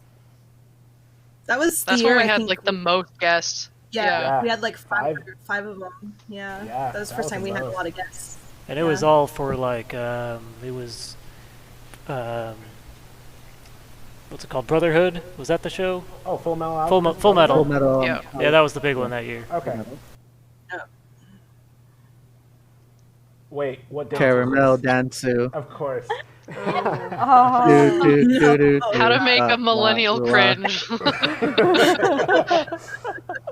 We are. Well, David, a looks like we're weird playing. millennial. Oh no. What's? So this Ooh, was an that attempt Pokemon. to do a reveal of the next event location, That's right. and I made it day of, like maybe a couple hours before, and I tried to explain to the hosts, Chloe and Daniel, what to do, and it didn't work. The reveal when I went to the next photo, which it will work for us now, didn't work at the con. I was like, oh no, this is a terrible miss. But it was fun to make. The next year and tomorrow's event, when we go through Memories of Senshi Con, will be with the Egan. Yeah, nice. That's really cool. But yeah, no, it going from a cafeteria, one room, one night. It wasn't even like really one night. It was from like 6 to 9, so it was like 3 or 4 hours, like 3 hours, I want to say. I think it was 5 to 10, 5 to 9 or 5 to 10. I can't remember exactly. But it was just a few hours, and then the next year, it was an all-day event. Like we were there from what, 8 or in the I can tell you I was morning? there at like 6 in the morning. Yeah, no, trying to load those TVs in. Yeah, it was a really long time, and we like it.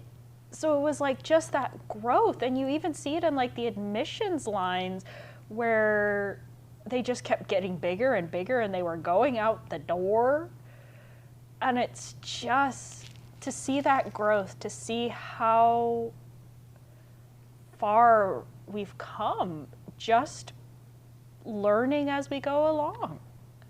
Yeah, we definitely done a lot of great things. Actually, you guys have done a lot of great things. Go ahead, Amanda. Sorry. I really want to attribute a lot of it to our volunteers, because without all our volunteers and all of these dedicated people over the years, like, it has grown so much. And like when we pushed it to 2 days and people were like, oh, we're exhausted, but they went through it, and you know, and it just kept getting bigger and bigger and all of these people that just love the culture and love sharing what they love with other people and stuff. It's just great watching something grow so big over your, like, your baby kind of thing, you know? Yeah. And it really took all of those people to get where it is today. And so kudos to everyone that was involved in the growth of Senshi Con. A big shout out to every person who's ever volunteered for Senshi Con. Yeah. It is not possible to put it on. That is true. I know we actually have a message from Ian that wanted to be read. Yes. Because he couldn't make it, so we'll hand it over to Kira real quick. All right. Okay. Let me pull it up then. Oh, sorry. Yes. He asked us to read this for him since he had to work and couldn't make it, but he wanted to share a few memories in a few quick words. So he says, "Hello everyone, this is Ian Keane, also known as AK Pirate Prince and the original director of gaming for Senshi Con. It's really incredible that this convention has been around for 15 years now, and I have so many memories that I was hoping to share along with the other panelists today, but unfortunately my job has me by the you-know-whats at the moment and I'm unable to be here. But I simply had to toss in my 2 cents quickly so our convention founder and my best friend will be passing my words along for me. Growing up as a mostly antisocial basement-dwelling gamer, the creation of Senshi Con is the single best thing to have happened to someone like me. All of my memories from our rowdy meetings at the Northway Mall to moving to UAA and founding our anime club, graduating to the Egan Center, and finally booking the Denina Center. Our successes and shortcomings, our togetherness, and our infighting. These are all important times to me. Also, most importantly, the people who started this all and helped build it up and carry it forward, my friends and acquaintances. Some of you I still talk with on a near daily basis, others I haven't heard from in too long now. Regardless, I do think about you all and how much you helped make me the person I am today. You're all still my crew to me. Yeah, we know you're a One Piece fan. And then there's you, the people who have supported and attended this convention over the years. Thank you for making it all feel truly worthwhile. I look forward to the day that we can all come together in person again and celebrate our convention and nerd community like we love to do." Oh man, that's awesome. In the feels. In the feels. Well, I don't know. Gosh, I don't know what to say. That's like a good closer. I don't know. Yeah. I'd like to say congratulations, 15 years. Wow, that's a big Oh, deal. congrats! Yeah. Yeah. Good Yeah. job. We still party no matter what. Yeah. We're still online. We're still doing stuff. Eventually, I need to come back and visit and see everybody. Same. And Oh, yeah. I'll come pick you up, Amanda. A lot. Let's do it. Let's make a road trip. Okay. Well, I mean, with that, thank you guys. Thank you, Amanda, Kira, Jasmine, Jack, David, and Rebecca. Thank you guys for watching the Memories of Senshi Con from 2005 to 2012.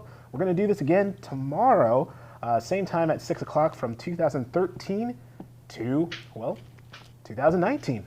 So the next one we'll pretty much get into the next panel. But again, thank you guys so much. Thank you to the community. Thank you to the volunteers, everyone watching. We love you guys. Again, we would not be doing this without you. And for those who started it, thank you guys and sticking around with us. And also, gosh, I don't know what else more to say except for this is awesome. Yeah. So, Thank you. This is awesome. all right. Thank Well, you. see you guys. It's good seeing you again. All right, Good bye. seeing you all.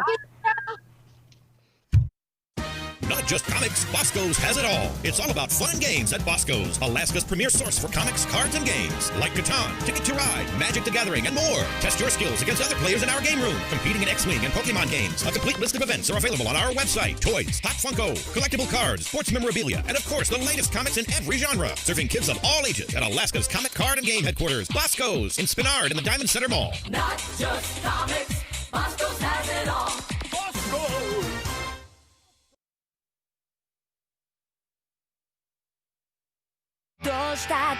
No matter what it takes, I'll save you! What do you intend to do if your sister eats a human? Don't grovel like that and give your enemies the chance to kill you!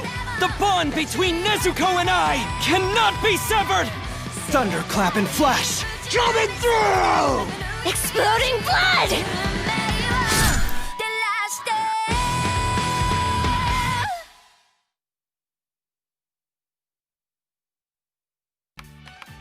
My family's in debt, and I'm tutoring you girls so that I can pay it off. Of course, you've all been giving me constant trouble. This is worse than I thought. All 5 of these girls could flunk out. Run for it!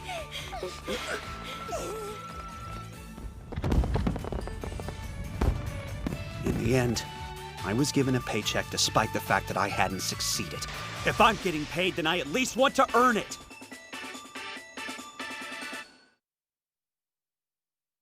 Escape to the world of anime with the Funimation app in both subs and dubs. You can stream and download anywhere, completely ad-free and in HD on the devices you love. What are you waiting for? Start your free trial now.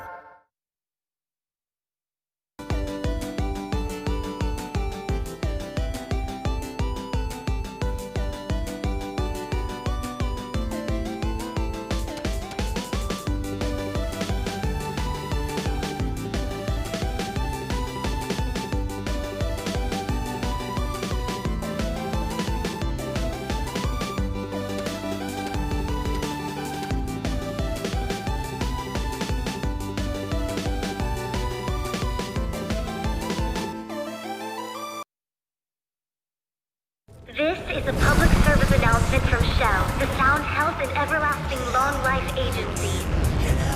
The time has come to celebrate the first generation of people who've lived past the average natural lifespan of 120 years. Let us be grateful to live in a society without illness. They're exploiting us. We don't get to live or die without their say-so.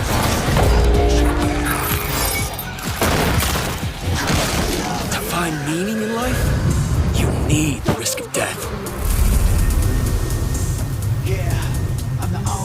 Don't you want to find out who you really are? Break free of them and reclaim your true form.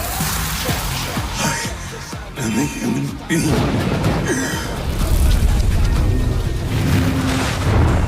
Yoshiko! Stay back! What was that monster? Where'd it go?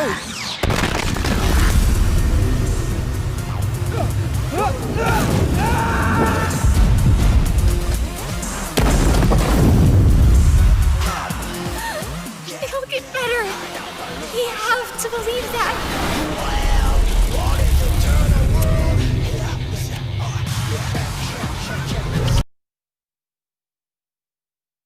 There is a world where any dream you dream can come true. It's called Isakandar. Voyager, engage!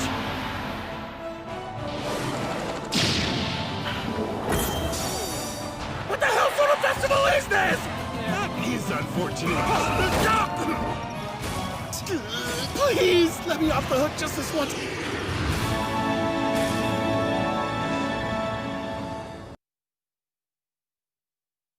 Escape to the world of anime with the Funimation app in both subs and dubs. You can stream and download anywhere, completely ad-free and in HD on the devices you love. What are you waiting for? Start your free trial now.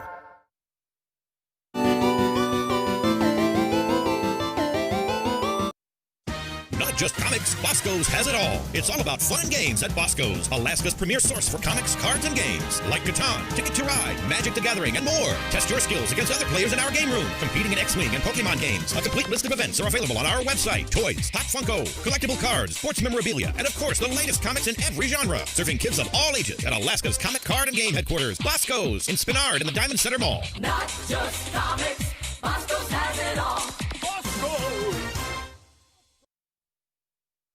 This world is built upon connections. People share blood, the city they live in, even their desires. Everyone is connected somehow.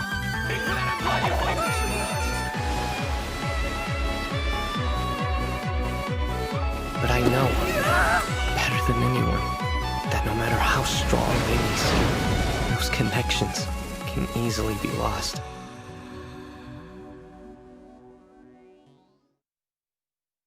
He can do things that other people can't.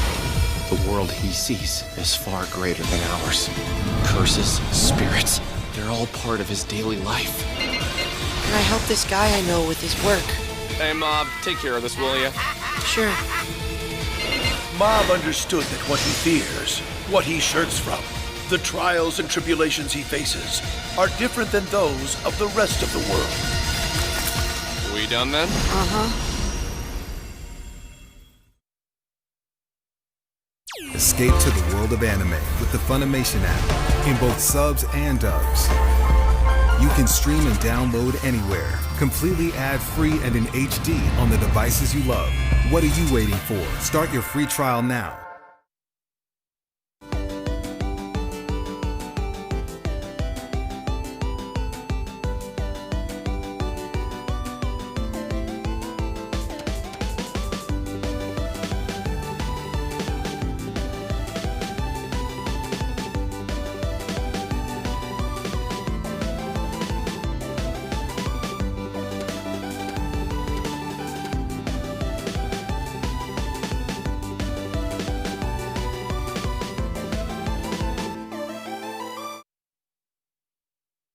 This is a public service announcement from Shell, the Sound Health and Everlasting Long Life Agency. The time has come to celebrate the first generation of people who've lived past the average natural lifespan of 120 years. grateful to live in a society without illness. They're exploiting us. We don't get to live or die without their say-so.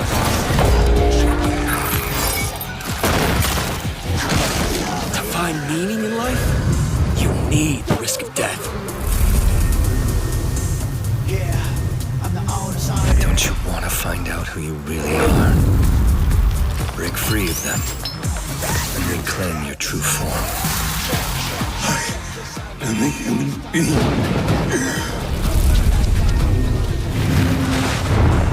Yoshiko, stay back! What was that monster? Where'd it go?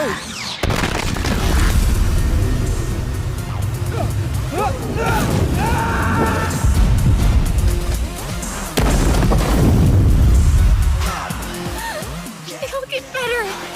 We have to believe that.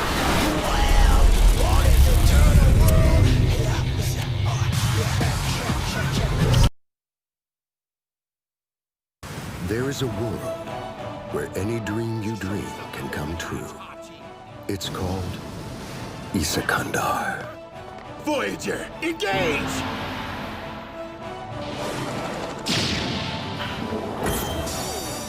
What the hell sort of festival is this? That is unfortunate. Please, let me off the hook just this once.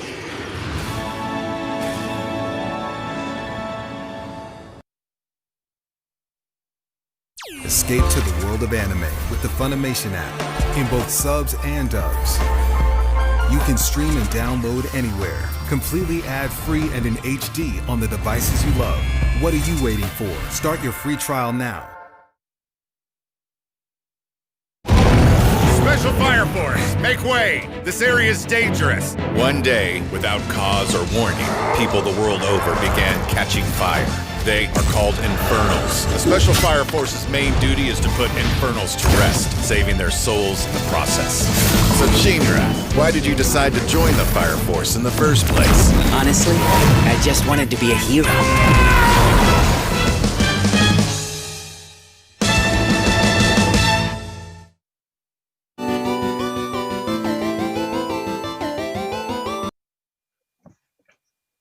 We're here. Hi, everybody. Hello. Hey, what's up? Hello. What's up, Mick? Oh, nice. With your, well, it's Power Ranger Samurai, also known as, Oh, which one was that? Shinkenkers Line it for up. Super Sentai. Yep. Nice. There you go. What up? Awesome. Shall we introduce ourselves? Yeah, let's go ahead. You guys, you want to start and we'll just go this way? Sounds great. So you guys already know me. I'm Austin. And I'm Jake. And I am Lauren. And on And the I'm call, yep. And we got Mick on call. Yeah. So we weren't able to do cosplay chess or anything like that this year. While he works on that, we weren't able to do cosplay chess or anything like that this year, unfortunately. But what we can do is we have the video from last year, and we were going to kind of do like a director's commentary on last year's cosplay duel. So that way you guys can get an idea for what it's like behind the scenes. We can tell you the fun things that happened along the way. And, you know, maybe you decide that after you watch this, you want to do cosplay duel next year. That's always open. Yep. Yeah, and just to kind of give a little background, you know, as to what all of our positions were. Lauren and I were the quote-unquote duelists last year, and then we had Mick, who was the behind-the-scenes genius to everything, came up with the slideshow, came up with the whole entire card script, even got card pictures and everything, so he was, as I said, the genius behind everything. Yeah. And I was there. Yeah. Jacob was our MC for the game as well. He was... Yeah, I had like one bit at the opening, and I was like, okay, guys, have fun. Yeah, you're the hype man for us. Yeah, I hyped. So, shall we start already? Yeah, let's get to it. Sounds like a plan. All right. Yep.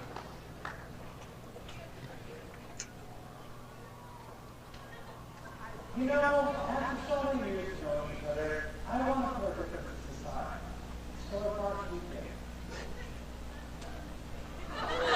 I don't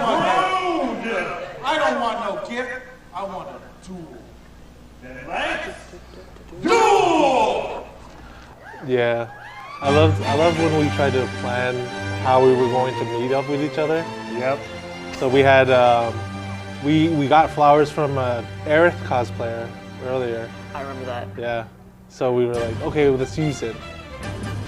So it was pretty great. Yeah. This part of the video was interesting on a sound standpoint because, as you can hear, there was not a lot that we could do at that point. We were having a little bit of issues when it came to getting caught on our mics, but still, you know, being in that moment and really working off each other. And that script, like that script really put it all together. Yep. Yeah. Yeah, the crowd loved you guys. It was a lot of fun to watch. So here we've got our first cosplayer. That was Carson. He was Silver's Rayleigh from One Piece. Yeah, don't ask me to pronounce that. Word. That's what we have Nick for. I remember you had a bit of trouble with some of the names. Yeah. Yeah, they were tricky. So this cosplayer here, Sora, was honestly my favorite because I'm a giant Kingdom Hearts fan. I got to talk with him on multiple occasions and he walked me through all the details that he put into his cosplay. He was a pretty sweet guy. Yeah. Loved him. Yeah. I love getting to talk to cosplayers about their cosplays. Oh yeah. Because like there's little bits about their cosplays that maybe you don't notice that they put like so much love and detail into, and then like they show it to you and it's like, oh my goodness. Yeah, I remember watching the choreograph of this one. Okay. And it was because I believe the Sora we had, this was his first year doing the game and all that stuff. And then we had Carson, who was a seasoned veteran when it comes to chess and what we were doing for this year, Duel. So it was kind of a helpful way to, you know, him being able to show him how to do certain things to make it look good. So. Yeah, it was really good having the mix in between of veteran players and then people that this was their first year. And, you know, having to do that complete left turn where it went from chess to Duel really was a swing for everybody, and it made it a lot easier having those vets that were like, okay, we still know how to do the choreographing, and there isn't much that's going to change there.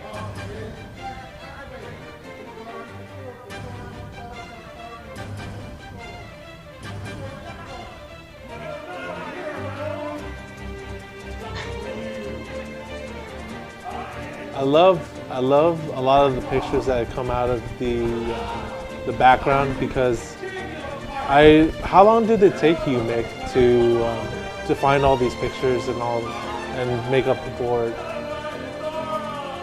The custom cards for the characters was probably a good afternoon. Like, sit down and like getting all the pictures. The thing that took the most time was like figure out the effects that each card would have, because I had to base them off off card effects that actually already exist in the game. So like things would work out with the changing of characters, because there's a lot of freedom with Yu-Gi-Oh! With having the heroes swap in and out and changing sides whenever they wanted. So it was a lot of fun to make the cards. So we actually do have a question from the audience. Jaboy Austie was talking about names like Sora.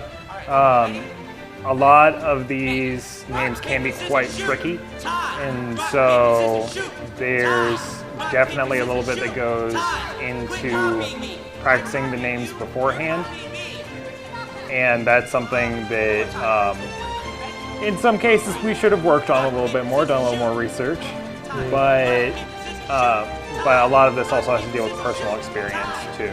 You know, as I said earlier, huge Kingdom Hearts fan, so of course I know how to pronounce it. Yeah.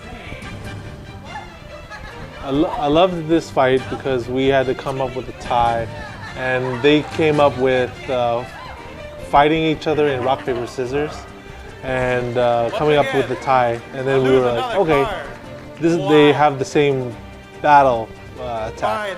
So it was, it turned out really well. I loved their choreograph, their dialogue, and I thought they did a really good job in it. They are destroyed now. Yeah. Now we can finally hear Lauren, which is great, and I get a little bit animated. I draw 2 cards because of it. I also activate Call of the Haunted. I get to special summon Jinx from the graveyard. Jinx, come to me! Come to me, my Where pretty. did you go? There she is. Yeah. I love that whenever we do these games, we always get a lot of newer people, so they get to have that type of experience of being able to do certain stuff like that. Where I honestly wish that Jinx actually like slapped you across the face. That would have been funny. Yeah, there was definitely some reluctancy there. Do I actually Jinx, hit him? And some of our cosplayers were a little reluctant to do things to their duelists, which is fair. But I mean, that's just because they're nice people. So. Oh, yeah. Well, yeah, I think a lot of them too are probably like, okay, so how much of this is stage acting and how much do I actually do here? Yeah. Oh man, this Joker. This kid, I really liked him. He was a hoot to be around the entire con. He stuck the Joker cosplay, and like he did. Being able to be the character Joker, he did really well. So. He really did. Yeah, the guy loved it. Oh yeah. Yeah. I also loved the Ichigo. The Ichigo was really funny as well. So you'll notice he reaches back for his sword there. It's because I had his sword behind me, and I had to hand him that part of his cosplay. It's a very large sword, for those of you who know the anime, and that was a handmade sword. So we needed to be extra careful with it, make sure that as people were moving around and all this interaction was going on, that it wasn't going to break. Yeah. Another thing, I don't know if you've noticed. Oh, sorry. Go ahead, Rick. Oh, yeah, okay. So I think around when he fell, his sword actually almost hit the mic, so we had a close call there. We had a couple of close calls, as I remember. How could you forget? I don't know if you also noticed, along with him falling, he dropped his wig as well. Which, I don't know why. It always seems like every year when it comes to cosplay duel, cosplay chess, someone's wig always ends up coming off. So this choreograph right here was a lot of work. Mm-hmm. I mean, these guys just every single practice would get better and better and better in this fight and put more and more into it. What? If you heard him specifically say, "He knocked my hair color off," that was him improvising very well with his wig coming off again. They punched the highlights from her hair. That would have been great. Pot of Greed and draw Hey, 2 more. there's some more vocalism with Austin's mic too now. Finally. Yeah. Yeah, there was a lot in this game where I lost cards that would just go straight to your side. Yeah. So this part here, there was a lot going back and forth between characters, and Joker went all the way off stage, and so I had to improv right there and be like, okay, where are you going? Come back, please. Add that target to your hand, and I will bring Ichigo back to hand and normal summon. That's so fair. I love some of the custom cards that were shown on the game. Though I think during the whole game we didn't notice them. But looking back at it now, it's like, oh wow, these are really cool cards. And I will play Yeah. Trap. So we got another question in from Chaboy Osti. He said, how much rehearsal time did you have to do? No! It happens so fast, When it came to the cosplayers, they would meet, what was it, twice a week? It'll be once or twice a week, depending on, of course, everyone's schedule.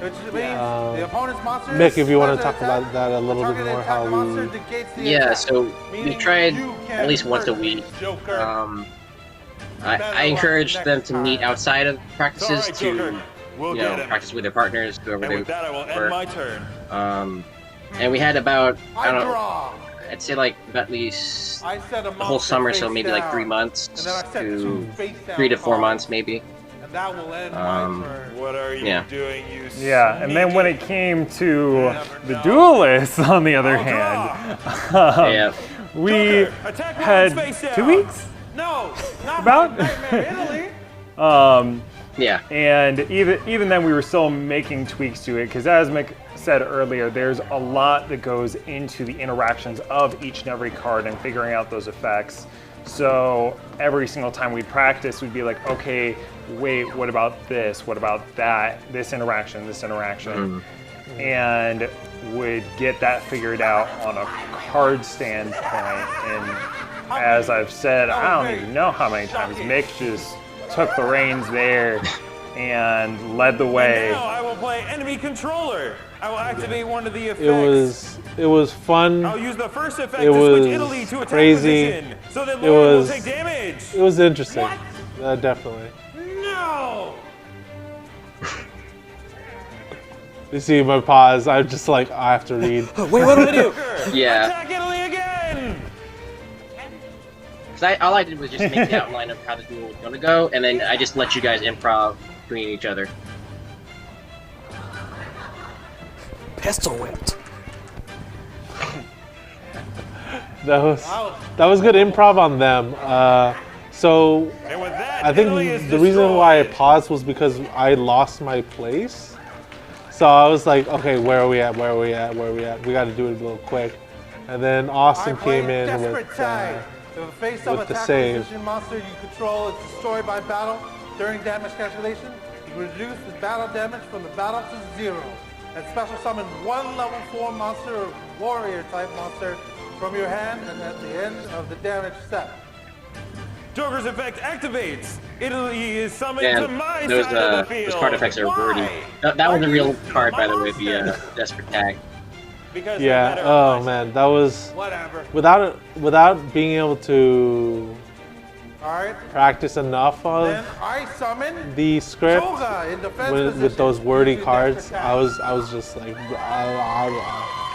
scrambling with my words a little bit. Italy, attack Toga! And of course, any of you that have had any experience, working with a script or anything that isn't memorized, obviously, if you're trying to interact with a crowd, you're trying to interact with the people on the stage, and then you're looking down at paper with very small letters. It's very difficult. You can lose your place Toga very is destroyed.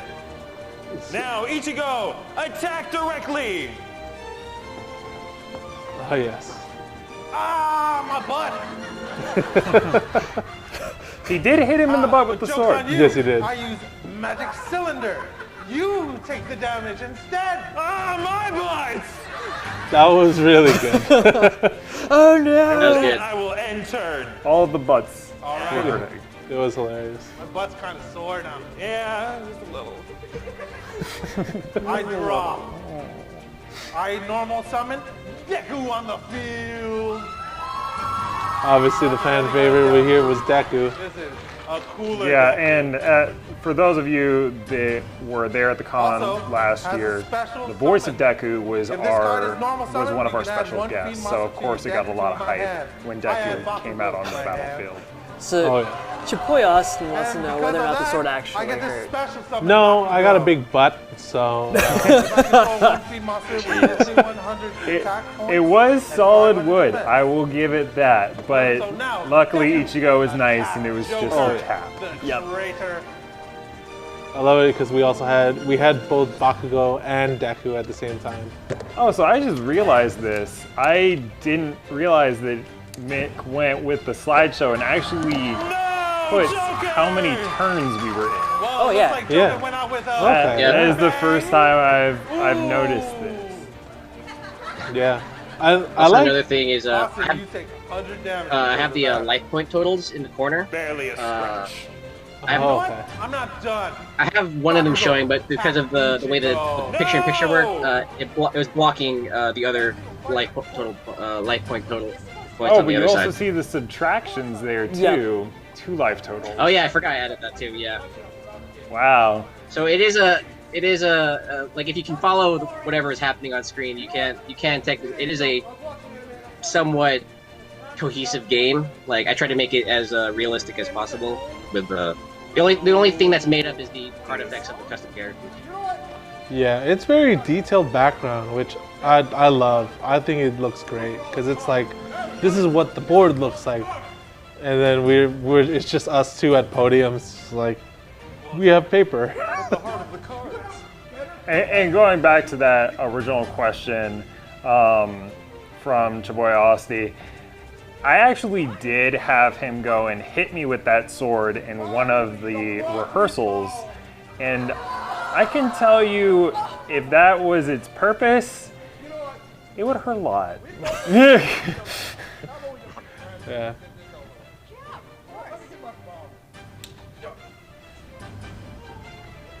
So one of the things you'll notice about Deku and Bakugo in this is they decided to take a different spin on it and make it so that they had more weapons like today. They had knives, they had guns. What is that? They had a staff too. Yeah, I saw the staff If they earlier. accept my handshake, each player's life points become half the combined this life part's points great. So of both players. this is And the if I point have where I unity thought in the my hand, duel I show it to my ended, opponent, and I they had must to accept go the handshake. like do And I something for reveal some other unity. panel, I think. And so I saw this, I was like, oh sweet, I'm not missing anything, and peaced out. Oh wow. So I legit thought this was the end of the battle. And then, like, I watched the playback later and found out there was more to it, and I was like, I missed so much stuff. Yeah, I think this was about the halfway point or so. I guess we got life points now. We were going through a good amount. I love that I'm still wiping my hand. Yeah, we're still wiping your hand in disgust. Like, I am so done with you. Rena Rouge? Yeah. So, back to names. You'll hear that I messed up there. I said Rena Rogue. I have never seen this anime. And so the names, again, just I highly recommend it, if only to like get a taste for what's going on in French animation, because that's a French-Korean collaboration. Whoa, Bendy. Bendy. Bendy, attack Rena Rouge. I don't know why I kept saying Bende. Yeah, Bende. you put like a weird accent to it. It's Like, my whoa, boy, Bende. Bende. Oh, Oh, Bende.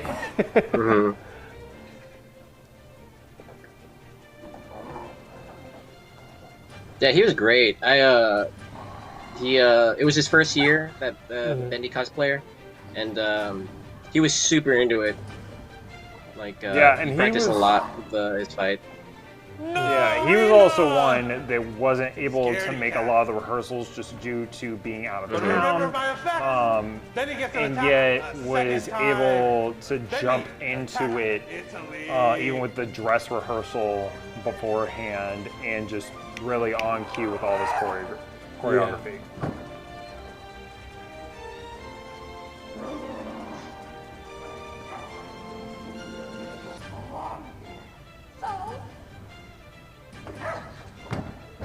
The one thing I do wish we were able to have last year that we'll probably have for next year is better mics for the individuals speakers.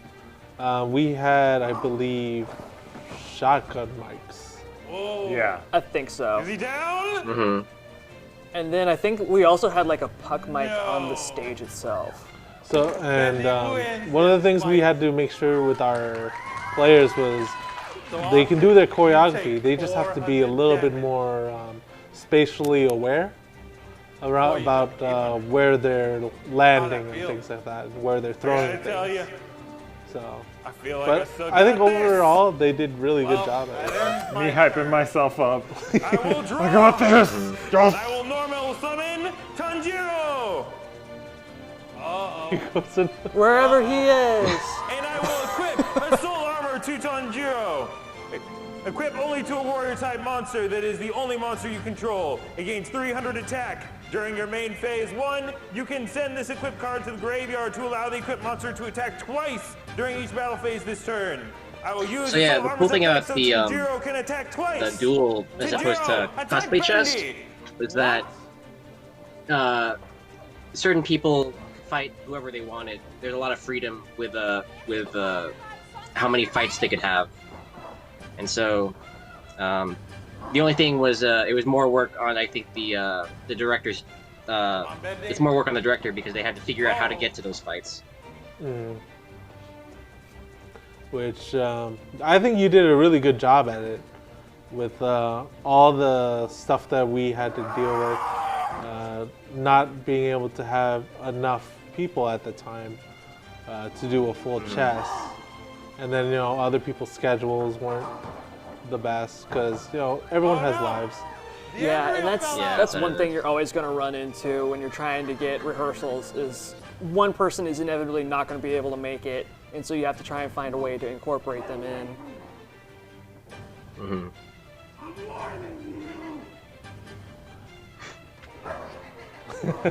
I love that one. Yeah. Too magic, too magic. Welcome to the end of Bendy. No! Literally. Yep. And with that, Bendy is destroyed. Oh man, that was a really good fight though. So it'd be cool next time if we could get life point counters at the bottom of the stands, so that we could watch the totals go up and down in real time. That'd be really cool. great. I get the special summon. Yeah, make it so that we actually have dual platforms, just like in the old show. I'll get a disc. We'll do it. Dual disc? Oh wow. We'll go old school. Because I think in the most recent season they have embedded things in their head. So this is Yu-Gi-Oh, not Pokemon. This was all. Yeah, great improv by Carson. Yeah, this was all not planned. Carson just decided, oh hey, there's a Pikachu costume, and decided to come out. So I was almost say something that I don't know if you knew, Austin. Me and Carson kind of planned that actually. So what happened was during con, he was telling me that I'm gonna do Silver's Rayleigh for the first part, and then he was like, we both looked at the Pikachu costume, and he was like, I have an idea, and I was like, okay, how are we gonna twist it? And then he takes Ichigo's sword. Yeah. Don't hand a Pikachu a sword. It's all bad. No! Yes, finish it! No! Don't do it, Tanjiro! The little Tanjiro gets kicked in the shin. But now Pikachu has no sword.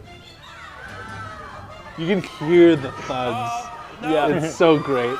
Oh no! And Pikachu is beheaded! I love that Tanjiro first chops the head and then kicks it off. It was like, it's not enough that I chop your head off. I'm gonna kick it off. Notice his legs still moving. Those last death kicks. Playing Pokemon in Yu-Gi-Oh! He just rolls. Get him off the field! It'd be really cool if somebody cosplayed Tinkerbell and did this next year. Oh. And then she died, but then we got a Monster Reborn, and the crowd had to clap in order to get her to come back. Oh, that would be so great. That'd be amazing. 2 your life points. But that Pikachu had something special. It gets to destroy your swords of revealing lights. No! That's what it would. I guess Pikachu uses Thunderbolt to take out Swords of Revealing Light in that case. You're the one who killed the Pikachu. I draw. I did play kill Pikachu, you're Warriors right, I Elimination. did. Destroy all Warriors monsters on the field. And you activate my trap card. Blast with chain. Target one face-up monster I control. Equip this card to that target. It gains 500 attack. If this card is destroyed by a card effect while equipped, target one card on the field and destroy that target. And I equip to Tanjiro. Well, that destroys both Tanjiro and my Bakugo. God damn it. Seems fair. Oh, well. I saw Curses. Deku. Foiled again. Stab him. He just runs over. I play a hero emerges. When an opponent's monster declares an attack, your opponent chooses one random card from my hand, and then if a monster that can be if it's a monster that can be special summoned, special summon it. Otherwise, send it to the graveyard. Choose a card. With my hand that's not here. My magical hand. Yeah. Again?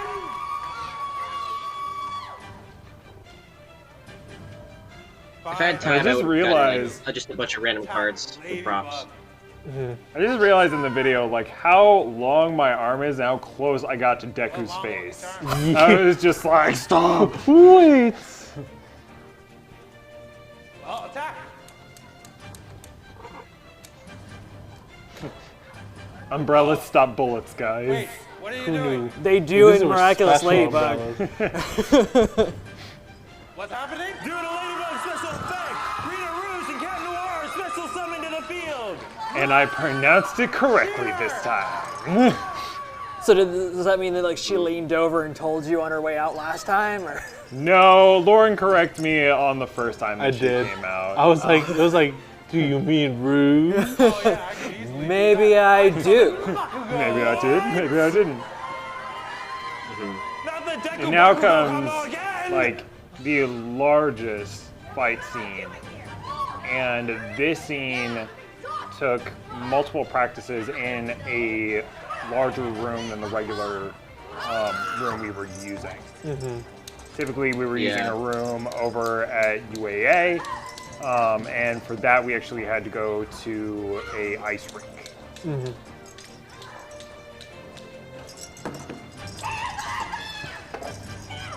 Bakugo's, or not Bakugo, Deku's not a staff fighter. Yeah. No. You dropped that pretty quick. It's like, fists work better.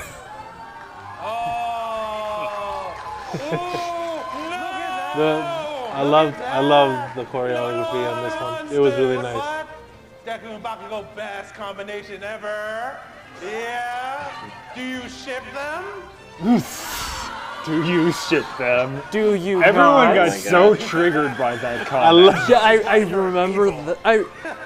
I remember that, All your monsters but I are don't think I defeated. was in there when I heard them all go, No. oh! Even the harder I the think I card. like had to walk by for There's some only one reason, way and I I just can heard win the crowd go, this. ah!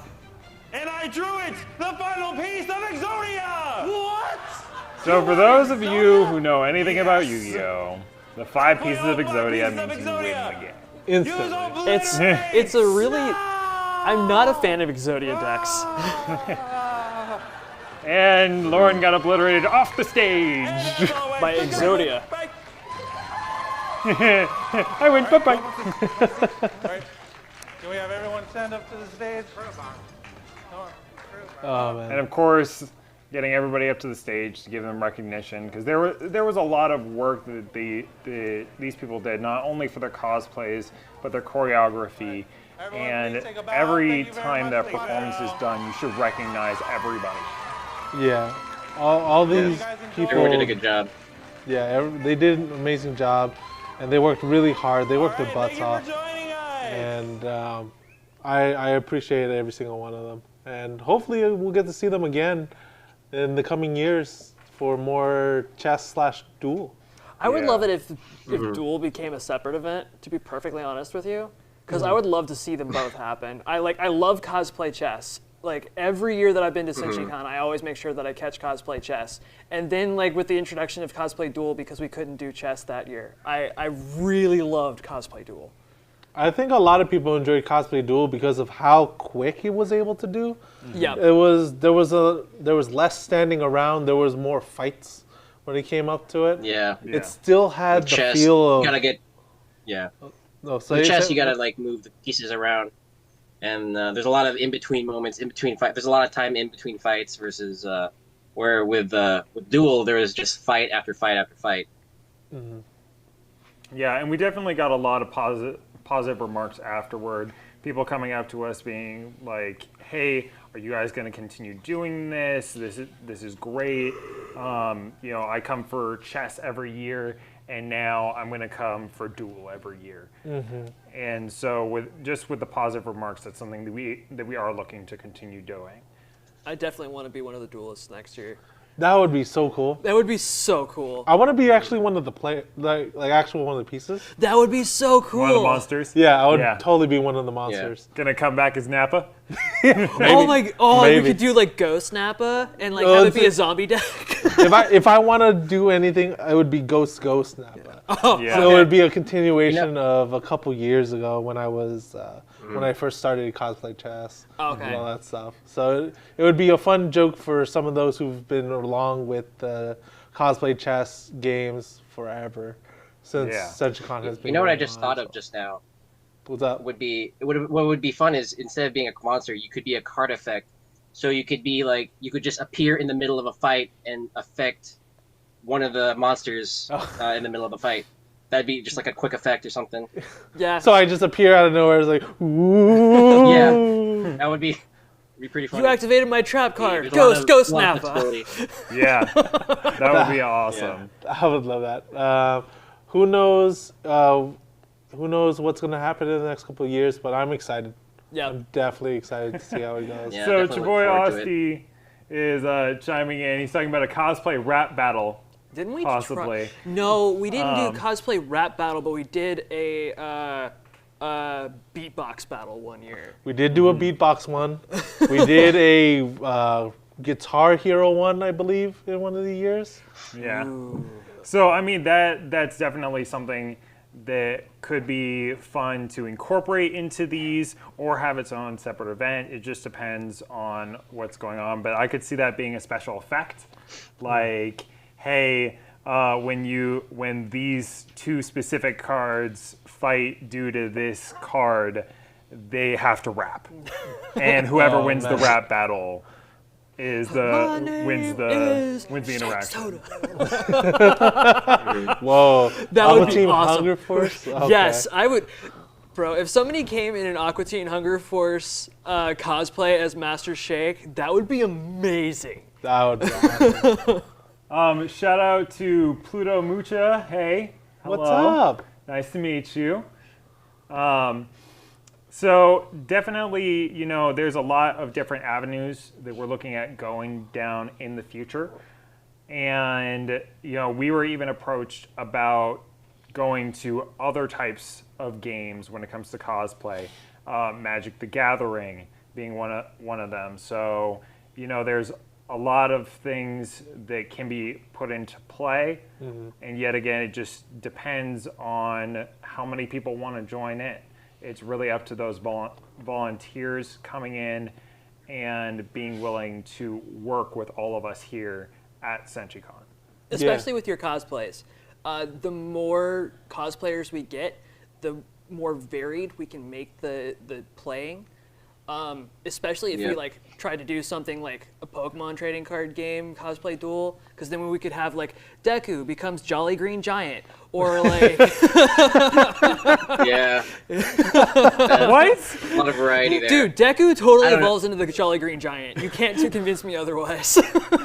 It's canon now. I mean, I would think maybe like Deku into All Might. No. Maybe. No, their hair color's different. Their fighting style is different too. Yeah. True. Very true. That would be amazing. But yeah, like if you have a cosplay that you're like thinking of doing, or that you have that's just like you worked really hard on it and you absolutely love it, we're more than happy to have you. We like you don't need to be like some big name actor to come work with us.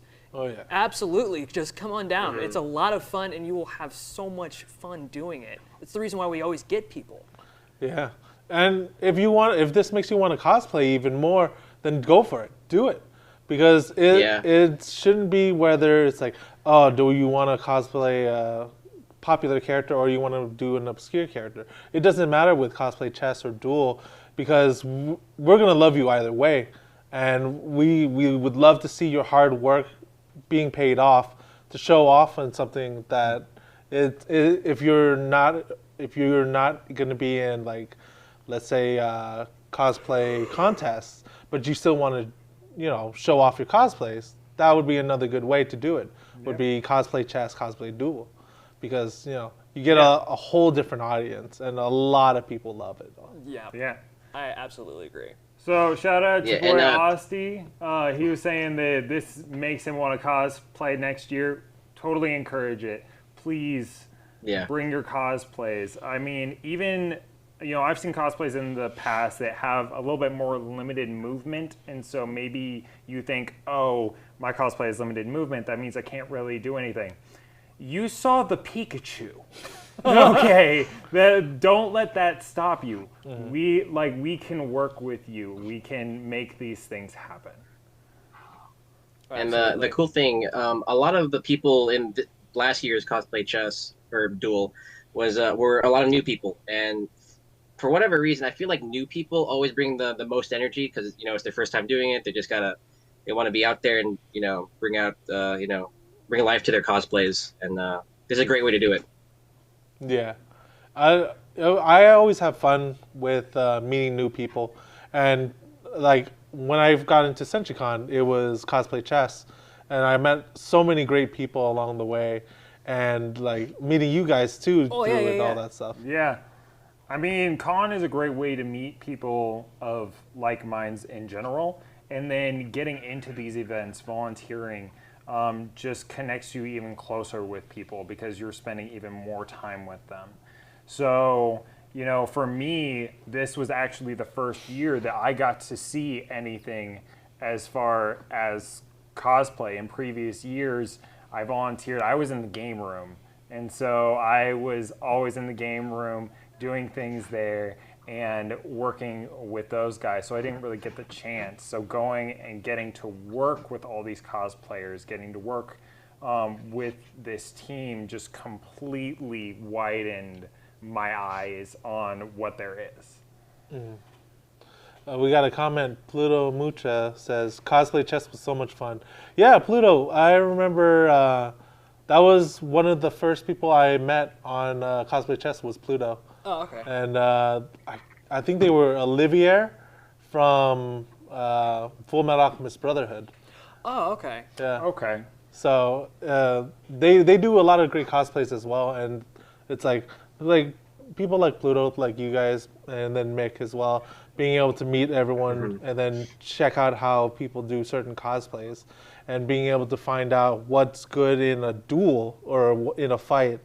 Where okay, you make this prop more sturdier, or you make your costume more maneuverable and things like that. Cosplay Chess is a really great way to use something like that, and plus, it gets you great pictures. Yeah, it really does. It really does. It's awesome because you've got all these people that go and put these time into their cosplays, and so you'll get to join up with those people afterward and take photos with them and see people that you normally wouldn't see together, like Jinx and Deku.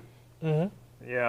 There's these combinations that are special to a con in general, but the more that you're involved in the convention, the more you get to be a part of that. Mm-hmm. And that's one of the things that's really nice about this particular convention is we're a big convention, but we're big by Alaska standards. Mm-hmm. So it's still a hometown convention. You can get to know all of the staff, and you can make friends with all of the staffers and meet friends at the convention. And if you want to, you can start working your way, starting out and volunteering, and then finding where you like to volunteer, and then maybe applying for a job in that section for the next convention. It's not this amazingly large thing that's like, oh, you wanted to be a moderator? Well, I mean, what's your resume look like? Yeah. It's not something like that. Like my first year working as an MC, I think I just emailed Braxton and I was like, hey, I really want to do Master of Ceremonies stuff. Are you guys looking for one? And I think I had to send in an audition tape, but like, it's been super easy. Like a lot of people came to me and were like, dude, this is what we want you to do later. And 5 years later, here I am. So still MC. Still MC.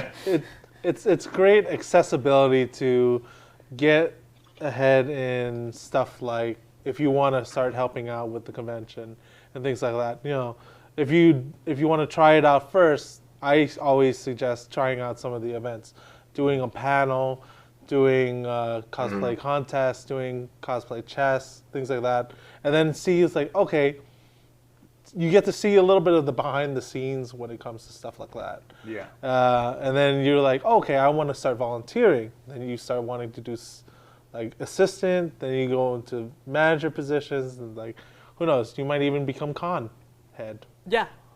Like everybody's got to start somewhere. Oh yeah. And Senshi Con is no different. If you want to see some things happen in Senshi Con, you can absolutely recommend them to us. Or like if you feel like it's a really great idea and maybe it's something that you want to push for yourself, you can always try and come like work for us as a volunteer, pitch the idea. And then like maybe a couple years down the road, once you've refined it and you're somewhere in the staff position, you can say, hey, so I've been working on this idea for a while. And at that point, it becomes your project, and you can take it over from there. It's like, that's the nice thing about hometown conventions like this, is because we're so small, there's a lot of room for growth for people to do stuff like that. And especially in the cosplay community where it's like, we're in Alaska, we're in Alaska, which, you know, you have all the time to work on a cosplay.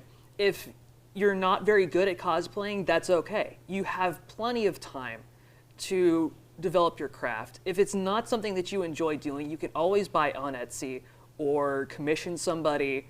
I'm constantly trying to find people for doing wig making because I am not a wig maker, nor do I intend to pretend to be.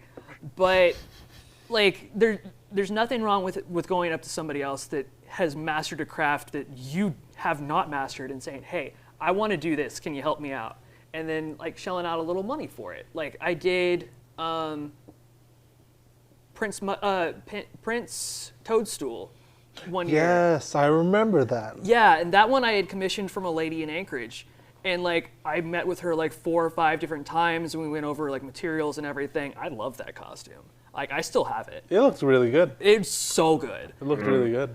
And then there's people like me who I haven't gotten into cosplaying yet, but it is something I'm looking at. It's something that I am really looking to get into and start doing. You know, that's why I had multiple conversations with the Sora cosplayer, because I've always envisioned myself cosplaying Sora. And so that's something that I'm looking at doing. So I was talking to him about all the details of his costume, how he decided to use like which Keyblade he was going to use. So yeah, and your boy Austin was saying that he has never been to Senshi Con. That's totally okay.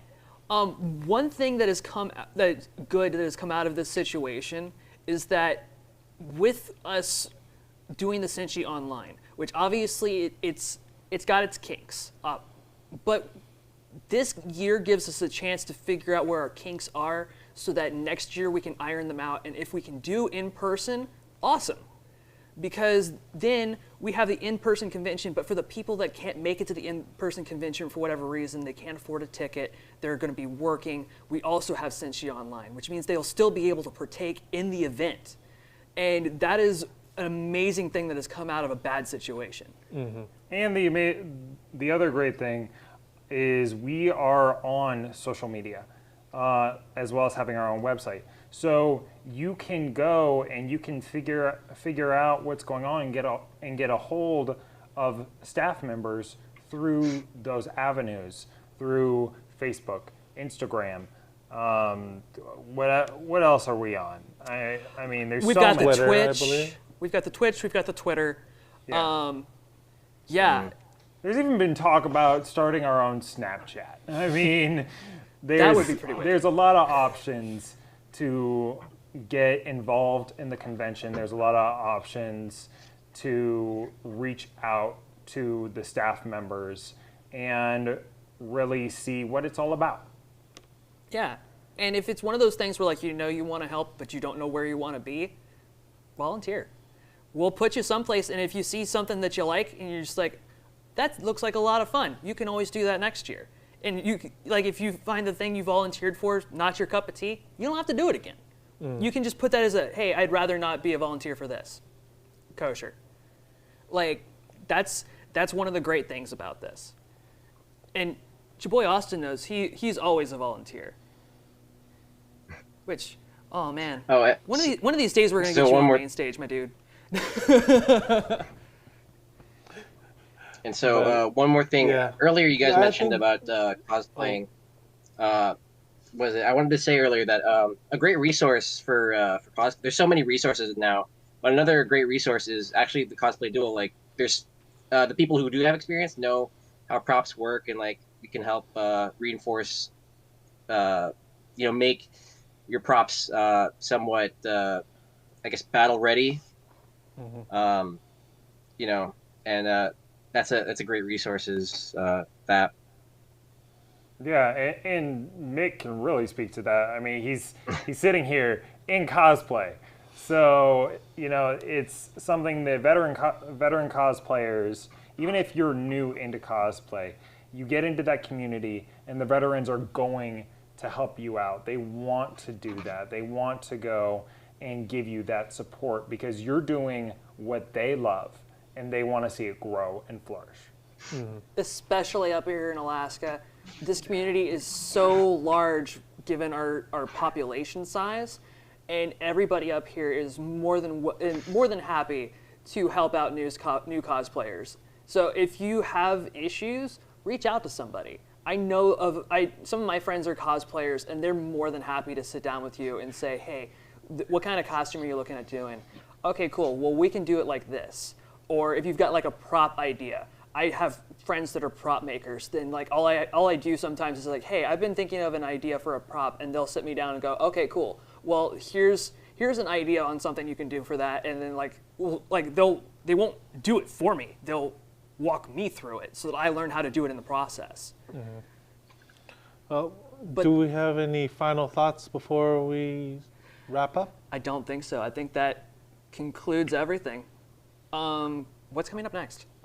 We have, I believe, Card Against Otaku next. Okay. So. Okay. Yeah, so we're going to go to quick break. Then we're going to check in with our gaming groups, and afterwards, I will see you in Cards Against Otaku. And so will I. I won't. Bye, guys. Bye, everybody. See you guys. Later.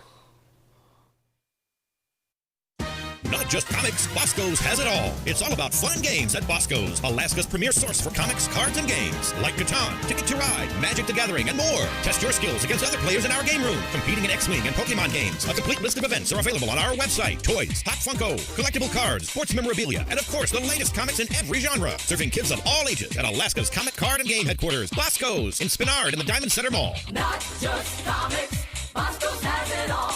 Bosco's!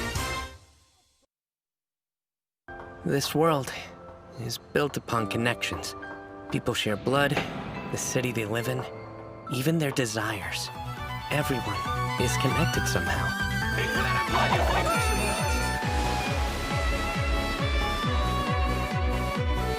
But I know, better than anyone, that no matter how strong they may seem, those connections can easily be lost.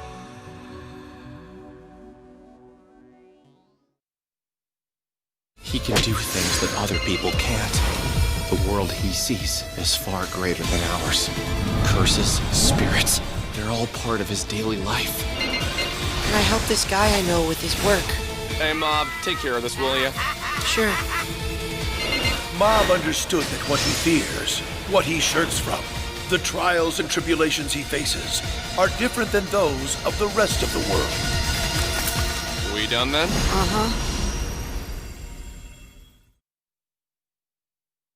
Escape to the world of anime with the Funimation app in both subs and dubs. You can stream and download anywhere, completely ad-free and in HD on the devices you love. What are you waiting for? Start your free trial now.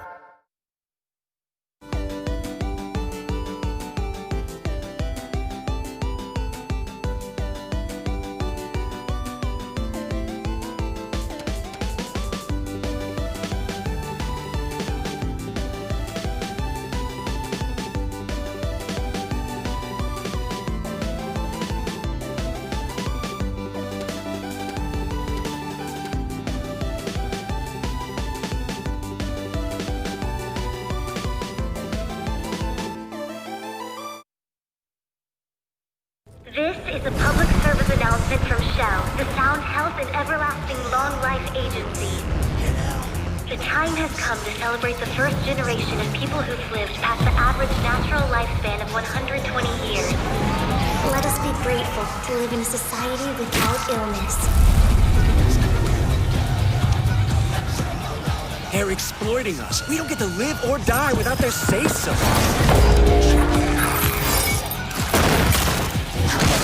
To find meaning in life, you need the risk of death. Don't you want to find out who you really are? Break free of them and reclaim your true form. I'm a human being.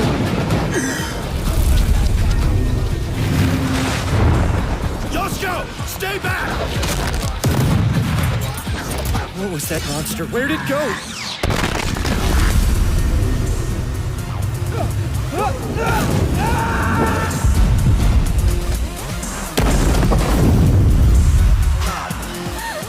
It'll get better. We have to believe that.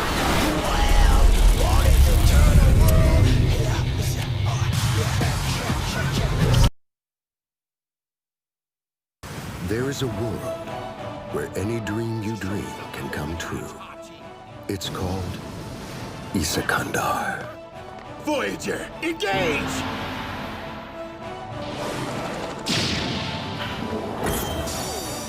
What the hell sort of festival is this? That is unfortunate. Please, let me off the hook just this once.